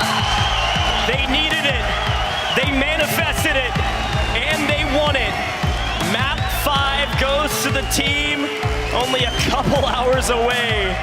Juki's, a massive victory. 2 times multiplier for what likely will be well into the 30s, if not a 40-point game. You can see the excitement on their face and the excitement from the crowd. Peep him there, Lennon right there. Every time they celebrate, Lennon is shouting out his family, and Juki's was like, hey, you know, he's got that dad buff, but let's take a look at that HyperX victory moment here. Juki's able to find one, immediately flanked, but they didn't make it easy with the utilization of flares, but Vision anchoring from above, sitting on double digits. Yeah, call it COD timing. Call it God timing. Juki's went huge here to take out, I believe it was Rocket after grabbing the flare. This was such a massive moment. Of course, EU on EU violence, certainly not one that the fans here in the Copper Box love to see, but a flawless executed victory. Here's Rocket, able to get the flare off and goes for a reload at a bad time. Juki's finds the elimination, and then it was finally a 2v1, and if I'm Team Rocket, I believe they just splatted. They knew they couldn't win it, weren't gonna give away the kill. Very well done from Juki's and co. This is our first EU winner here in the Copper Box, and it was well earned and well timed. Finally grabbing one for the fans at home. Congratulations again to Team Juki's. Vision, Lennon, and Juki's. It's crazy, right? Maybe I gave them a buff by reading out their tweet early on. I was like, hey, Juki's himself said it. The first 3 maps were not what we wanted it to be, and there goes the walkout. Going down to meet up with Frankie, who's standing by to interview our first EU winners on land today. Yeah, super excited to hear from them. I know the crowd is. Let's send it over to Frankie on stage with our Map 5 victors. All right then. All right. First of all, Jukies, what took you so long? I don't know. It was about fucking time, though. Well, I don't want to repeat the language, but I have to say I have to agree with you, Jukies. That final fight, you had to dig your teammates out of hot water there. How did you get the timing so right? Honestly, I don't even know. There was so much going on. People just kept dropping money. We were getting each other's trades. People were resin, we were farming them. Hopefully we do it again in the last map. Yeah, I hope so too. Not that I'm showing any EU bias, obviously. No one booed me from North America. I just want to see you boys succeed because I know you work so hard. Jukies, there was a bit of controversy because you've got some ex-teammates playing in the booth behind us, but you decided to forgo that experience and pick up some young boys. Why was that? 2 shooters, aren't they? 2 proper shooters. Are you saying you're getting old and slow? I'm actually getting old, actually. I'm very slow, to be fair. I am slow. Well, you're obviously a good... My brain's there, though. My brain's there. It's still under there, ladies and gentlemen. I've just had a check. All right, High Vision, what was it like when Jukies picked you up for his team? I mean, he's the first one to actually give me a chance in actually a good team. So, I mean, I'm really, how to say that? Yeah, I mean, this is the best guy in the world, bro. He's one of the best for sure. Lennon, let's have a chat to you. There's a good reason why London loves this man. Lennon, for you, what's this LAN experience been like? Talk me through how you've kept your nerves in check. The crowd's amazing. I can't. It's amazing. I don't know, I've just kind of just chilled out a little bit, stayed calm and kept the team calm and stuff like that, but we really needed that game, so. All right, come in here. Stick together, lads, stick together. Because you have to stick together now. The odds are against you as we go into this final map, and no pressure, but Europe's counting on you. How do you think you're going to approach this final drop? We're just going to go out there, try to do our best, to be honest. We've had a bit of a stinker, so. Well, you got a victory. A win is a win. That'll do us. 60 points. It's fine. They've got this. They've absolutely got this. London, please give it up for Team Jukies! Well done indeed from Jukies. Feels nice. Again, I'm a big fan of him, and the fact that he gets a victory, 60 points. I mean, come on, that's a lot. And a lot is needed to catch up to Diaz Biffle, who is in first place, right at 150 or so. At least the last time I had a chance to watch them on that the leaderboard top right in game. But great game, nonetheless. EU on EU. Enigma, you hate to see it, but it happened. But the crowd, they loved it.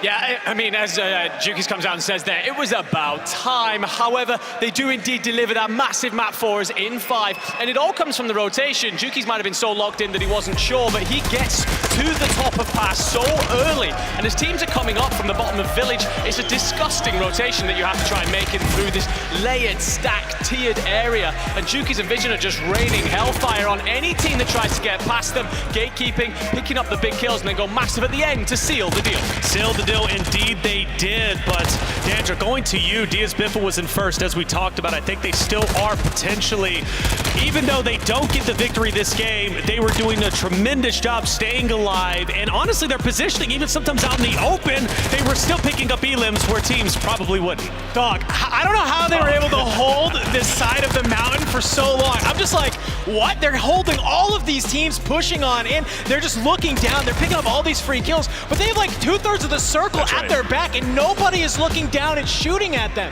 But what was more impressive to me was their ability to get away from this positioning you see on your screen right now and be able to kind of make their way up the hill and be able to come out and find just even more eliminations on their way up. I was saying it's going to be a little bit hairy for some of these other squads because even if they're not getting a lot of eliminations, they are still making it deep in the placements. He said making their way up the hill, perfect transition into Hisoka and their team staying alive as long as they did, Dream. Yeah, which was crazy, right? Because essentially in Akhtar Village, where Aiden's team was, where Hisoka's team was, they were, as mentioned, they had to rotate to pass. Yeah. So that elevation going from Village to pass, like Mayapo, how long he was able to stay alive was so impressive because he was able to push that to a 6th place. Yes, yes, he did not get the multiplier, the 1.8, but from where they were at in the recovery, even from seeing that Hisoka gulag, they were like, dude, who put down their controller, bro? Because that was insane. I mean, listen, I think this is actually really reminiscent of TBE, to be honest with you. That's how they've been able to secure a lot of tournaments in the past, right? It's just they just rack up a lot of kills. And sure, maybe they're not winning, maybe they're not getting up to that high, kind of placement, but they just get there with a lot of eliminations. They take advantage of that multiple. Absolutely, and Rocky getting second place. Let's give them their flowers because that's the first time we've seen them truly make it up the leaderboard, Enigma. Yeah, it is, and seeing them get involved in this later stage is great. We've spoken about how they have a massive fan base here in the crowd. We've seen the squad out there, and to be honest, yeah, it hasn't been the best afternoon for us generally in Europe. So to see first and second place for us is indeed going to be a great thing. Hopefully we see that again in map 6. Might I just say though, the fact that they were able to knock Juki's down right there and he had that self-res, like that was the saving grace, because that could have been a completely different winner. Completely different. 27 eliminations for Juki's and his crew. That is a massive game. But the reality is, that was game 5. One more game to go. So it's all or nothing for several of these regions and teams out there. This is a big moment, ladies and gentlemen. We're still tallying the standings, but when we come back, we're going to have those standings to lay down the law. Who's going to be in first? Who's trying to lock it down? We'll find out when we come back for our final map, Game 6.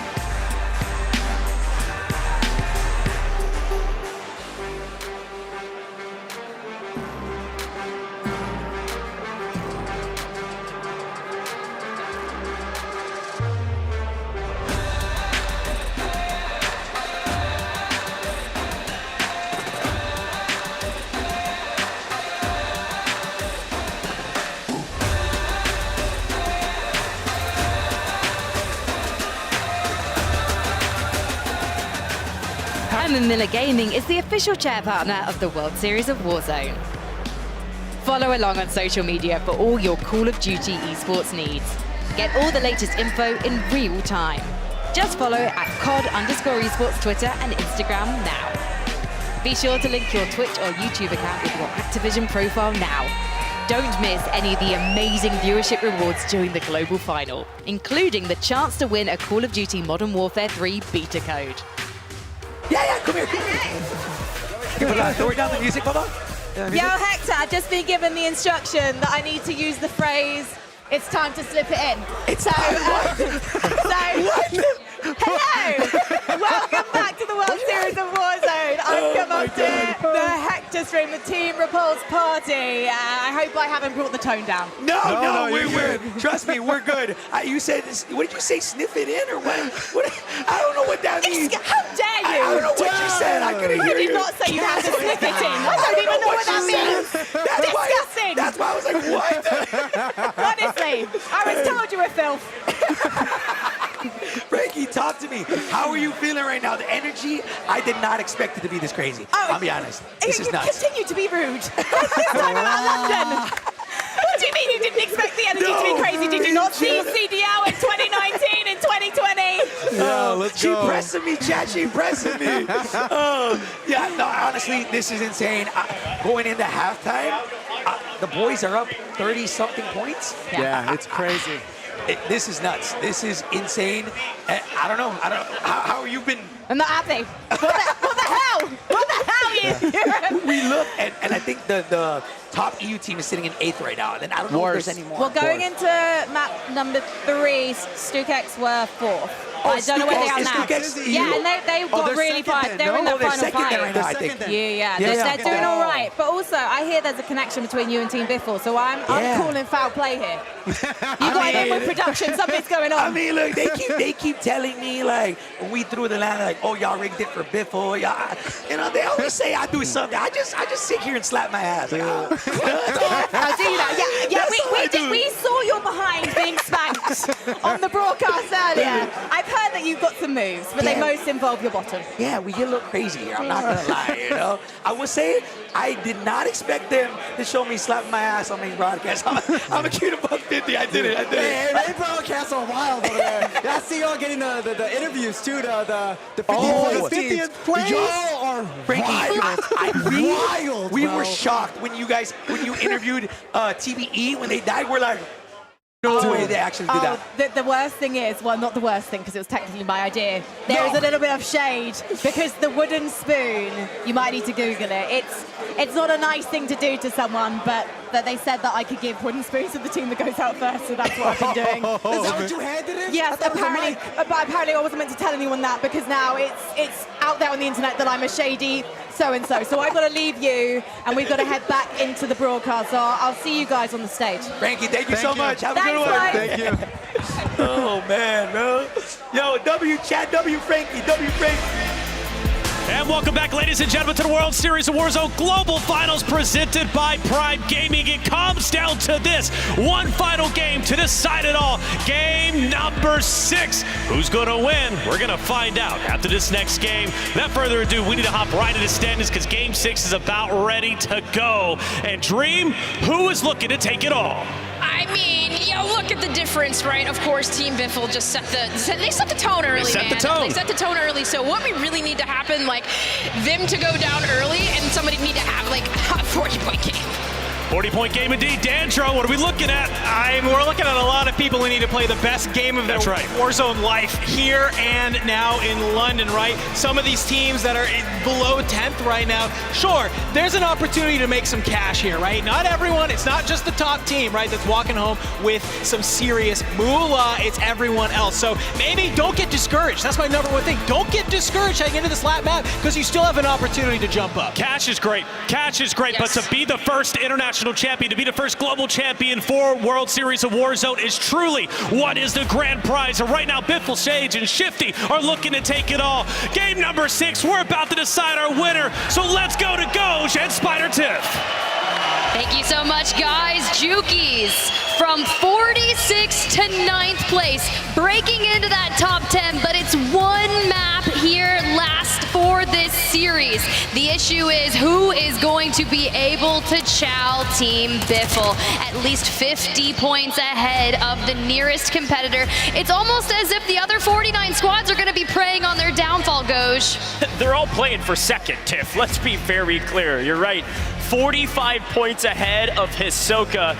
And Dandro called it out. They need this team to get full wipe with 0 points. And even still, the best game of the day was the one we just saw. That was 54 points. The only team that even has a chance to catch Team Biffle is Team Hisoka. But the rest of the squads are all right next to each other. Everybody jockeying inside from about 6th all the way down to about 15th. The spread is so razor thin, which is how you saw Jukies jump from 46th to 9th. Let's head in to the 6th and final map of the World Series of Warzone Global Finals. London, one more time, let's get real loud for the final drop of the trio section of this event. Here we go. We get a good look at that initial zone encompassing a large majority of the water. And Jukies, your map 5 winners that took so long, as Frankie said. She hits them with the, what took you so long? Jukies like, yo, we've been warming up in a 54-point game at that. If they could double down and throw another one like that, putting them north of 100 points, think of the differential on the leaderboard, because you're right, from 46 to 9, that's nothing short of impressive. Yeah, you need a massive one, certainly. Currently situated, and I believe 4th place overall is TBE, who's just breached that 100-point margin. So there is a sizable drop-off after the 5th place, but everyone from then on out are all fighting for still a ton of cash. Again, $100,000 to the team in 1st, but still $80K for 2nd, $65K for 3rd, and so on and so forth. But if you want to make money today, you've got to make it inside the top 25. I'm looking at Aiden and Rated and Hate Adrian. They're currently in 11th place overall, just outside of the top 10, and that money drastically starts increasing after the top 10.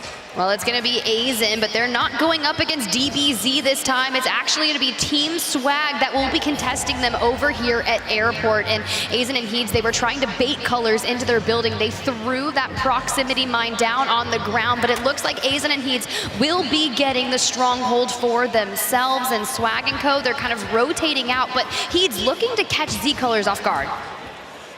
Now, with Jukies kind of increasing his point total, we do now officially have 4 EU teams inside the top 10. Heeds and Gromalok, they've been playing a hyper-aggressive play style, but they're not one of those teams. They'd love to creep inside the top 10, love to continue to prove themselves. They've been contesting any team they can get their hands on. They're just not winning every single time. You need those early eliminations if you want to find yourself in the final couple circles. I got to give a shout out to Pat Zuka, Inxian, off-screen wiping DBZ. The crowd saw it and the crowd got loud. We'll check in with them in a little bit. Tappa on the upper floor of the building ahead of Champy. Can Big Pavo close the distance? Definitely got to check behind because he knows that there's a member that was able to snake off into the water. Sometimes if you're running amok, you have to get into water to rotate, but Tappa not able to get there just yet. The jump comes around and Big Pavo able to take down Tappa, the last member of this team unable to rotate. Yeah, these are those early fights you look back on and say, okay, we have 4, 5, 6 eliminations. We're kind of setting up for that next circle, setting up for the next zone. These are clutch, but they're not everything. You need more, especially if you're a team like this that's near the bottom of the leaderboard. You've got to go massive, and every single kill could net you quite literally hundreds, if not thousands of dollars. Everything counts. Every single elimination counts. Jowo, Breadman, Limax, a strong start and a mediocre finish. We'll see if they can finish well in the final map. As Smixy getting the better of Levi on the other side. Smixy going big to potentially take down the Australian team as Zeppa and Teeny close the gap. And this is what they need to do. We were talking to Smixy earlier on. Frankie pulled her aside. Hey, what's going on? It's just like we just need to win that first initial engagement. If they're already picking off a couple members, getting that KP, that's exactly what is benefiting them. But Zeppa and Teeny waiting to see, hey, will Levi come back? Did he guess the Gulag win? No, so they will likely have to get enough cash to be able to buy them back. But then you jump on over to Observatory, the one team that has the best chance of catching Team Biffle. It's going to be on your screen. Team Soka, Skullface, Mayapo, and Hisoka, the captain himself.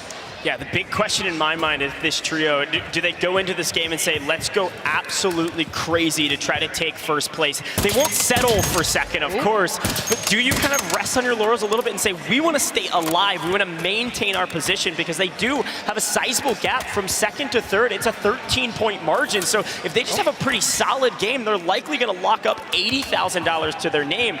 Knowing this trio, though, they're not even looking at the leaderboard. They're just going to play their game. They're going to do what they do best.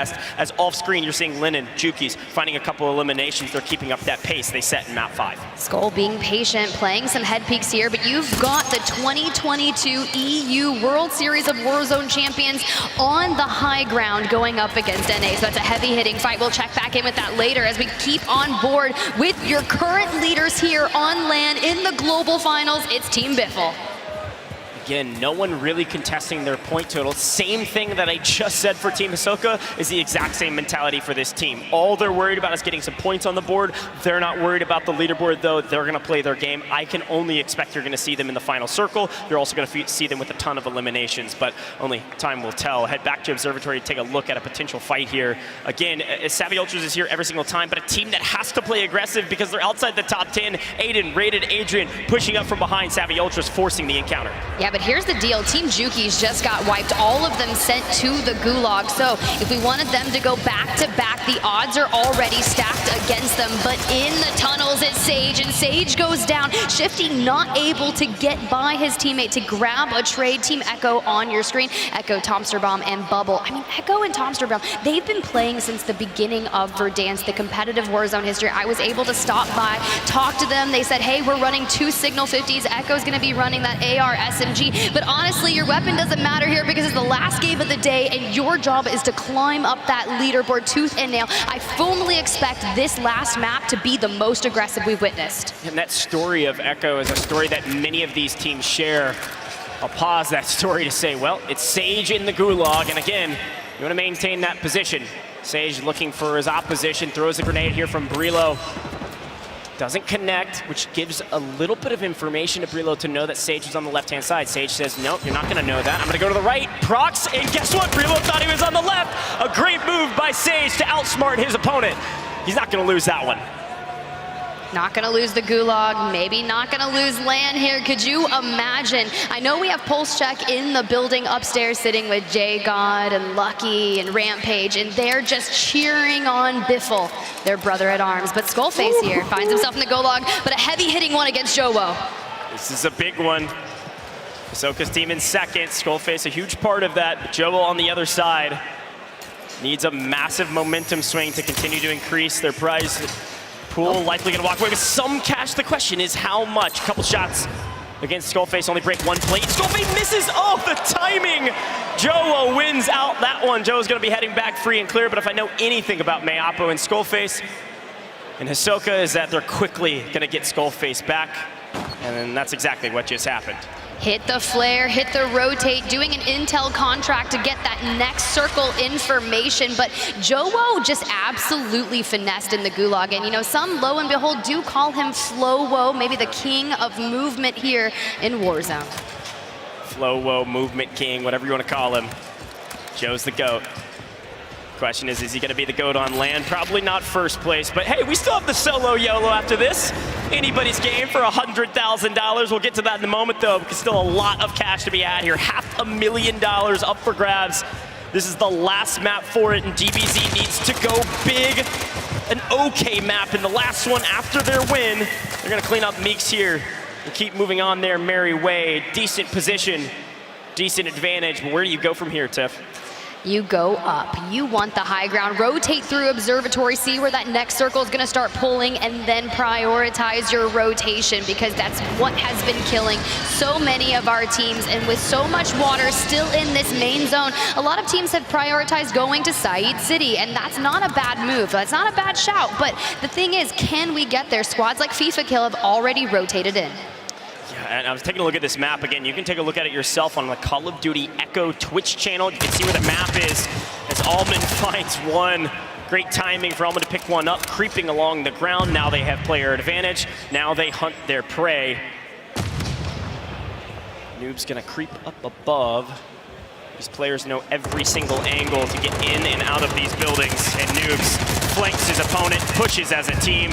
They're not taking any chances here, Tiff. 3v1 should be no problem at all. Finding themselves inside the top 5, but they will not be happy with that. Tommy had a strong performance the last time he was in the Copper Box Arena, and performing here today would be exactly what they need, but they're just 4.4 points outside of the top 3. But Dusamir is the squad currently sitting in 3rd. They've got the high ground, and they are just above Team Huskers. Yeah, I've got to give some flowers to that Mexico team. They're playing fantastic. Getting shot in the back, though. Davis Amir now in trouble. A little bit of a caster curse, but Castillo's going to make it right. Going to try to play the high ground position, and I like this spot. Huskers, Mutex, Jesus, they've got to know they have the high ground. Jesus, an incredible player. Traveled all over the world to compete in Warzone. Not only today, but in the past. Won a LAN for 10K in Amsterdam. Has an opportunity to hopefully increase his standings on the leaderboard and win some cash. But let's head to the gulag here. Davis Amir, 3rd place currently, trying to take down 11th place Hate Adrian. This is a nice 1v1 for a massive moment. Hitting overtime. No one on the flag. PDSW in hand is not a bad gun for the gulag, but check the angle that Deuce is working on. He's gonna push the issue, and Adrian clutches that, exactly what they needed to do for Team 8. And I told you, I sat down, I talked with them early on. He's like, I don't know, I'm just here to shoot my gun, and hey, it's working. The game of chicken in the gulag is always a fun one. Who's gonna go with the flag first? Usually that person loses. Sometimes they both lose, Tiff. Gotta get on the flag pretty quick, make sure the time doesn't run out. Check in with our 2nd place team. They seemingly are in a bit of trouble. Have lost one. Dongi and Vonbot up above. Don't seemingly are gonna. They're not gonna approach Meapo here. Instead, they're gonna continue to maintain high ground position in that POI. That's where they land usually. Wonder how many kills they have. Let's head over to the leaders though. Sage, Biffle, Shifty doing, well, Team Biffle things. Continuing to find eliminations and continuing to win those gunfights. Just hanging out on the outskirts of Hydroelectric was essentially their drop spot. They land in Hydro, they stay in Hydro, they reap in Hydro. And this is actually what is allowing them to farm so many eliminations. And because the zone keeps Hydro in zone, more teams are going to be rotating out of the northern side from Rohan Oil, and they're essentially just gatekeeping everything. And the next team is going to be too strong making their way through that, but not before CPA tries to hit a rotation with the Hummer. They do lose out on CPA, and we're flying off the mountainside. outside of Observatory. Moriko just keeps going, hanging outside of the passenger seat, maybe trying to scout some of them. Our Asia regional team, they played hyper aggressive in the regional qualifiers and dominated the competition, probably by driving Hummers and pushing every single gunfight and landing Observatory. The problem is when you do this, you are giving away your position to everyone. They're just trying to find some sort of space that they can hang on to and restabilize. I don't think anyone in this lobby is going to allow them to do that. I'm looking at our map though. Of course, Hydro still inside the next zone. It's looking like it might pull towards Cave, which is good for Vonbot, Dongi, and Nofo, a team that's kind of an unknown squad that really made a name for themselves in the World Series of Warzone series. Got an opportunity to do something big here. The only team contesting them is Team 38. Yeah, so go back on your screen. Your second place team still need about 50 points to cover the gap between Team Biffle. And it's just gonna be so tough because they've constantly been in that regain blender, not able to be up to full form, but it's Almond already on 7, has overtaken Deucemir and pushed themselves into the top 3. If I know anything about TBE, they're not complacent when they're inside the top 5. They're gonna continue to push the equation.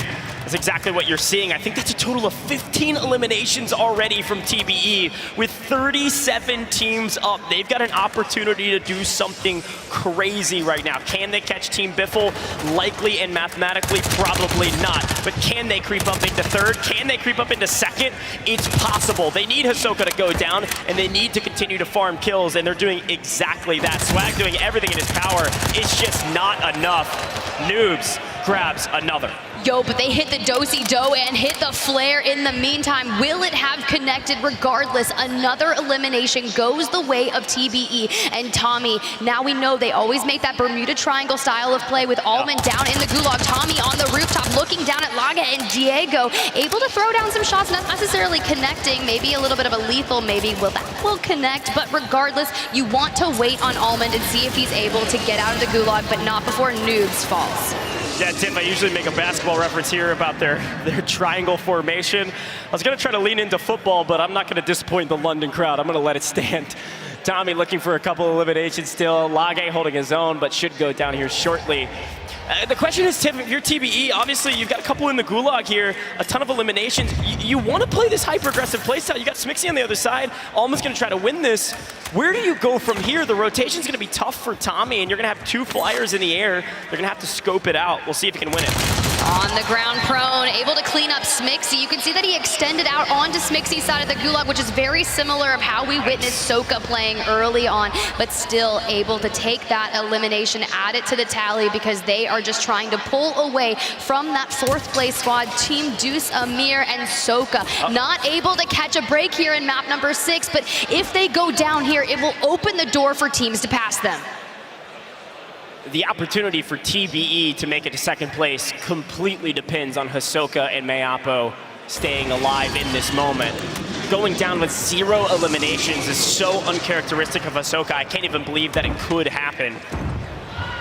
We'll see. Shifty playing maybe playing with his food a little bit. I think they knocked Bino and then let himself revive and then killed him outright. Wanted to make sure they weren't going to get picked off by a 3rd party.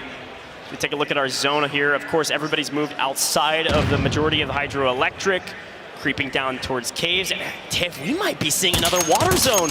You would love that, wouldn't you, Coach? You would love a water zone. You're so devious, but regardless, it doesn't matter at this point with Biffle still able to extend that lead that they're maintaining. And honestly, with the zone pulling just south of Hydroelectric, they've got a position where they're able to gatekeep yet again, and that has just kept them maintaining this pace that no one can manifest. Even Soka running the gauntlet of potentially not able to even hold on to 2nd place. Off-screen, TBE is in a bit of trouble, but they've taken down Finesse, and a couple teams at the top fighting each other, and the gulag is closed. Tiff, we are officially nearing the end game of the last map. Tommy and Almond hunting down Empathy. Here we go. Almond on 10. TBE is going huge. Doesn't matter what weapons in his hand. DBZ's in their way. Almond shooting bodies. Do you blame them though? They get a durable gas mask, they get their squad together, and they take out 2 members that were likely close to them on the leaderboard. Now we start to parachute away. Look for the high ground as we see squad 26 in the distance. Tactical Brit was who actually was firing down with a signal 50 from above, but look at, we've got the ultimate flank. I think TBE's on 21 eliminations. Could you imagine? An opportunity to do something that many people would say is impossible. I don't know if they're gonna catch this squad, but this could be a window of opportunity. Sage is down, quick flare. Team Biffle knows what they're doing. All 3 alive as always. Several teams though surrounding them. A tough spot in the zone. Sure, it's central, but not ideal. A little bit of cover to work with, and somehow Team Hisoka fully stabilized all 3 up. They did have the cash. They just needed a buy station or a flare to get their numbers back up. But I'm keeping my eyes on Biffle and Shifty on the right-hand side of your screen, playing just by the bridge. TBE just to the northern ahead of them in a big engagement as Tommy goes down. Tommy is fooled by 8th. Now, Noobs and Almond will have to clutch up this moment and get out of this congested area.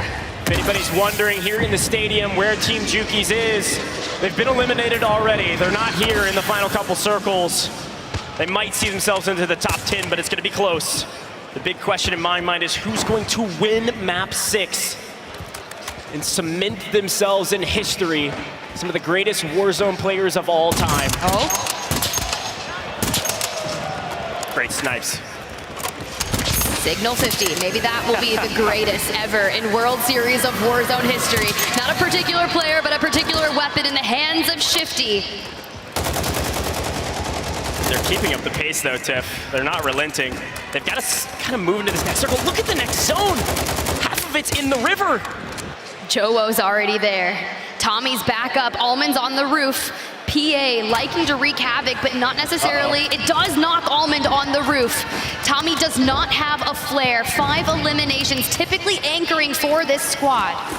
If they want a chance to take down Team Hisoka, they have to stay alive. They need the 1.6 and the 1.8 They're times tied. multiplier. Look at that scoreboard on the right-hand side. Team Biffle likely your winners, but second place is a complete toss-up.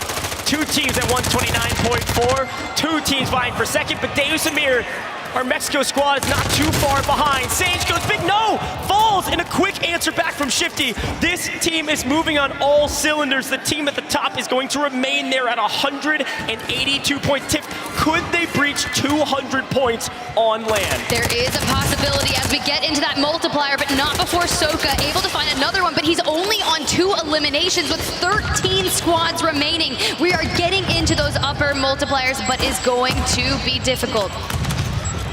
Tiff, this is unbelievable.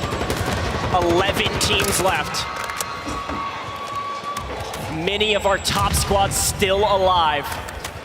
Third place walks away with $65,000, but first place is $100,000, and second at $80K. We're likely witnessing not only history, but a fight for $15,000 for second and third place. Skullface in the water with the attack. Siege goes down. EU Ghost goes massive. An opening for TBE and others to creep in. Where are they? Where can they be found? Shifty still up, 7 eliminations, picking up Louis. No! Another knock from distance! King AJ is out of here! Goodbye, and a flare to boot. We're getting Sage back in if we can just get a moment, and there it goes. 4 squads remaining, and look who's got the high ground. It's not Anakin, it's Biffle. Tiff, so much math behind the scenes, so much money exchanging hands.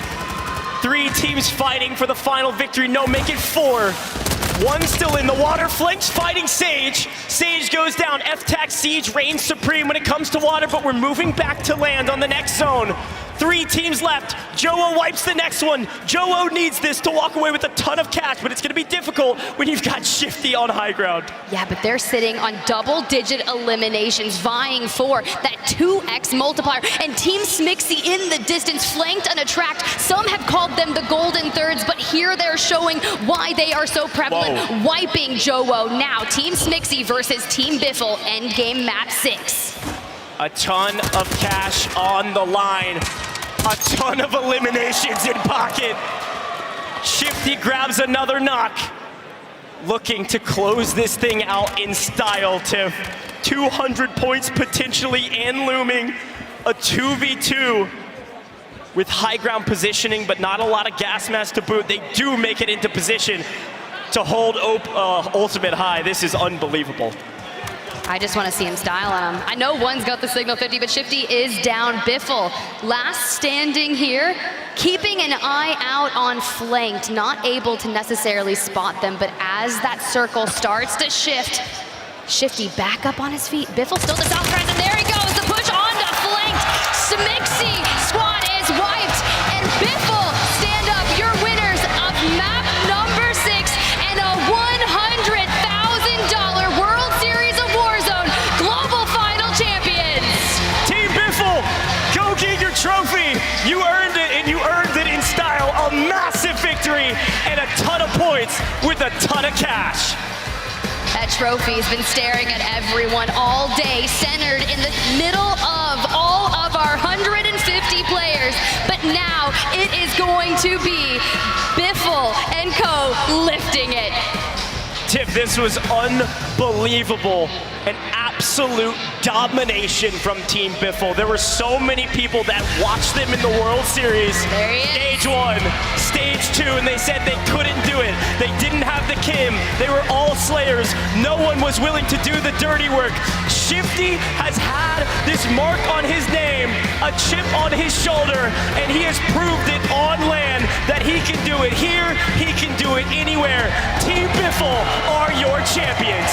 Here in the Copper Box Arena, history is made. Shifty, the newest member of the roster, alongside Biffle and Sage there. That trophy is hoisted. Congratulations, boys. You just won $100,000.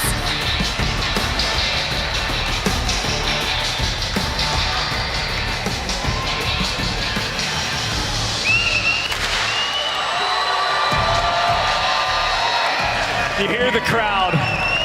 They've been cheering on our EU all day, but they can see and recognize domination here on main stage. The smiles on their faces, the smiles in the crowd, and you know there's smiles in that pulse check.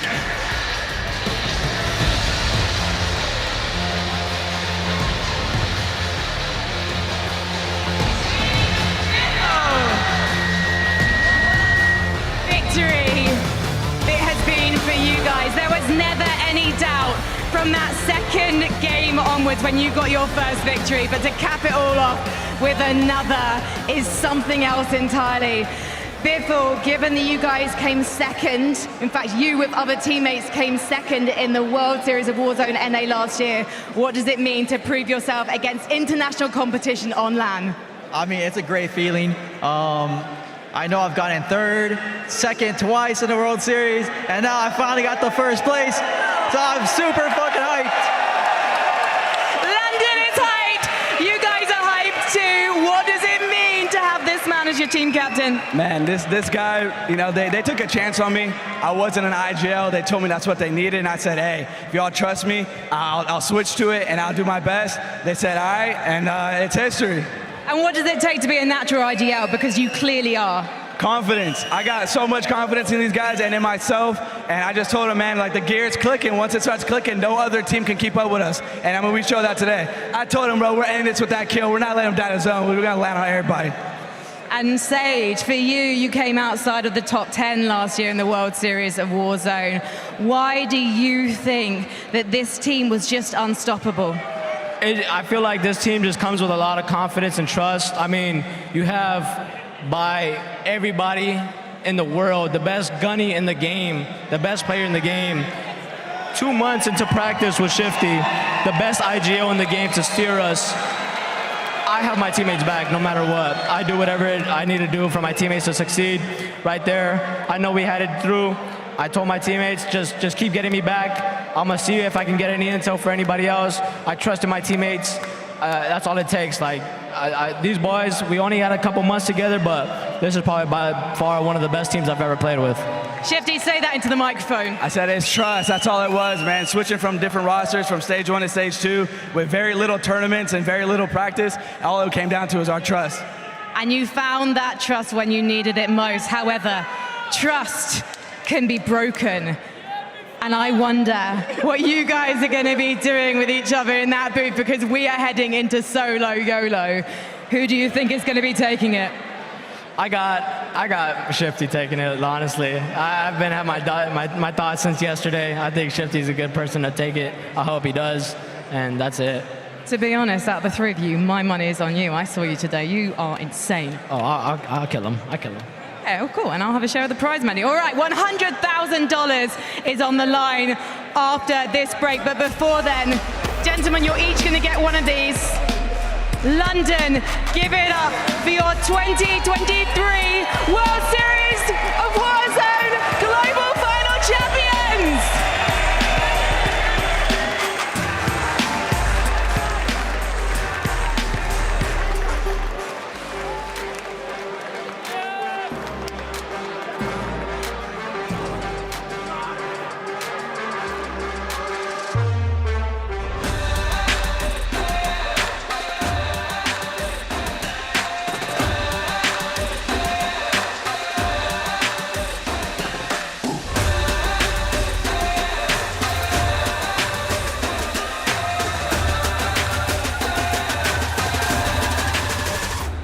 The World Series of Warzone Global Final is here, and so is the SoloYolo pack.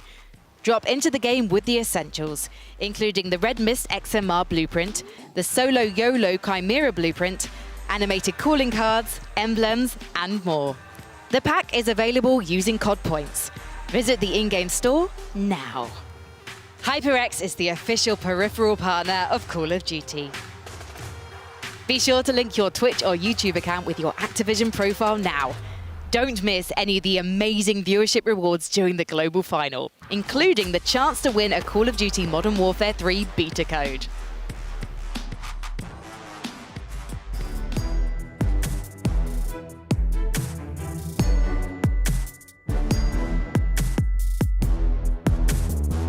I would probably have to say about Breadman, maybe. Very smart player, very smart on his decisions that he makes around the map. Everyone can win it, but I know FIFA is very good in solos. I will bet for him.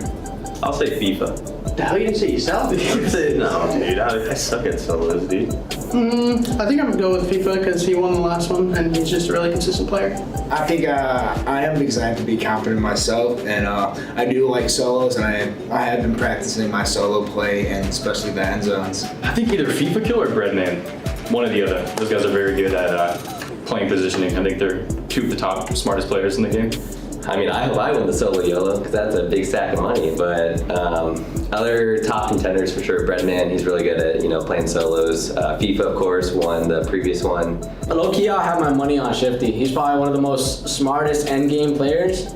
We could probably swindle around. He is really lucky. He does get lucky. He gets out of those mixy spots. I'm pretty sure I could see him winning it. Listen, it would be wrong if I chose anyone but myself. I'm picking myself for tomorrow. Breadman's winning the SoloYolo. Attention all Warzone warriors. Gear up for the ultimate Battle Royale experience. The Call of Duty Endowment Bowl, presented by USAA, is back. Y'all ready to get the stage set? Get hyped for an elite level of competition. 10 military esports teams representing 3 nations. Oh, Canada. Competing for a single trophy. You love to see it. It's an all-land showdown. Tune in on October 5th as we drop into Al Mazrah.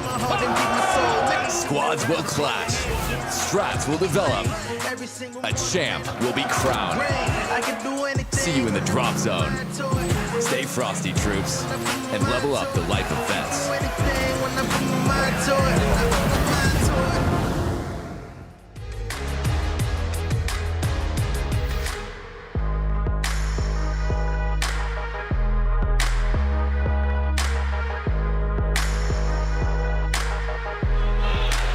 welcome back, ladies and gentlemen, to the World Series of Warzone Global Finals presented by Prime Gaming. What a day it has been. 6 games done. Our champion crown, Biffle, Shifty, Sage. What a special moment it was for them. You can feel the emotion, but now we've got to break them up. It's Solo YOLO time, $100,000 on the line, and only one player out of 150 is going to be earning that paycheck. This is a big moment, and I'm so excited that it's back. I'm Taylor Reflections, I'll be your host, joined by Dream Crazy, Enigma, and Dandro. Solo YOLO. Right, let's talk about it. Dream, let's start off with you, right? Because now and you actually had a chance to watch it last year on the desk. What can we expect from it? Craziness, right? That's easily my favorite part of the tournament, of That's course, right. and most anticipated, really. But usually craziness, riot shields, everyone just playing this, stay alive, right? Stay alive. I mean, last year I remember just seeing Juki's kind of like talking to himself, like, you know, do-do-do-do-do, but like everyone's just gonna be having a good time, of course, fighting for that top spot. You gotta play your life. You gotta play your life. You have to fight hard. Enigma, Sage, basically saying, I give it to Shifty. I think, but I'd kill him anyways if I see him. Well, that'd be fair enough. But Shifty maybe being the favorite to win. Who knows? I mean, there's 150 to choose from. I mean, it's lovely and all, really, the sentiment, isn't it? But all he's doing is offlaying pressure. He doesn't want to deal with any of that himself because at the end of the day, he wants that 6-figure check for himself. Sure. Of course you do. You one map and you walk away with that this afternoon. That is a hell of a way to end your 2023 World Series of Warzone. It definitely is, man. And Dandro, I know you're not playing today. I mean, definitely you would win everything if you did. How would you go about playing Solo YOLO today? For you personally?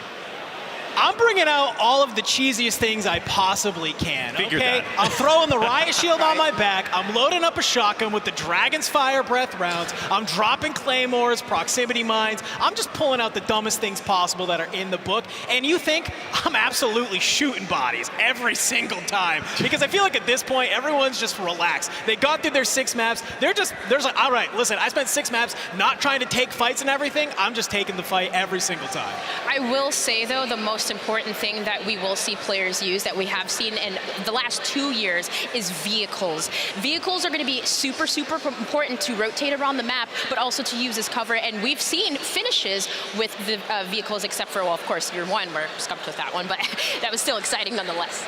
I mean, I'm coming in saying straight away, I totally disagree with your point about people being relaxed. Some of these guys will have not even considered some of the points of the first 6 maps. They care far more about this one coming up. They've turned up as a squad here, they've taken part, but this is where you can win $100,000. There's going to be a lot of cheese, a lot of strategies that we haven't seen so far, and I'm expecting it to be some pod v pod wars going on as things break down. Well, let's take a track into the past, right? We've had 3 great winners in the previous, and let's start off with one of the most legendary, King Scump himself winning Solo YOLO. Possibly the greatest clip in all of Warzone history, right? We have Scump, who's able to come up here, and oh my God, was it amazing. It is hard to ever bet against him when he has a gun in his hand in a Call of Duty title. He's going crazy! Oh my gosh!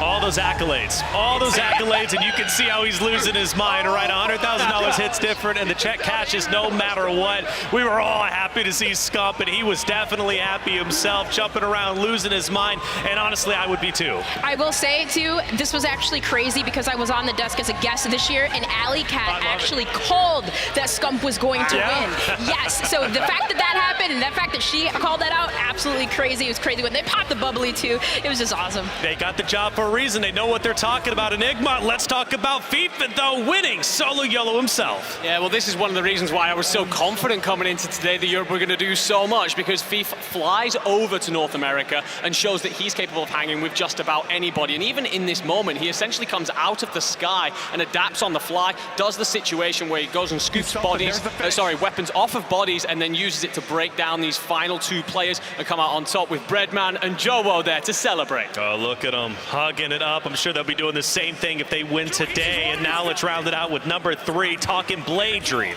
Yeah, and I mean, that's kind of that strategy, right? You mentioned the riot shields, but Blade, he was just had this consistent ebb and flow of where he was playing aggressive, he's playing passive, but he was using the vehicle to rotate. And even the last final moments, he had a 1v1 against Palooka, and he got aggressive, got in his face, and obliterate him. And hey, man, winning that and the trios, $116,000 to his name. That's a lot of money. $116,000, quite honestly, is life-changing. I don't know what I would do with it. I'd probably buy something dumb and then regret it afterwards. Here's your prize pool. You notice a lot of zeros on there. A lot of zeros for first as well. $100,000 for first. Everybody else, even second, you're walking away with nothing. I guess you could say you got second place in SoloYolo. Maybe that's an accomplishment. I mean, I feel like if you're the person who wins SoloYolo, it feels great, but I always think about, what if you're that person who comes second and loses that final 1v1? Terrible. I'd It can't feel good. I want last or second place, I would rather be dead last. Well, okay, either way, you're walking away with zero, the big goose egg, okay, 100,000. It's going to be great. We're getting everything loaded up, but now, D'Angelo, let's actually send it to you once again. You came up with this segment. Let's spin that wheel. Let's spin the wheel, everybody. If yet again you miss it in the LCQ and we have those wild card maps, we were kind of talking, this is so random, we might as well just put all the names on a wheel and spin it. Well, hey, SoloYolo was a fantastic time to do that while we are here in London for the Global Final. So let's see, we haven't had anybody from EU yet, and we're sticking with the trade. It is, of course, another North American player in Jackal. So, Enigma, I don't know what we got to do, buddy. We got to figure out something to get an EU player in here. I mean, wonderful. Look, if there is a person who I'd love to see take that, I mean, Bobble has got a young girl on the way in November. So I think for me, if I'm talking a European player, that's where I'd love to see it end up. So far, we've got DJ Moss, Desmond, Biffle, and Jackal. Biffle looking really strong, especially after his victory. Dream, you haven't had a chance to spin that wheel, so why don't you take a stab at it? I wish we had like a live one here, you know, but here we go. We're gonna spin that reel and then it's off. All right, who's it gonna land on? Is it gonna land on maybe a global expansion team flavor? Maybe for Enigma and EU one, but hey, Mexico surprised us today. Maybe we'll get one of them. Maybe we'll get the Ecuadorian king.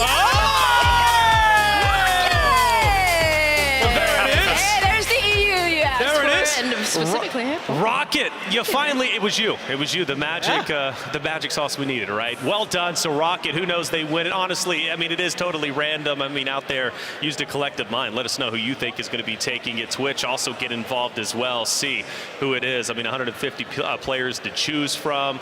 It is what it is. I know we're about to be getting into that SoloYolo. Does anybody want to be brave enough to make their own prediction?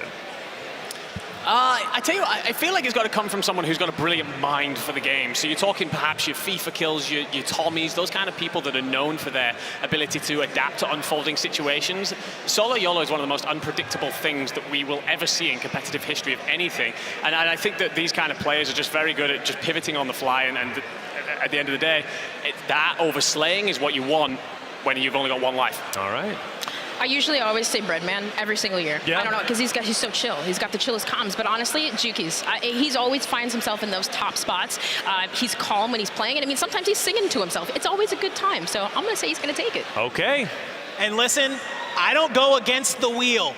The first spin landed on DJ Moss. I'm picking DJ Moss, baby. DJ Moss. He's going all the way. I can feel it in my bones. I'm going to be honest with you. For me, I'm probably going FIFA kill. His energy's been palpable. He wants to hype up that crowd, and a big victory here would mean a lot, not only to him, but also to the EU crowd. We're getting loaded up in that SoloYolo. Before we do, we're going to take a quick break. When we come back, $100,000 will be earned.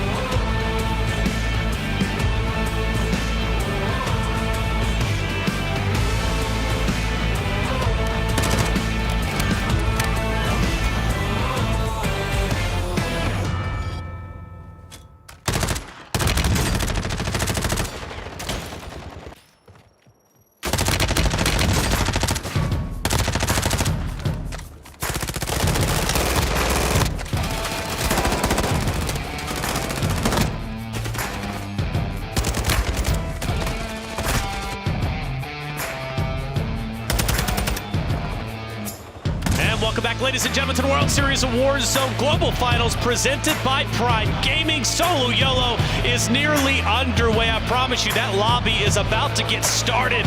Until it does, we've got some loose ends to tie up, like our standings from today and all that money that was earned from all 150 players.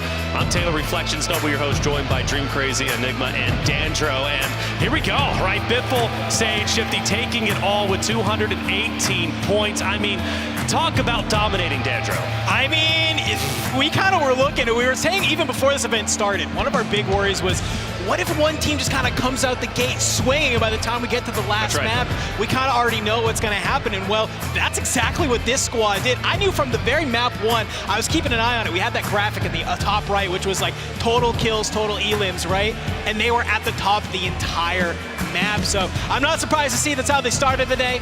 They're ending the day at the top of the leaderboard. And Ahsoka in second place, that's got to feel good. I know it hurts, it's bittersweet, but second place is still something to take away for a Global Finals. Yeah, but I also wanted to point out just the fact, again, that Juki's team had like literally jumped up from 46 to potentially earning nothing, because, right, you only earn something if you're top 25, and then they took 10th. Okay, so I took 10th. The screen did flip, so I'm just letting you know. They were in 10th place, guys. All right, they're in 10th place. I believe you, I trust you. We go down and... $10,000 from nothing is crazy. And Enigma, here's our bubble teams at 21st place. I think walks away with nothing. That's tough. I mean, I'm looking at some of the squads there. You're talking, for example, your Savvy Ultras team. That's right. You know, they come out as your World Series of Warzone winners in Europe last year. It's definitely not been the afternoon for them. They've got a ridiculously good fan base. They spoke about bringing it home for Italy. Unfortunately, not their afternoon, but I fully expect them to bounce on back. A couple of other squads for us over on the European side, a couple of Spanish sides, and your French teams as well in that lineup. So, unfortunately, just falling short on the day. And I don't know if I'm going to continue to say names. We go down the list, 31st through 40th. One thing that I do want to say, though, for any team that made it here to be top 50 in the world when it comes to World Series of Warzone, it is truly a remarkable and special thing. You go back to stage 1 qualifiers at the very beginning, and even stage 2 open qualifiers. You had everybody in the world who was interested. It was free to play, free 99, the best price out there, right? Get involved and try and compete, try and qualify for stage 2 to move forward into the stage 2, stage 1 finals, and then ultimately LCQ. It wasn't an easy route to get to this point. It's been a harrowing journey, and the teams that made it here truly had to go through the gauntlet, Enigma.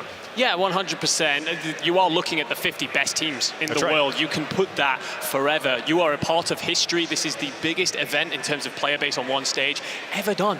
So it's, again, a massive congratulations to the teams that have managed to make it here, especially those as well from the expansion regions that have managed to qualify and carry entire regions on their back. That's right. I think that very much so every player can be very proud of themselves today. Absolutely be proud of yourself. This was a truly remarkable event with so much going down and so much taking place. You know, I got to say, though, you mentioned half, and I want to go back to that word half. We got a stat from our good man, Shawnee. It's been a minute of pointing out, all right, when it came down to the practice round, right, the scrim for Solo Yolo, because we ran a practice in here, maybe even a couple of them.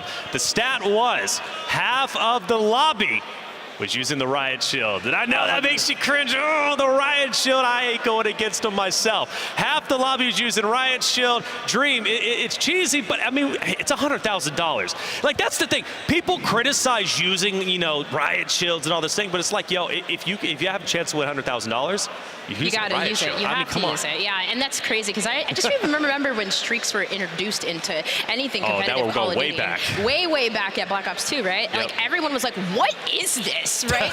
But like, it's something we have adjusted to, something we have adapted to, and year 3 for Solo Yolo, we're gonna see it again. I remember Puckett tweeting out, because everybody's like, Black Ops 2, one of the best games out there, yeah, and then Puckett was like, remember, we had dual cap 40s then too, so that was something to consider. But it was, you know, that's where I started my career, and it's always great. I do want to mention something, though. We did just watch that clip of Scump. Scump won that Solo Yolo without using a Riot Shield. I'm just the king I think for a that's reason. like I think that's the with caveat, the asterisk there is like, yeah, it's Scump with a weapon in a Call of Duty game, so maybe there's a little bit extra going on. Well, didn't have to use a Riot Shield to win. Well, Blade, FIFA. But they had vehicles. They did have vehicles, though, right? Like, Scump was utilizing Jeeps. Like, we saw FIFA doing the same. Juke is doing the same. Who's still, again, like, it's just super, super important. You need it to move. You need it to rotate, and you need it for cover. I call it back to something that I think it was eBay said in a recent interview where they were talking, you know, they were saying, oh, is it Signal 50? Is this the big cheese? And he said, no, there's actually something even worse out there. So I'm wondering what it is that they found. Oh, we didn't tell you. Coming out. No, they didn't tell us, but whatever it is, I believe that we will see it in this SoloYolo. As I said, I expect teams, the players individually, to have set themselves up for this just as much as they have done for the rest of the World Series. I will say that as the SoloYolos have progressed over the years, teams are taking like this specific tournament way more serious, right? Like it would start off like a Captain's Cup, kind of like a creator type of thing. And then now, like every single year, teams are giving away their strategies. Like, you know what I mean? Like they're like, oh, I'm going to tell you now. I'm not going to tell you. I'm going to, you know, so you're going to see that. I feel like, I mean, if there is another one next year, hopefully, but you're going to see this just get more and more intense. More intense indeed, and you know, it brings up the conversation because we had a chance, you know, obviously Frankie interviewing Biffle, Sage, Shifty, you know, SoloYolo, who do you think's going to win it, and you know, Sage saying Shifty and this and that. I mean, you do have trios that you've been competing with for some time, all right? I mean, we're talking about months and months, and even dating back before all of that, before even this iteration of World Series Warzone. You go back to last iteration of World Series Warzone. That's a lot of chemistry just to break up and go solo. Do we see any teams that we say, that's a team effort, let's try to help each other out? Nah, no, we don't. No? We don't see that in a team. Not at all. Absolutely not. Man, you have 100K on the line. Like, you want to have that distinguished, you know, kind of part of you, right? You want to be able to say, I won this fair and square, not, oh, I teamed up with my teammates and we both took home $33,000. Like, you know, who wants to say that? It's like the lamest thing ever. What are these voices that you bring know. out every now and again? It's been Mickey a long Mouse day. and rehearsal? What's this today?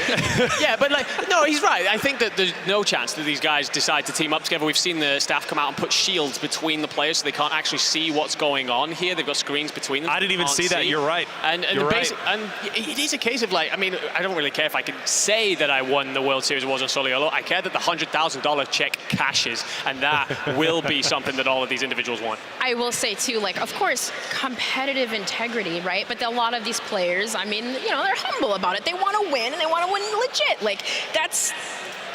Come on. I understand. I understand what you mean. Like, hey, maybe we can share this. If we none of that. Hey, fair enough. Look, I'm happy to be disproven in that situation. I just had to ask Enigma. It was a question that I had to bring to the forefront. The only thing I can see maybe happening, like I'm looking around right now, and a couple of these individuals are speaking to each other and talking through something like, you want your buddy to do well, and it's like, well, if I finish first, I'd love if you finish second. But one of the things they might be doing is going, look, I'm going to land over here. You stay as far away from me as possible. Just fine. I mean, that could be the case, or maybe they're just going to say, who's your biggest competition? Who do we need to take out? But the one thing I wanted to say about sharing, these guys play ranked together all the time. And they're barely sharing SR. They're like yelling at each other that they're not getting taps in, right? That's like, right. I don't think we're sharing anything. Well, that might be the case. I mean, it is SoloYolo after all. Sharing isn't involved in that. They shared enough with the trios. Okay, let's be very clear about that. And now that that's done, you know, 100,000 would be quite nice to have. Landing spots, though, Enigma, you brought that up. So what are we thinking landing? Because you gotta think, obviously they're masters of the map. Everybody here is a master of the map, right? But you've been so used to landing in a particular location. Now it's like you gotta switch that up. Do you just land in the water and just kind of swim around? You gotta go central circle. You cannot be caught on rotation at all. You've got to find somewhere with some solid cover, perhaps a building that you can lock down, as was being brought up earlier, around proximity mines and claymores. You just essentially hunker down, get yourself in as good a spot as you can, hope that no one will bother you. I watched the SoloYolo recently that Hisoka won, and his tactic at points was to essentially lie down in the bedroom and wait. So why not? I'm laying down, I'm hiding in the bathroom, I'm doing whatever I can to try and survive, okay, at the end of the day. Will it work? Probably not. I mean, we got to take that wild card map. That was a crazy one, and that's kind of like what we're going to see here for the SoloYolo. We're going to take one more break, but when we come back, SoloYolo is going to be coming your way. Don't go anywhere. We'll be right back.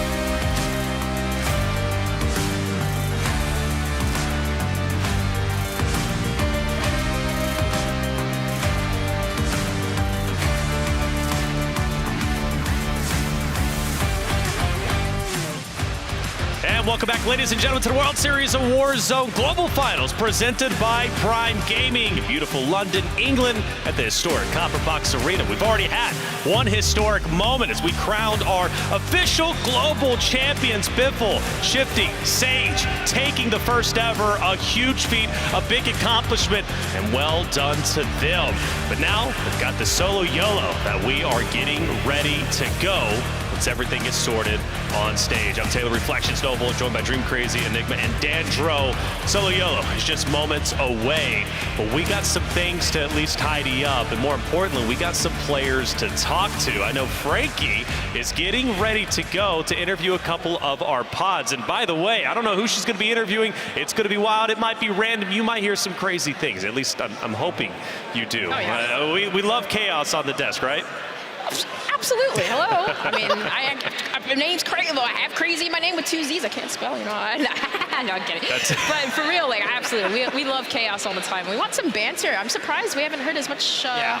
Well, I am too, because I fully expected somebody to reach over and like grab somebody after like an intense moment, just kind of lose. I'm glad that didn't happen, actually, to be fair. I mean, yes, I'm glad that we didn't have to call into the pods, but you know, I don't know. Brax gave us a pretty good moment. Can we get Brax back? Was that a good moment? Was that a good moment? I mean, it was. I laughed. I did not. But yeah, no, there's definitely looking forward to some craziness in the SoloYolo. We're very ready for things to get unfolded. But yeah, I think right now that as we get things prepared and players start to almost seemingly separate within their own pods, it very much so feels like the atmosphere in here is getting warmer and the tension is building. It's been warm all day, but never more warm than a moment right here. I can tell you that, okay? I know I've had people messaging me all day. Man, you look warm up there. I'm like, you know, a little bit. Maybe I chose the wrong attire, but I still look fresh, okay? And that's at the end of the day, that's what matters. Hey, I don't care if I'm uncomfortable as long as I look good. We've got Frankie, though. She's geared up for the interview. Frankie, who you got down there? Thank you very much. Apparently, I've got everyone. If I want to talk to 150 players, I can, but I don't think we're going to have time. So I'm going to start over here with young Lennon. He is now in the booth. It used to be Team Jukies. It's not his booth anymore. Len, I think London are rooting for you to win SoloYolo. They really are. They're screaming your name. Have you got any family watching you today? My mum. Shout out my mum, Gail. Shout out to Gail. Did you bring Gail to LAN? I didn't. She's just at home chilling. Why is she at home chilling? Why is she not here supporting her boy in person? She just prefers being at home, so. All right. I feel bad. Listen, can I give you a hug? Gail? Yeah. Gail, I'm giving your son a hug. From one mum to another, you should be incredibly proud. I'm going to move from the mums, though. Len, if you want to sit down and get ready, to the dads, the daddies in the building, because we've got a daddy here, Jukies, daddy of the team, daddy of an actual human baby. Jukies, do you think you're going to fare better in SoloYolo? Am I going to what, sorry? Are you going to do all right today? I'm hoping to win, really. I need them 100 G's. Yeah, what do you need them for? You've already won quite a lot of money. I need it. My baby needs nappies. Yeah, it's all right. Get yourself down to a German discount supermarket. It'll be fine. And we're going to come to you, iVision, as well. Sorry. You don't get to escape. If I talk to your ex-teammates, because let's face it, you're no longer friends, I've got to talk to you as well. Out of the three of you, who is the best in solos? I think Len. Yeah? You're so kind. Why Len? Is it because he's the youngest? No, I think he's the most composed teammate of us, all of us. Don't you think? Yeah, it's something about the eyes. They're so cold and deadly despite the face being so sweet. You're also streaming right now. Hang on a second. I feel a little bit weird reading this because I'm worried it's rude, but there is something being written on your screen by Anne CWVV. Hello, Anne. Thank you so much for watching. What's she saying? Should I turn on the stream as well? I think she says keep your head up, so solo, so yeah. Oh, she's lovely. You've got a lovely chat. Right, let's head over. Good luck, boys. Right, I've seen an Italian flag in the audience here at the Copper Box Arena. Oh, okay, we've got more than a few Italians. Forza Italia. Yes, Team Savvy Ultra, you did manage to win stage 2. I know it was a testing start, and now we are breaking you apart.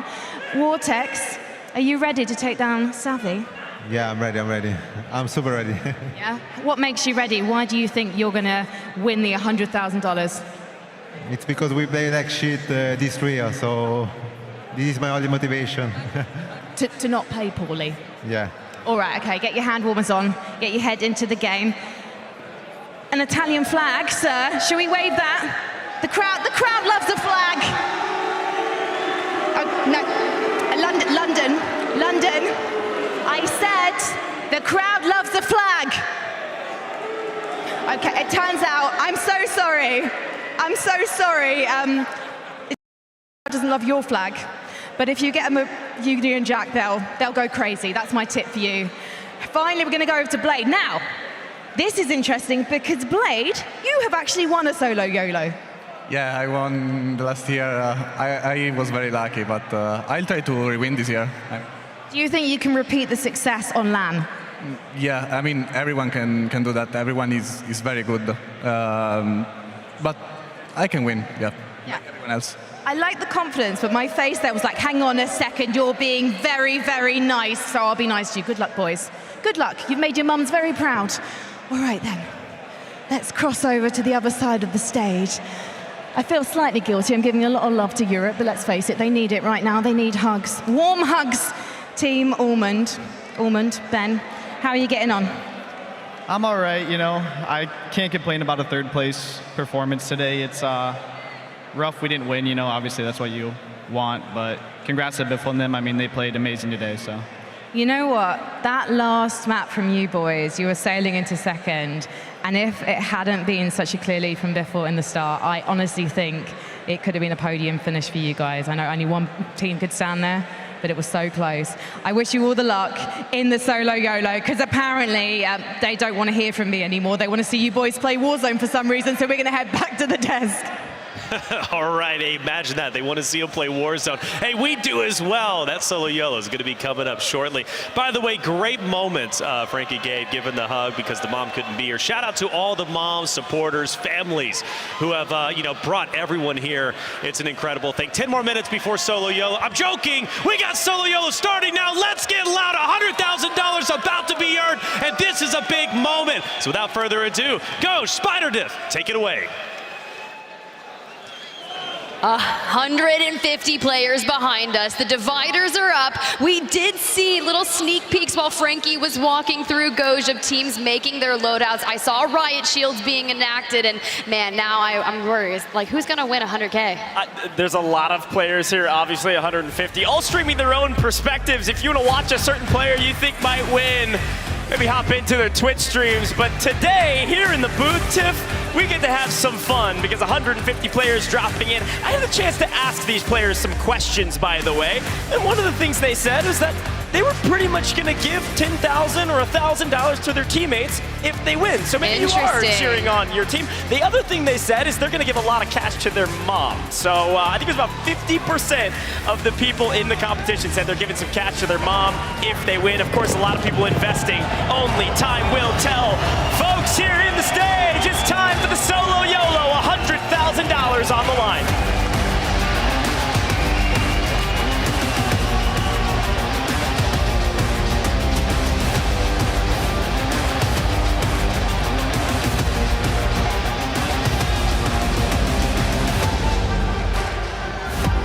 All right, we're locked, we're loaded, we're in the plane, and we are seeing the first circle of the SoloYolo. Think back to 21 when Alley Cat predicted Scump, the moment that will reign in history forever, but we're looking for a new champion, someone new to claim that $100,000. And honestly, a lot of our players have been posting on Twitter, if I win the SoloYolo, I'll give $500 to someone who likes this. That was Flank, so you hear in the crowd, with Copper Box, go like Flank Sweet. I saw FIFA giving out $1,000, so, I mean, get your bag. Already, wait. Tappa not getting a bag, and now you can see Kong going down as well. The violence already beginning. We were curious what we were going to see whipped out, but the dual pistols going crazy.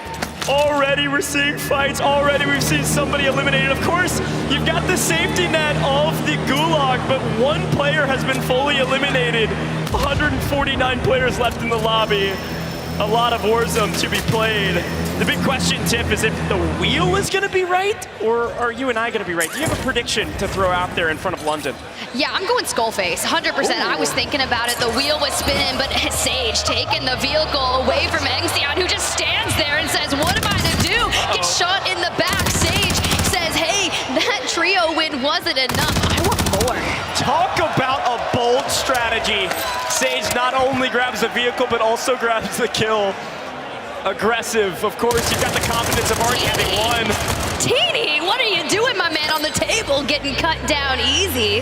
The nerves are high, Tim. You're playing for $100,000. I'd be shaking in my booth. Okay, so you say Skullface. Yeah, who you got? I've got to go with the Goach. I got to go with James Crowder himself. An opportunity to do it almost back-to-back after the wild card. He made it to London off of a game like this. I think he could do it again. That would be kind of crazy. Shifty won from the winning team just ahead of Oki.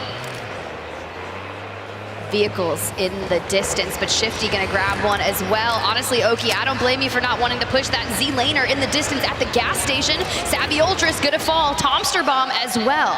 Full dead. I'm just gonna be watching this kill feed. Oh, Intex. Oh, are they not gonna fight, Lucanus? Honestly. Wait, I'm so confused. I would just start toggle crouching. I'd be like, no, bro, let's be friendly. Yeah. Oh, no. No friend. 4 players around. Intex goes down. Just got baited. All right, now we're flying back in, potentially after either a redeploy, maybe you won the Gulag. Where do you go, Tiff? Early Gulag. Honestly, there's people everyone sees her. Takes down another.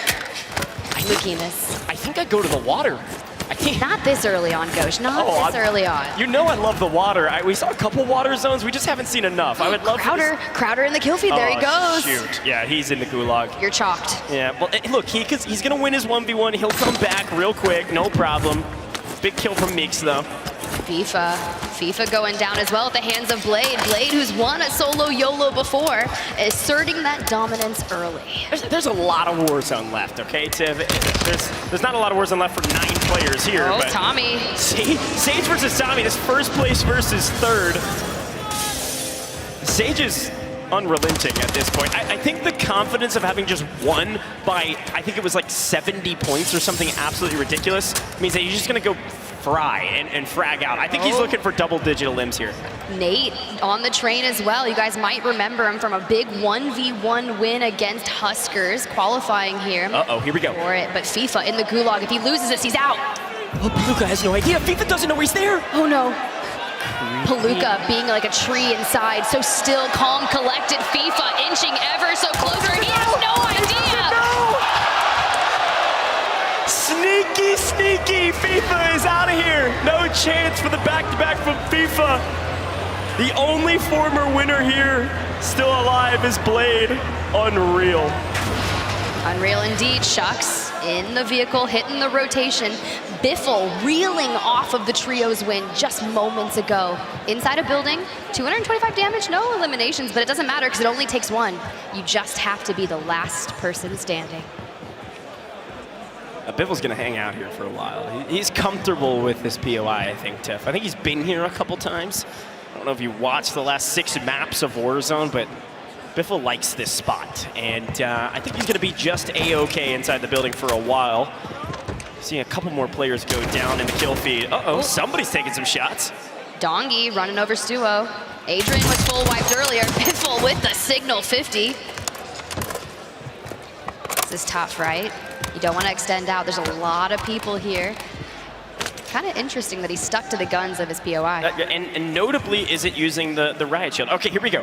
Adrian, a part of Aiden and Raided's team. A little bit underwhelming performance from them. 13th overall. Spots Stuo with the snapshot. Zones off an area. Adrian pushes the fight. Stuo for EU. Biggest gulag of your life, my guy. Oh, not even close. Well done, but Biffle and Mayapo running up against each other this early on is a little bit scary. Yeah. Look, I gotta say, London's not gonna like me for it as, everybody's going for their loadout. Bro, Vortex has no idea, and Intex grabs it and turns his attention straight to it. Bro only had 34 bullets on that Lockman prior to grabbing his loadout. The fact is, he's dolphin diving through the dunes and trying to get back to oil, but not before he runs across Palooka. He sights him, gets some damage, but not gonna be enough. spot on the outside. We're gonna miss it, but we're gonna see the 1v1. Mayapo says he wins all of his ones.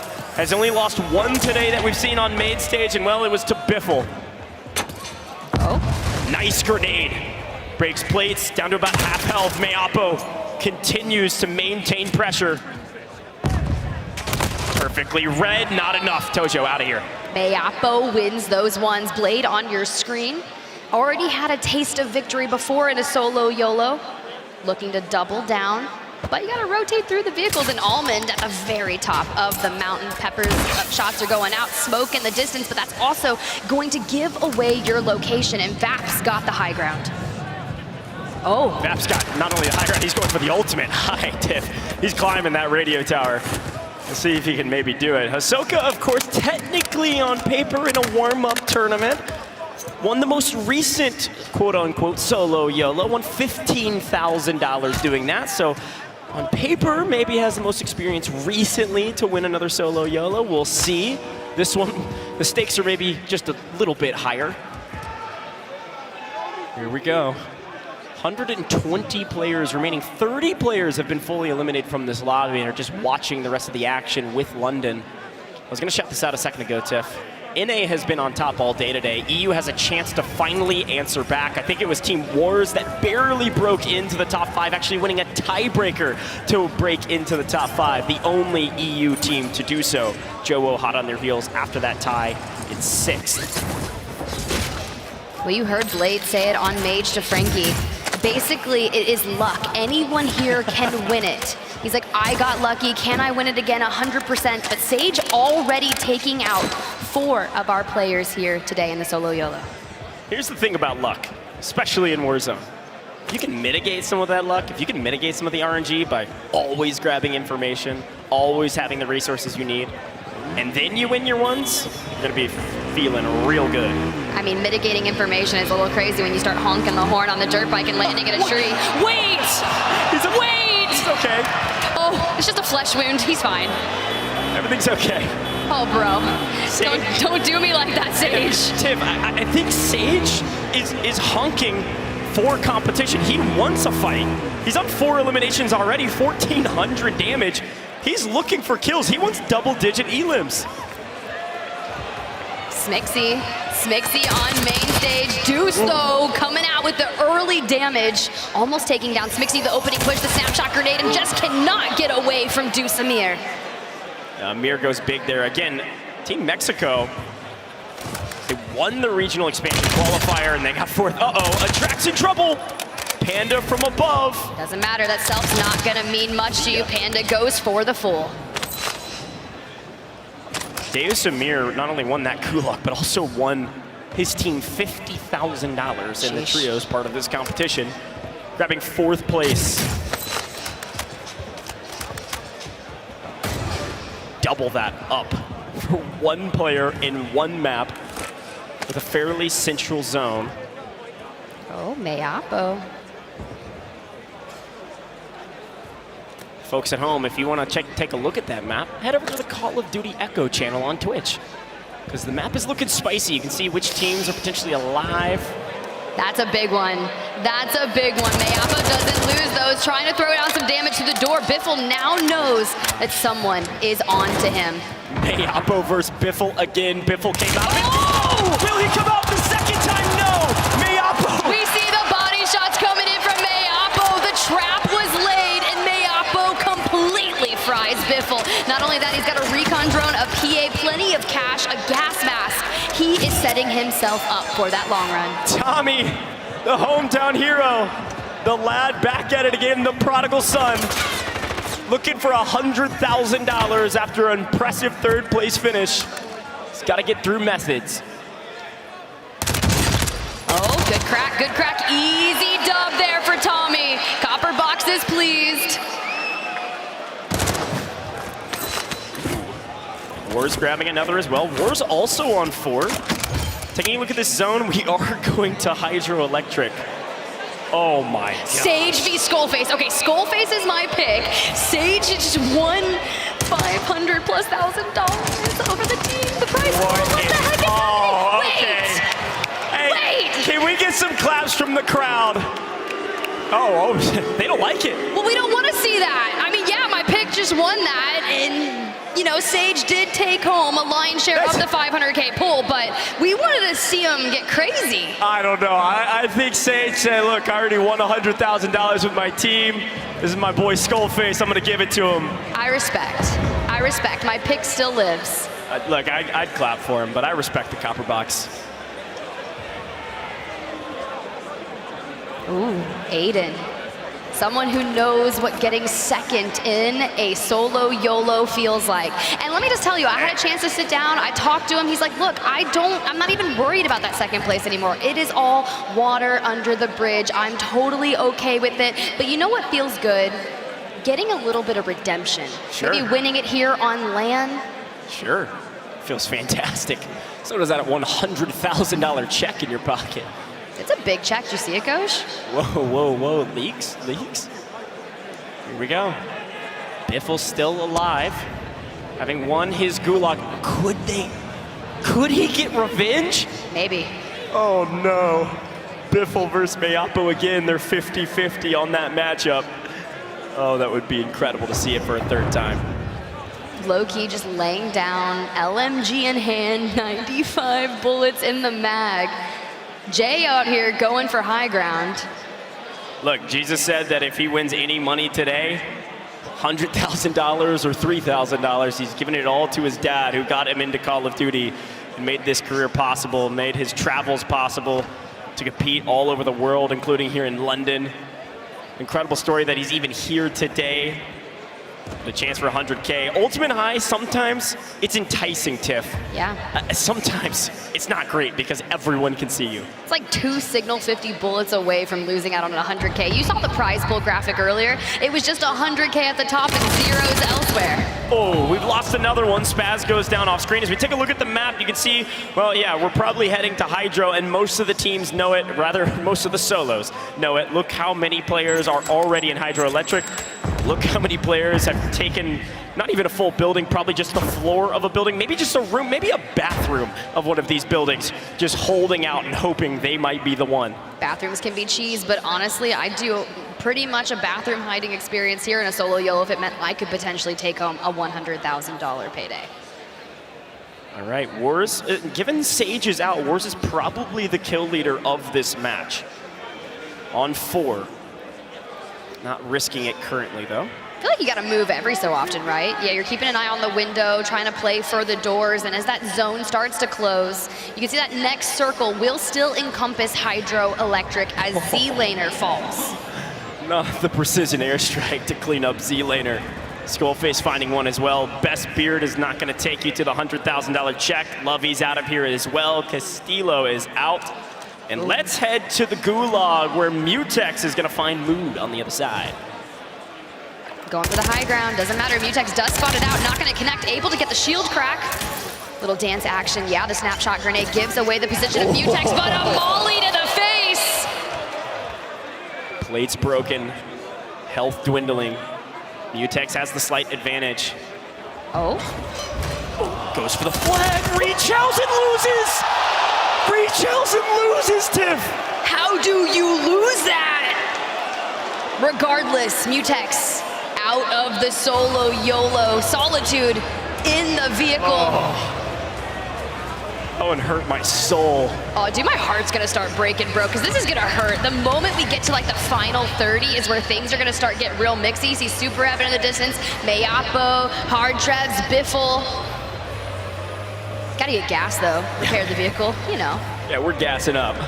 Hey, look, Dream called it out, and it's a great shout. The vehicles are everything. The problem is, I mean, there is a Humvee in the water, so maybe that's the play. There's the Riot Shield strat we know and love. Copper Box, they don't like it. They want to see kills. Everybody's booing. Aiden says, boo all you want. I'm grabbing 100K. You can boo, I want the bag. It doesn't matter. Aiden, who didn't actually use use a Riot Shield in his first time going up against Scump. He had picked it up in that endgame situation, approaching that 1v1. Now, if you think back to that historic moment, Scump didn't have a Riot Shield. He just kind of landed in, barreled through bushes, and took the final chow. Now, no chances here. He does have a gas mask. He has a self-res, and Dark, well, he's got the gulag against Shifty. Unlucky. Dark versus Shifty. Shifty has proven his name. Won $100,000 as it's, Cash Bandit indeed. His team's walked away with $100K already. Now he's looking for a 1v1 win to keep his dreams alive of winning another $100K. Oh, but he's cracked. Dark's got the advantage, going for the flag. He does run into some fire, but Shifty not gonna get the win there. Dark said, I'll make an unlucky situation even better by taking the dub there. Congratulations, Z-Dark. That's a huge victory against one of many of the talent's predictions, many of the people at home's predictions. This is SoloYolo. Anything can happen. Could it be Hisoka out in the open that could go down here? No. Allman able to crack. Hisoka with the Riot Shield on back is able to block a couple bullets, allow him a moment of reprieve. Allman is more worried about a signal 50 to the back of the head, though, Tiff. I'm worried. I mean, he's got so many windows in this building. But that circle is going to pull towards the outskirts of Hydroelectric. Yes, like 7 buildings are still in Heeds, taking a rooftop. Huskers in the building just north of them. But Breadman, who Dream desperately believes is going to win this SoloYolo, is occupying the first floor, crouched down a little bit, but someone has tried to enter Aiden's building. We're seeing names fly off the screen here. Destroy out, Mayapo out, Tony White, Rocket, Bubble, Dongi, Rated, so many names. We're into the bottom half. 65 players remaining, and those names are going to be flying by, but we're going to focus on the teams and the players that are alive. Huskers being one of those.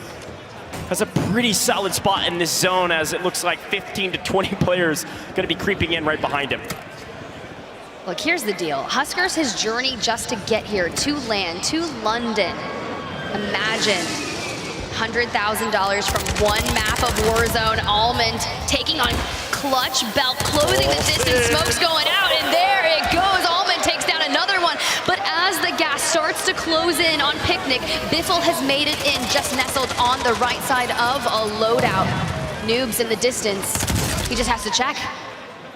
Crack shields, cracks it again. Noobs goes down. Does have a self-res though. Not sure if it's going to be worth pushing here. He's going to do it anyways. Incredible. Goodbye, Noobs. Grabs another elimination and is kind of risking himself on the edge of zone. I will say for the people at home, if you can't hear the copper box, they're not delineating between NA and EU as much as they're delineating between people playing with Riot Shields and people not. And Biffle's, I think, on the DJ Moss, man. Dandro's pick to win. The Wheels first pick to win will go out. Biffle is enacting vengeance all alongside of the outer circle. So here's the deal. Oh, but he's stunned. The stun grenades on Biffle. Patzuka playing 5-head. Gets third-partied. Biffle does fall. See you later. The team at the top, the team that's already won $100,000, not a soul from that team will walk away with another 100, but they're still happy about it. Here we go, 26 players remaining, Tiff. Everything on the line. Huskers, though. Sniper in hand. We know that M&K Warlord is a killer sniper. He gets a crack onto Jama. The Riot Shield comes out. Doesn't matter, though. He's just looking for the toes. Looking for them toes, but a PA on your head. You need to be looking for your health. 2 HP in a dream, and just a little bit of cover to deal with. Now, Huskers is dead center of zone. The problem is everyone is looking at him. With this many players alive, maybe he makes it out in time. You see, Allman has ultimate high on the far right-hand side. Is going to have to move in. Pretty much everyone having to rotate to this next zone, or going to hang out in the gas like Aiden is. May not even shoot his gun. Just gonna stay alive. Honestly, I would burn through the durable. Z-Smith is underneath him. He was trying to bait it out, but the rotation comes in and he just runs straight into a member. He's gonna be able to go through that, but the third party is real. Hardtrab's able to go through. Z-Smith, though, last alive from that building. We are into the final 10. 10 players remaining, London. Let's get loud for the final 10. $100,000 on the line, and Hisoka is on 8 eliminations. Could he do it with the most kills in the lobby and potentially $100,000 in his pocket? He has the high ground. He has the advantage. Tiff, Hisoka has a chance to make history. And a PA from Z-Smith cuts that chance down. Breadman takes down Allman. The final 6, and Skullface has finally left his building and is inching towards that next zone. Breadman, though, he did just call in another airstrike, but the incoming vehicle is authorized at the helm. Breadman is out of place. Dream looking like the smartest player, the smartest caster. If Bread could pull this off, with a PA in hand, it's just a matter of trying to get it off in time, but with no place, he's in trouble. Riot Shield in hand from Authorized, Riot Shield in hand from Breadman. Skullface, Tiff, you're not out of it yet! Don't jinx me, bro, don't jinx me. Benzie down below, Spaz down below, Bread and Authorized as well. The final 5, someone will have 100K at the end of this match. Spaz in trouble, getting shot from above. Guess who it is? It's Skullface. Can't escape fate. Skullface prone, trying to stay out of the line of sight. Bread tanking zone. Now, Skull has to use the gas mask. It's okay though. Benzie's a free kill, but Skullface doesn't want to fully give away his position. They may not know he's up here, or they can't even look at him because of PAs and everything in between. Bread gets a kill! Another PA. Bread hasn't had a plate in years. How is he still alive? Authorized in the bush, but he doesn't want to give away his position just yet. Skullface has an opportunity here. A gift from Sage could take him all the way to 100K. He takes the shots on Authorized, potentially weak. Breadman down below as well. Oh, he's gonna knock one. Come on, get the one. Get the one. You've got to go in on the Breadman. He's got to knock. Predicted Skullface. Skullface wins 100K and the solo YOLO. Skullface, go get your check, my friend. $100,000 in pocket, and he does it with style. 10 eliminations in a dream. Skullface goes huge from a gift from Sage and then well-earned cash. Skullface is your solo YOLO winner. Skullface, who predicted himself when asked who would win the solo YOLO. So the celebrations are in order. Frankie is somewhere. There's a $100,000 check that's going to be on stage, and Skullface, you better go get it. Unbelievable plays. Ice in the veins. Skullface, $100,000. And Tiff, we would be remiss to not mention that Skullface's team just won 80K moments ago. Unbelievable day in London for Skullface. We've got Frankie down on the stage. Frankie, we need you to take it away and talk to Skullface for us as we hand him this $100,000 check. Reflections is bringing in the $100,000 check. And Skullface, this is a man who got the W in style. London, there were no riot shields for this man. This man is a cold-blooded killer. And you had what it takes to show to beat 149 players here in London. When you dropped into Al Mazrah in that last game, did you think, yes, this check is going to be in my hands? No, I did not think that at all. But it is now, so that's all I care about now. Do you think that maybe you owe a little bit of this victory to Sage, though, because he let you take the W in the Gulag? Honestly, when that happened, I didn't see his name. I thought it was a reset in the lobby. I'm like, there's no way he's just let me get a free win. Is it personal? Do you have a relationship with him? Or he just thought, you know what, whoever this guy is, he's a lucky boy? I did go up to him and like, all right, you won the trios, let me win the solo YOLO. So I guess he did. It's like he knew. Before we let you go and celebrate this, is there anything you'd like to say? Anyone who maybe is going to get a slice of this pie? A slice of this pie? Oh, yeah. I'm not sure if I could say this, but I'm definitely going to Amsterdam and definitely visiting a place in Amsterdam. Okay. He will be going to Amsterdam and he will be behaving himself. Should we take a look back at your winning moment? Yeah, let's do it. Let's do it. your HyperX winning moment.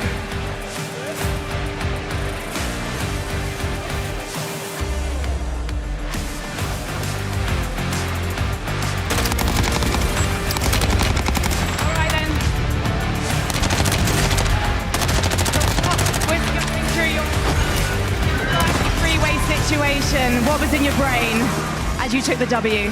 Well, I had the high ground right there, so I'm like, okay, let me try and get them to fight. Got one guy no armor, he started shooting the other guy, and it worked out perfectly. And could you see the reactions of your teammates, Hisoka and Mayapo, in the booth with you? I know that you weren't on their team in that particular round, but at the same time, you have been fighting by their side all day. I did see them on the side of my eye looking at me like, oh my God, he's top 3 right now. So I did see that. That was awesome and share that moment. Anything you'd like to say to them before we wrap? Say to my team. To your teammates, yeah. I imagine you're just going to stick together.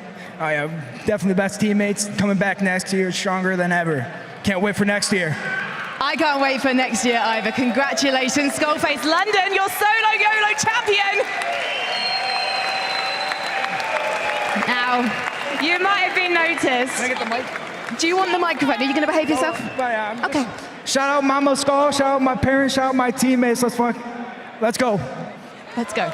We're keeping it PG for the end of the World Series of Warzone. This is a family show, and that's why you can see my new family on stage, because these guys have been working their backsides off to bring you all the Warzone coverage this year. They live and breathe it, as does the team, as does all 150 players on this stage. Thank you, London, and thank you guys for watching. This has been the 2023 World Series of Warzone Global Final.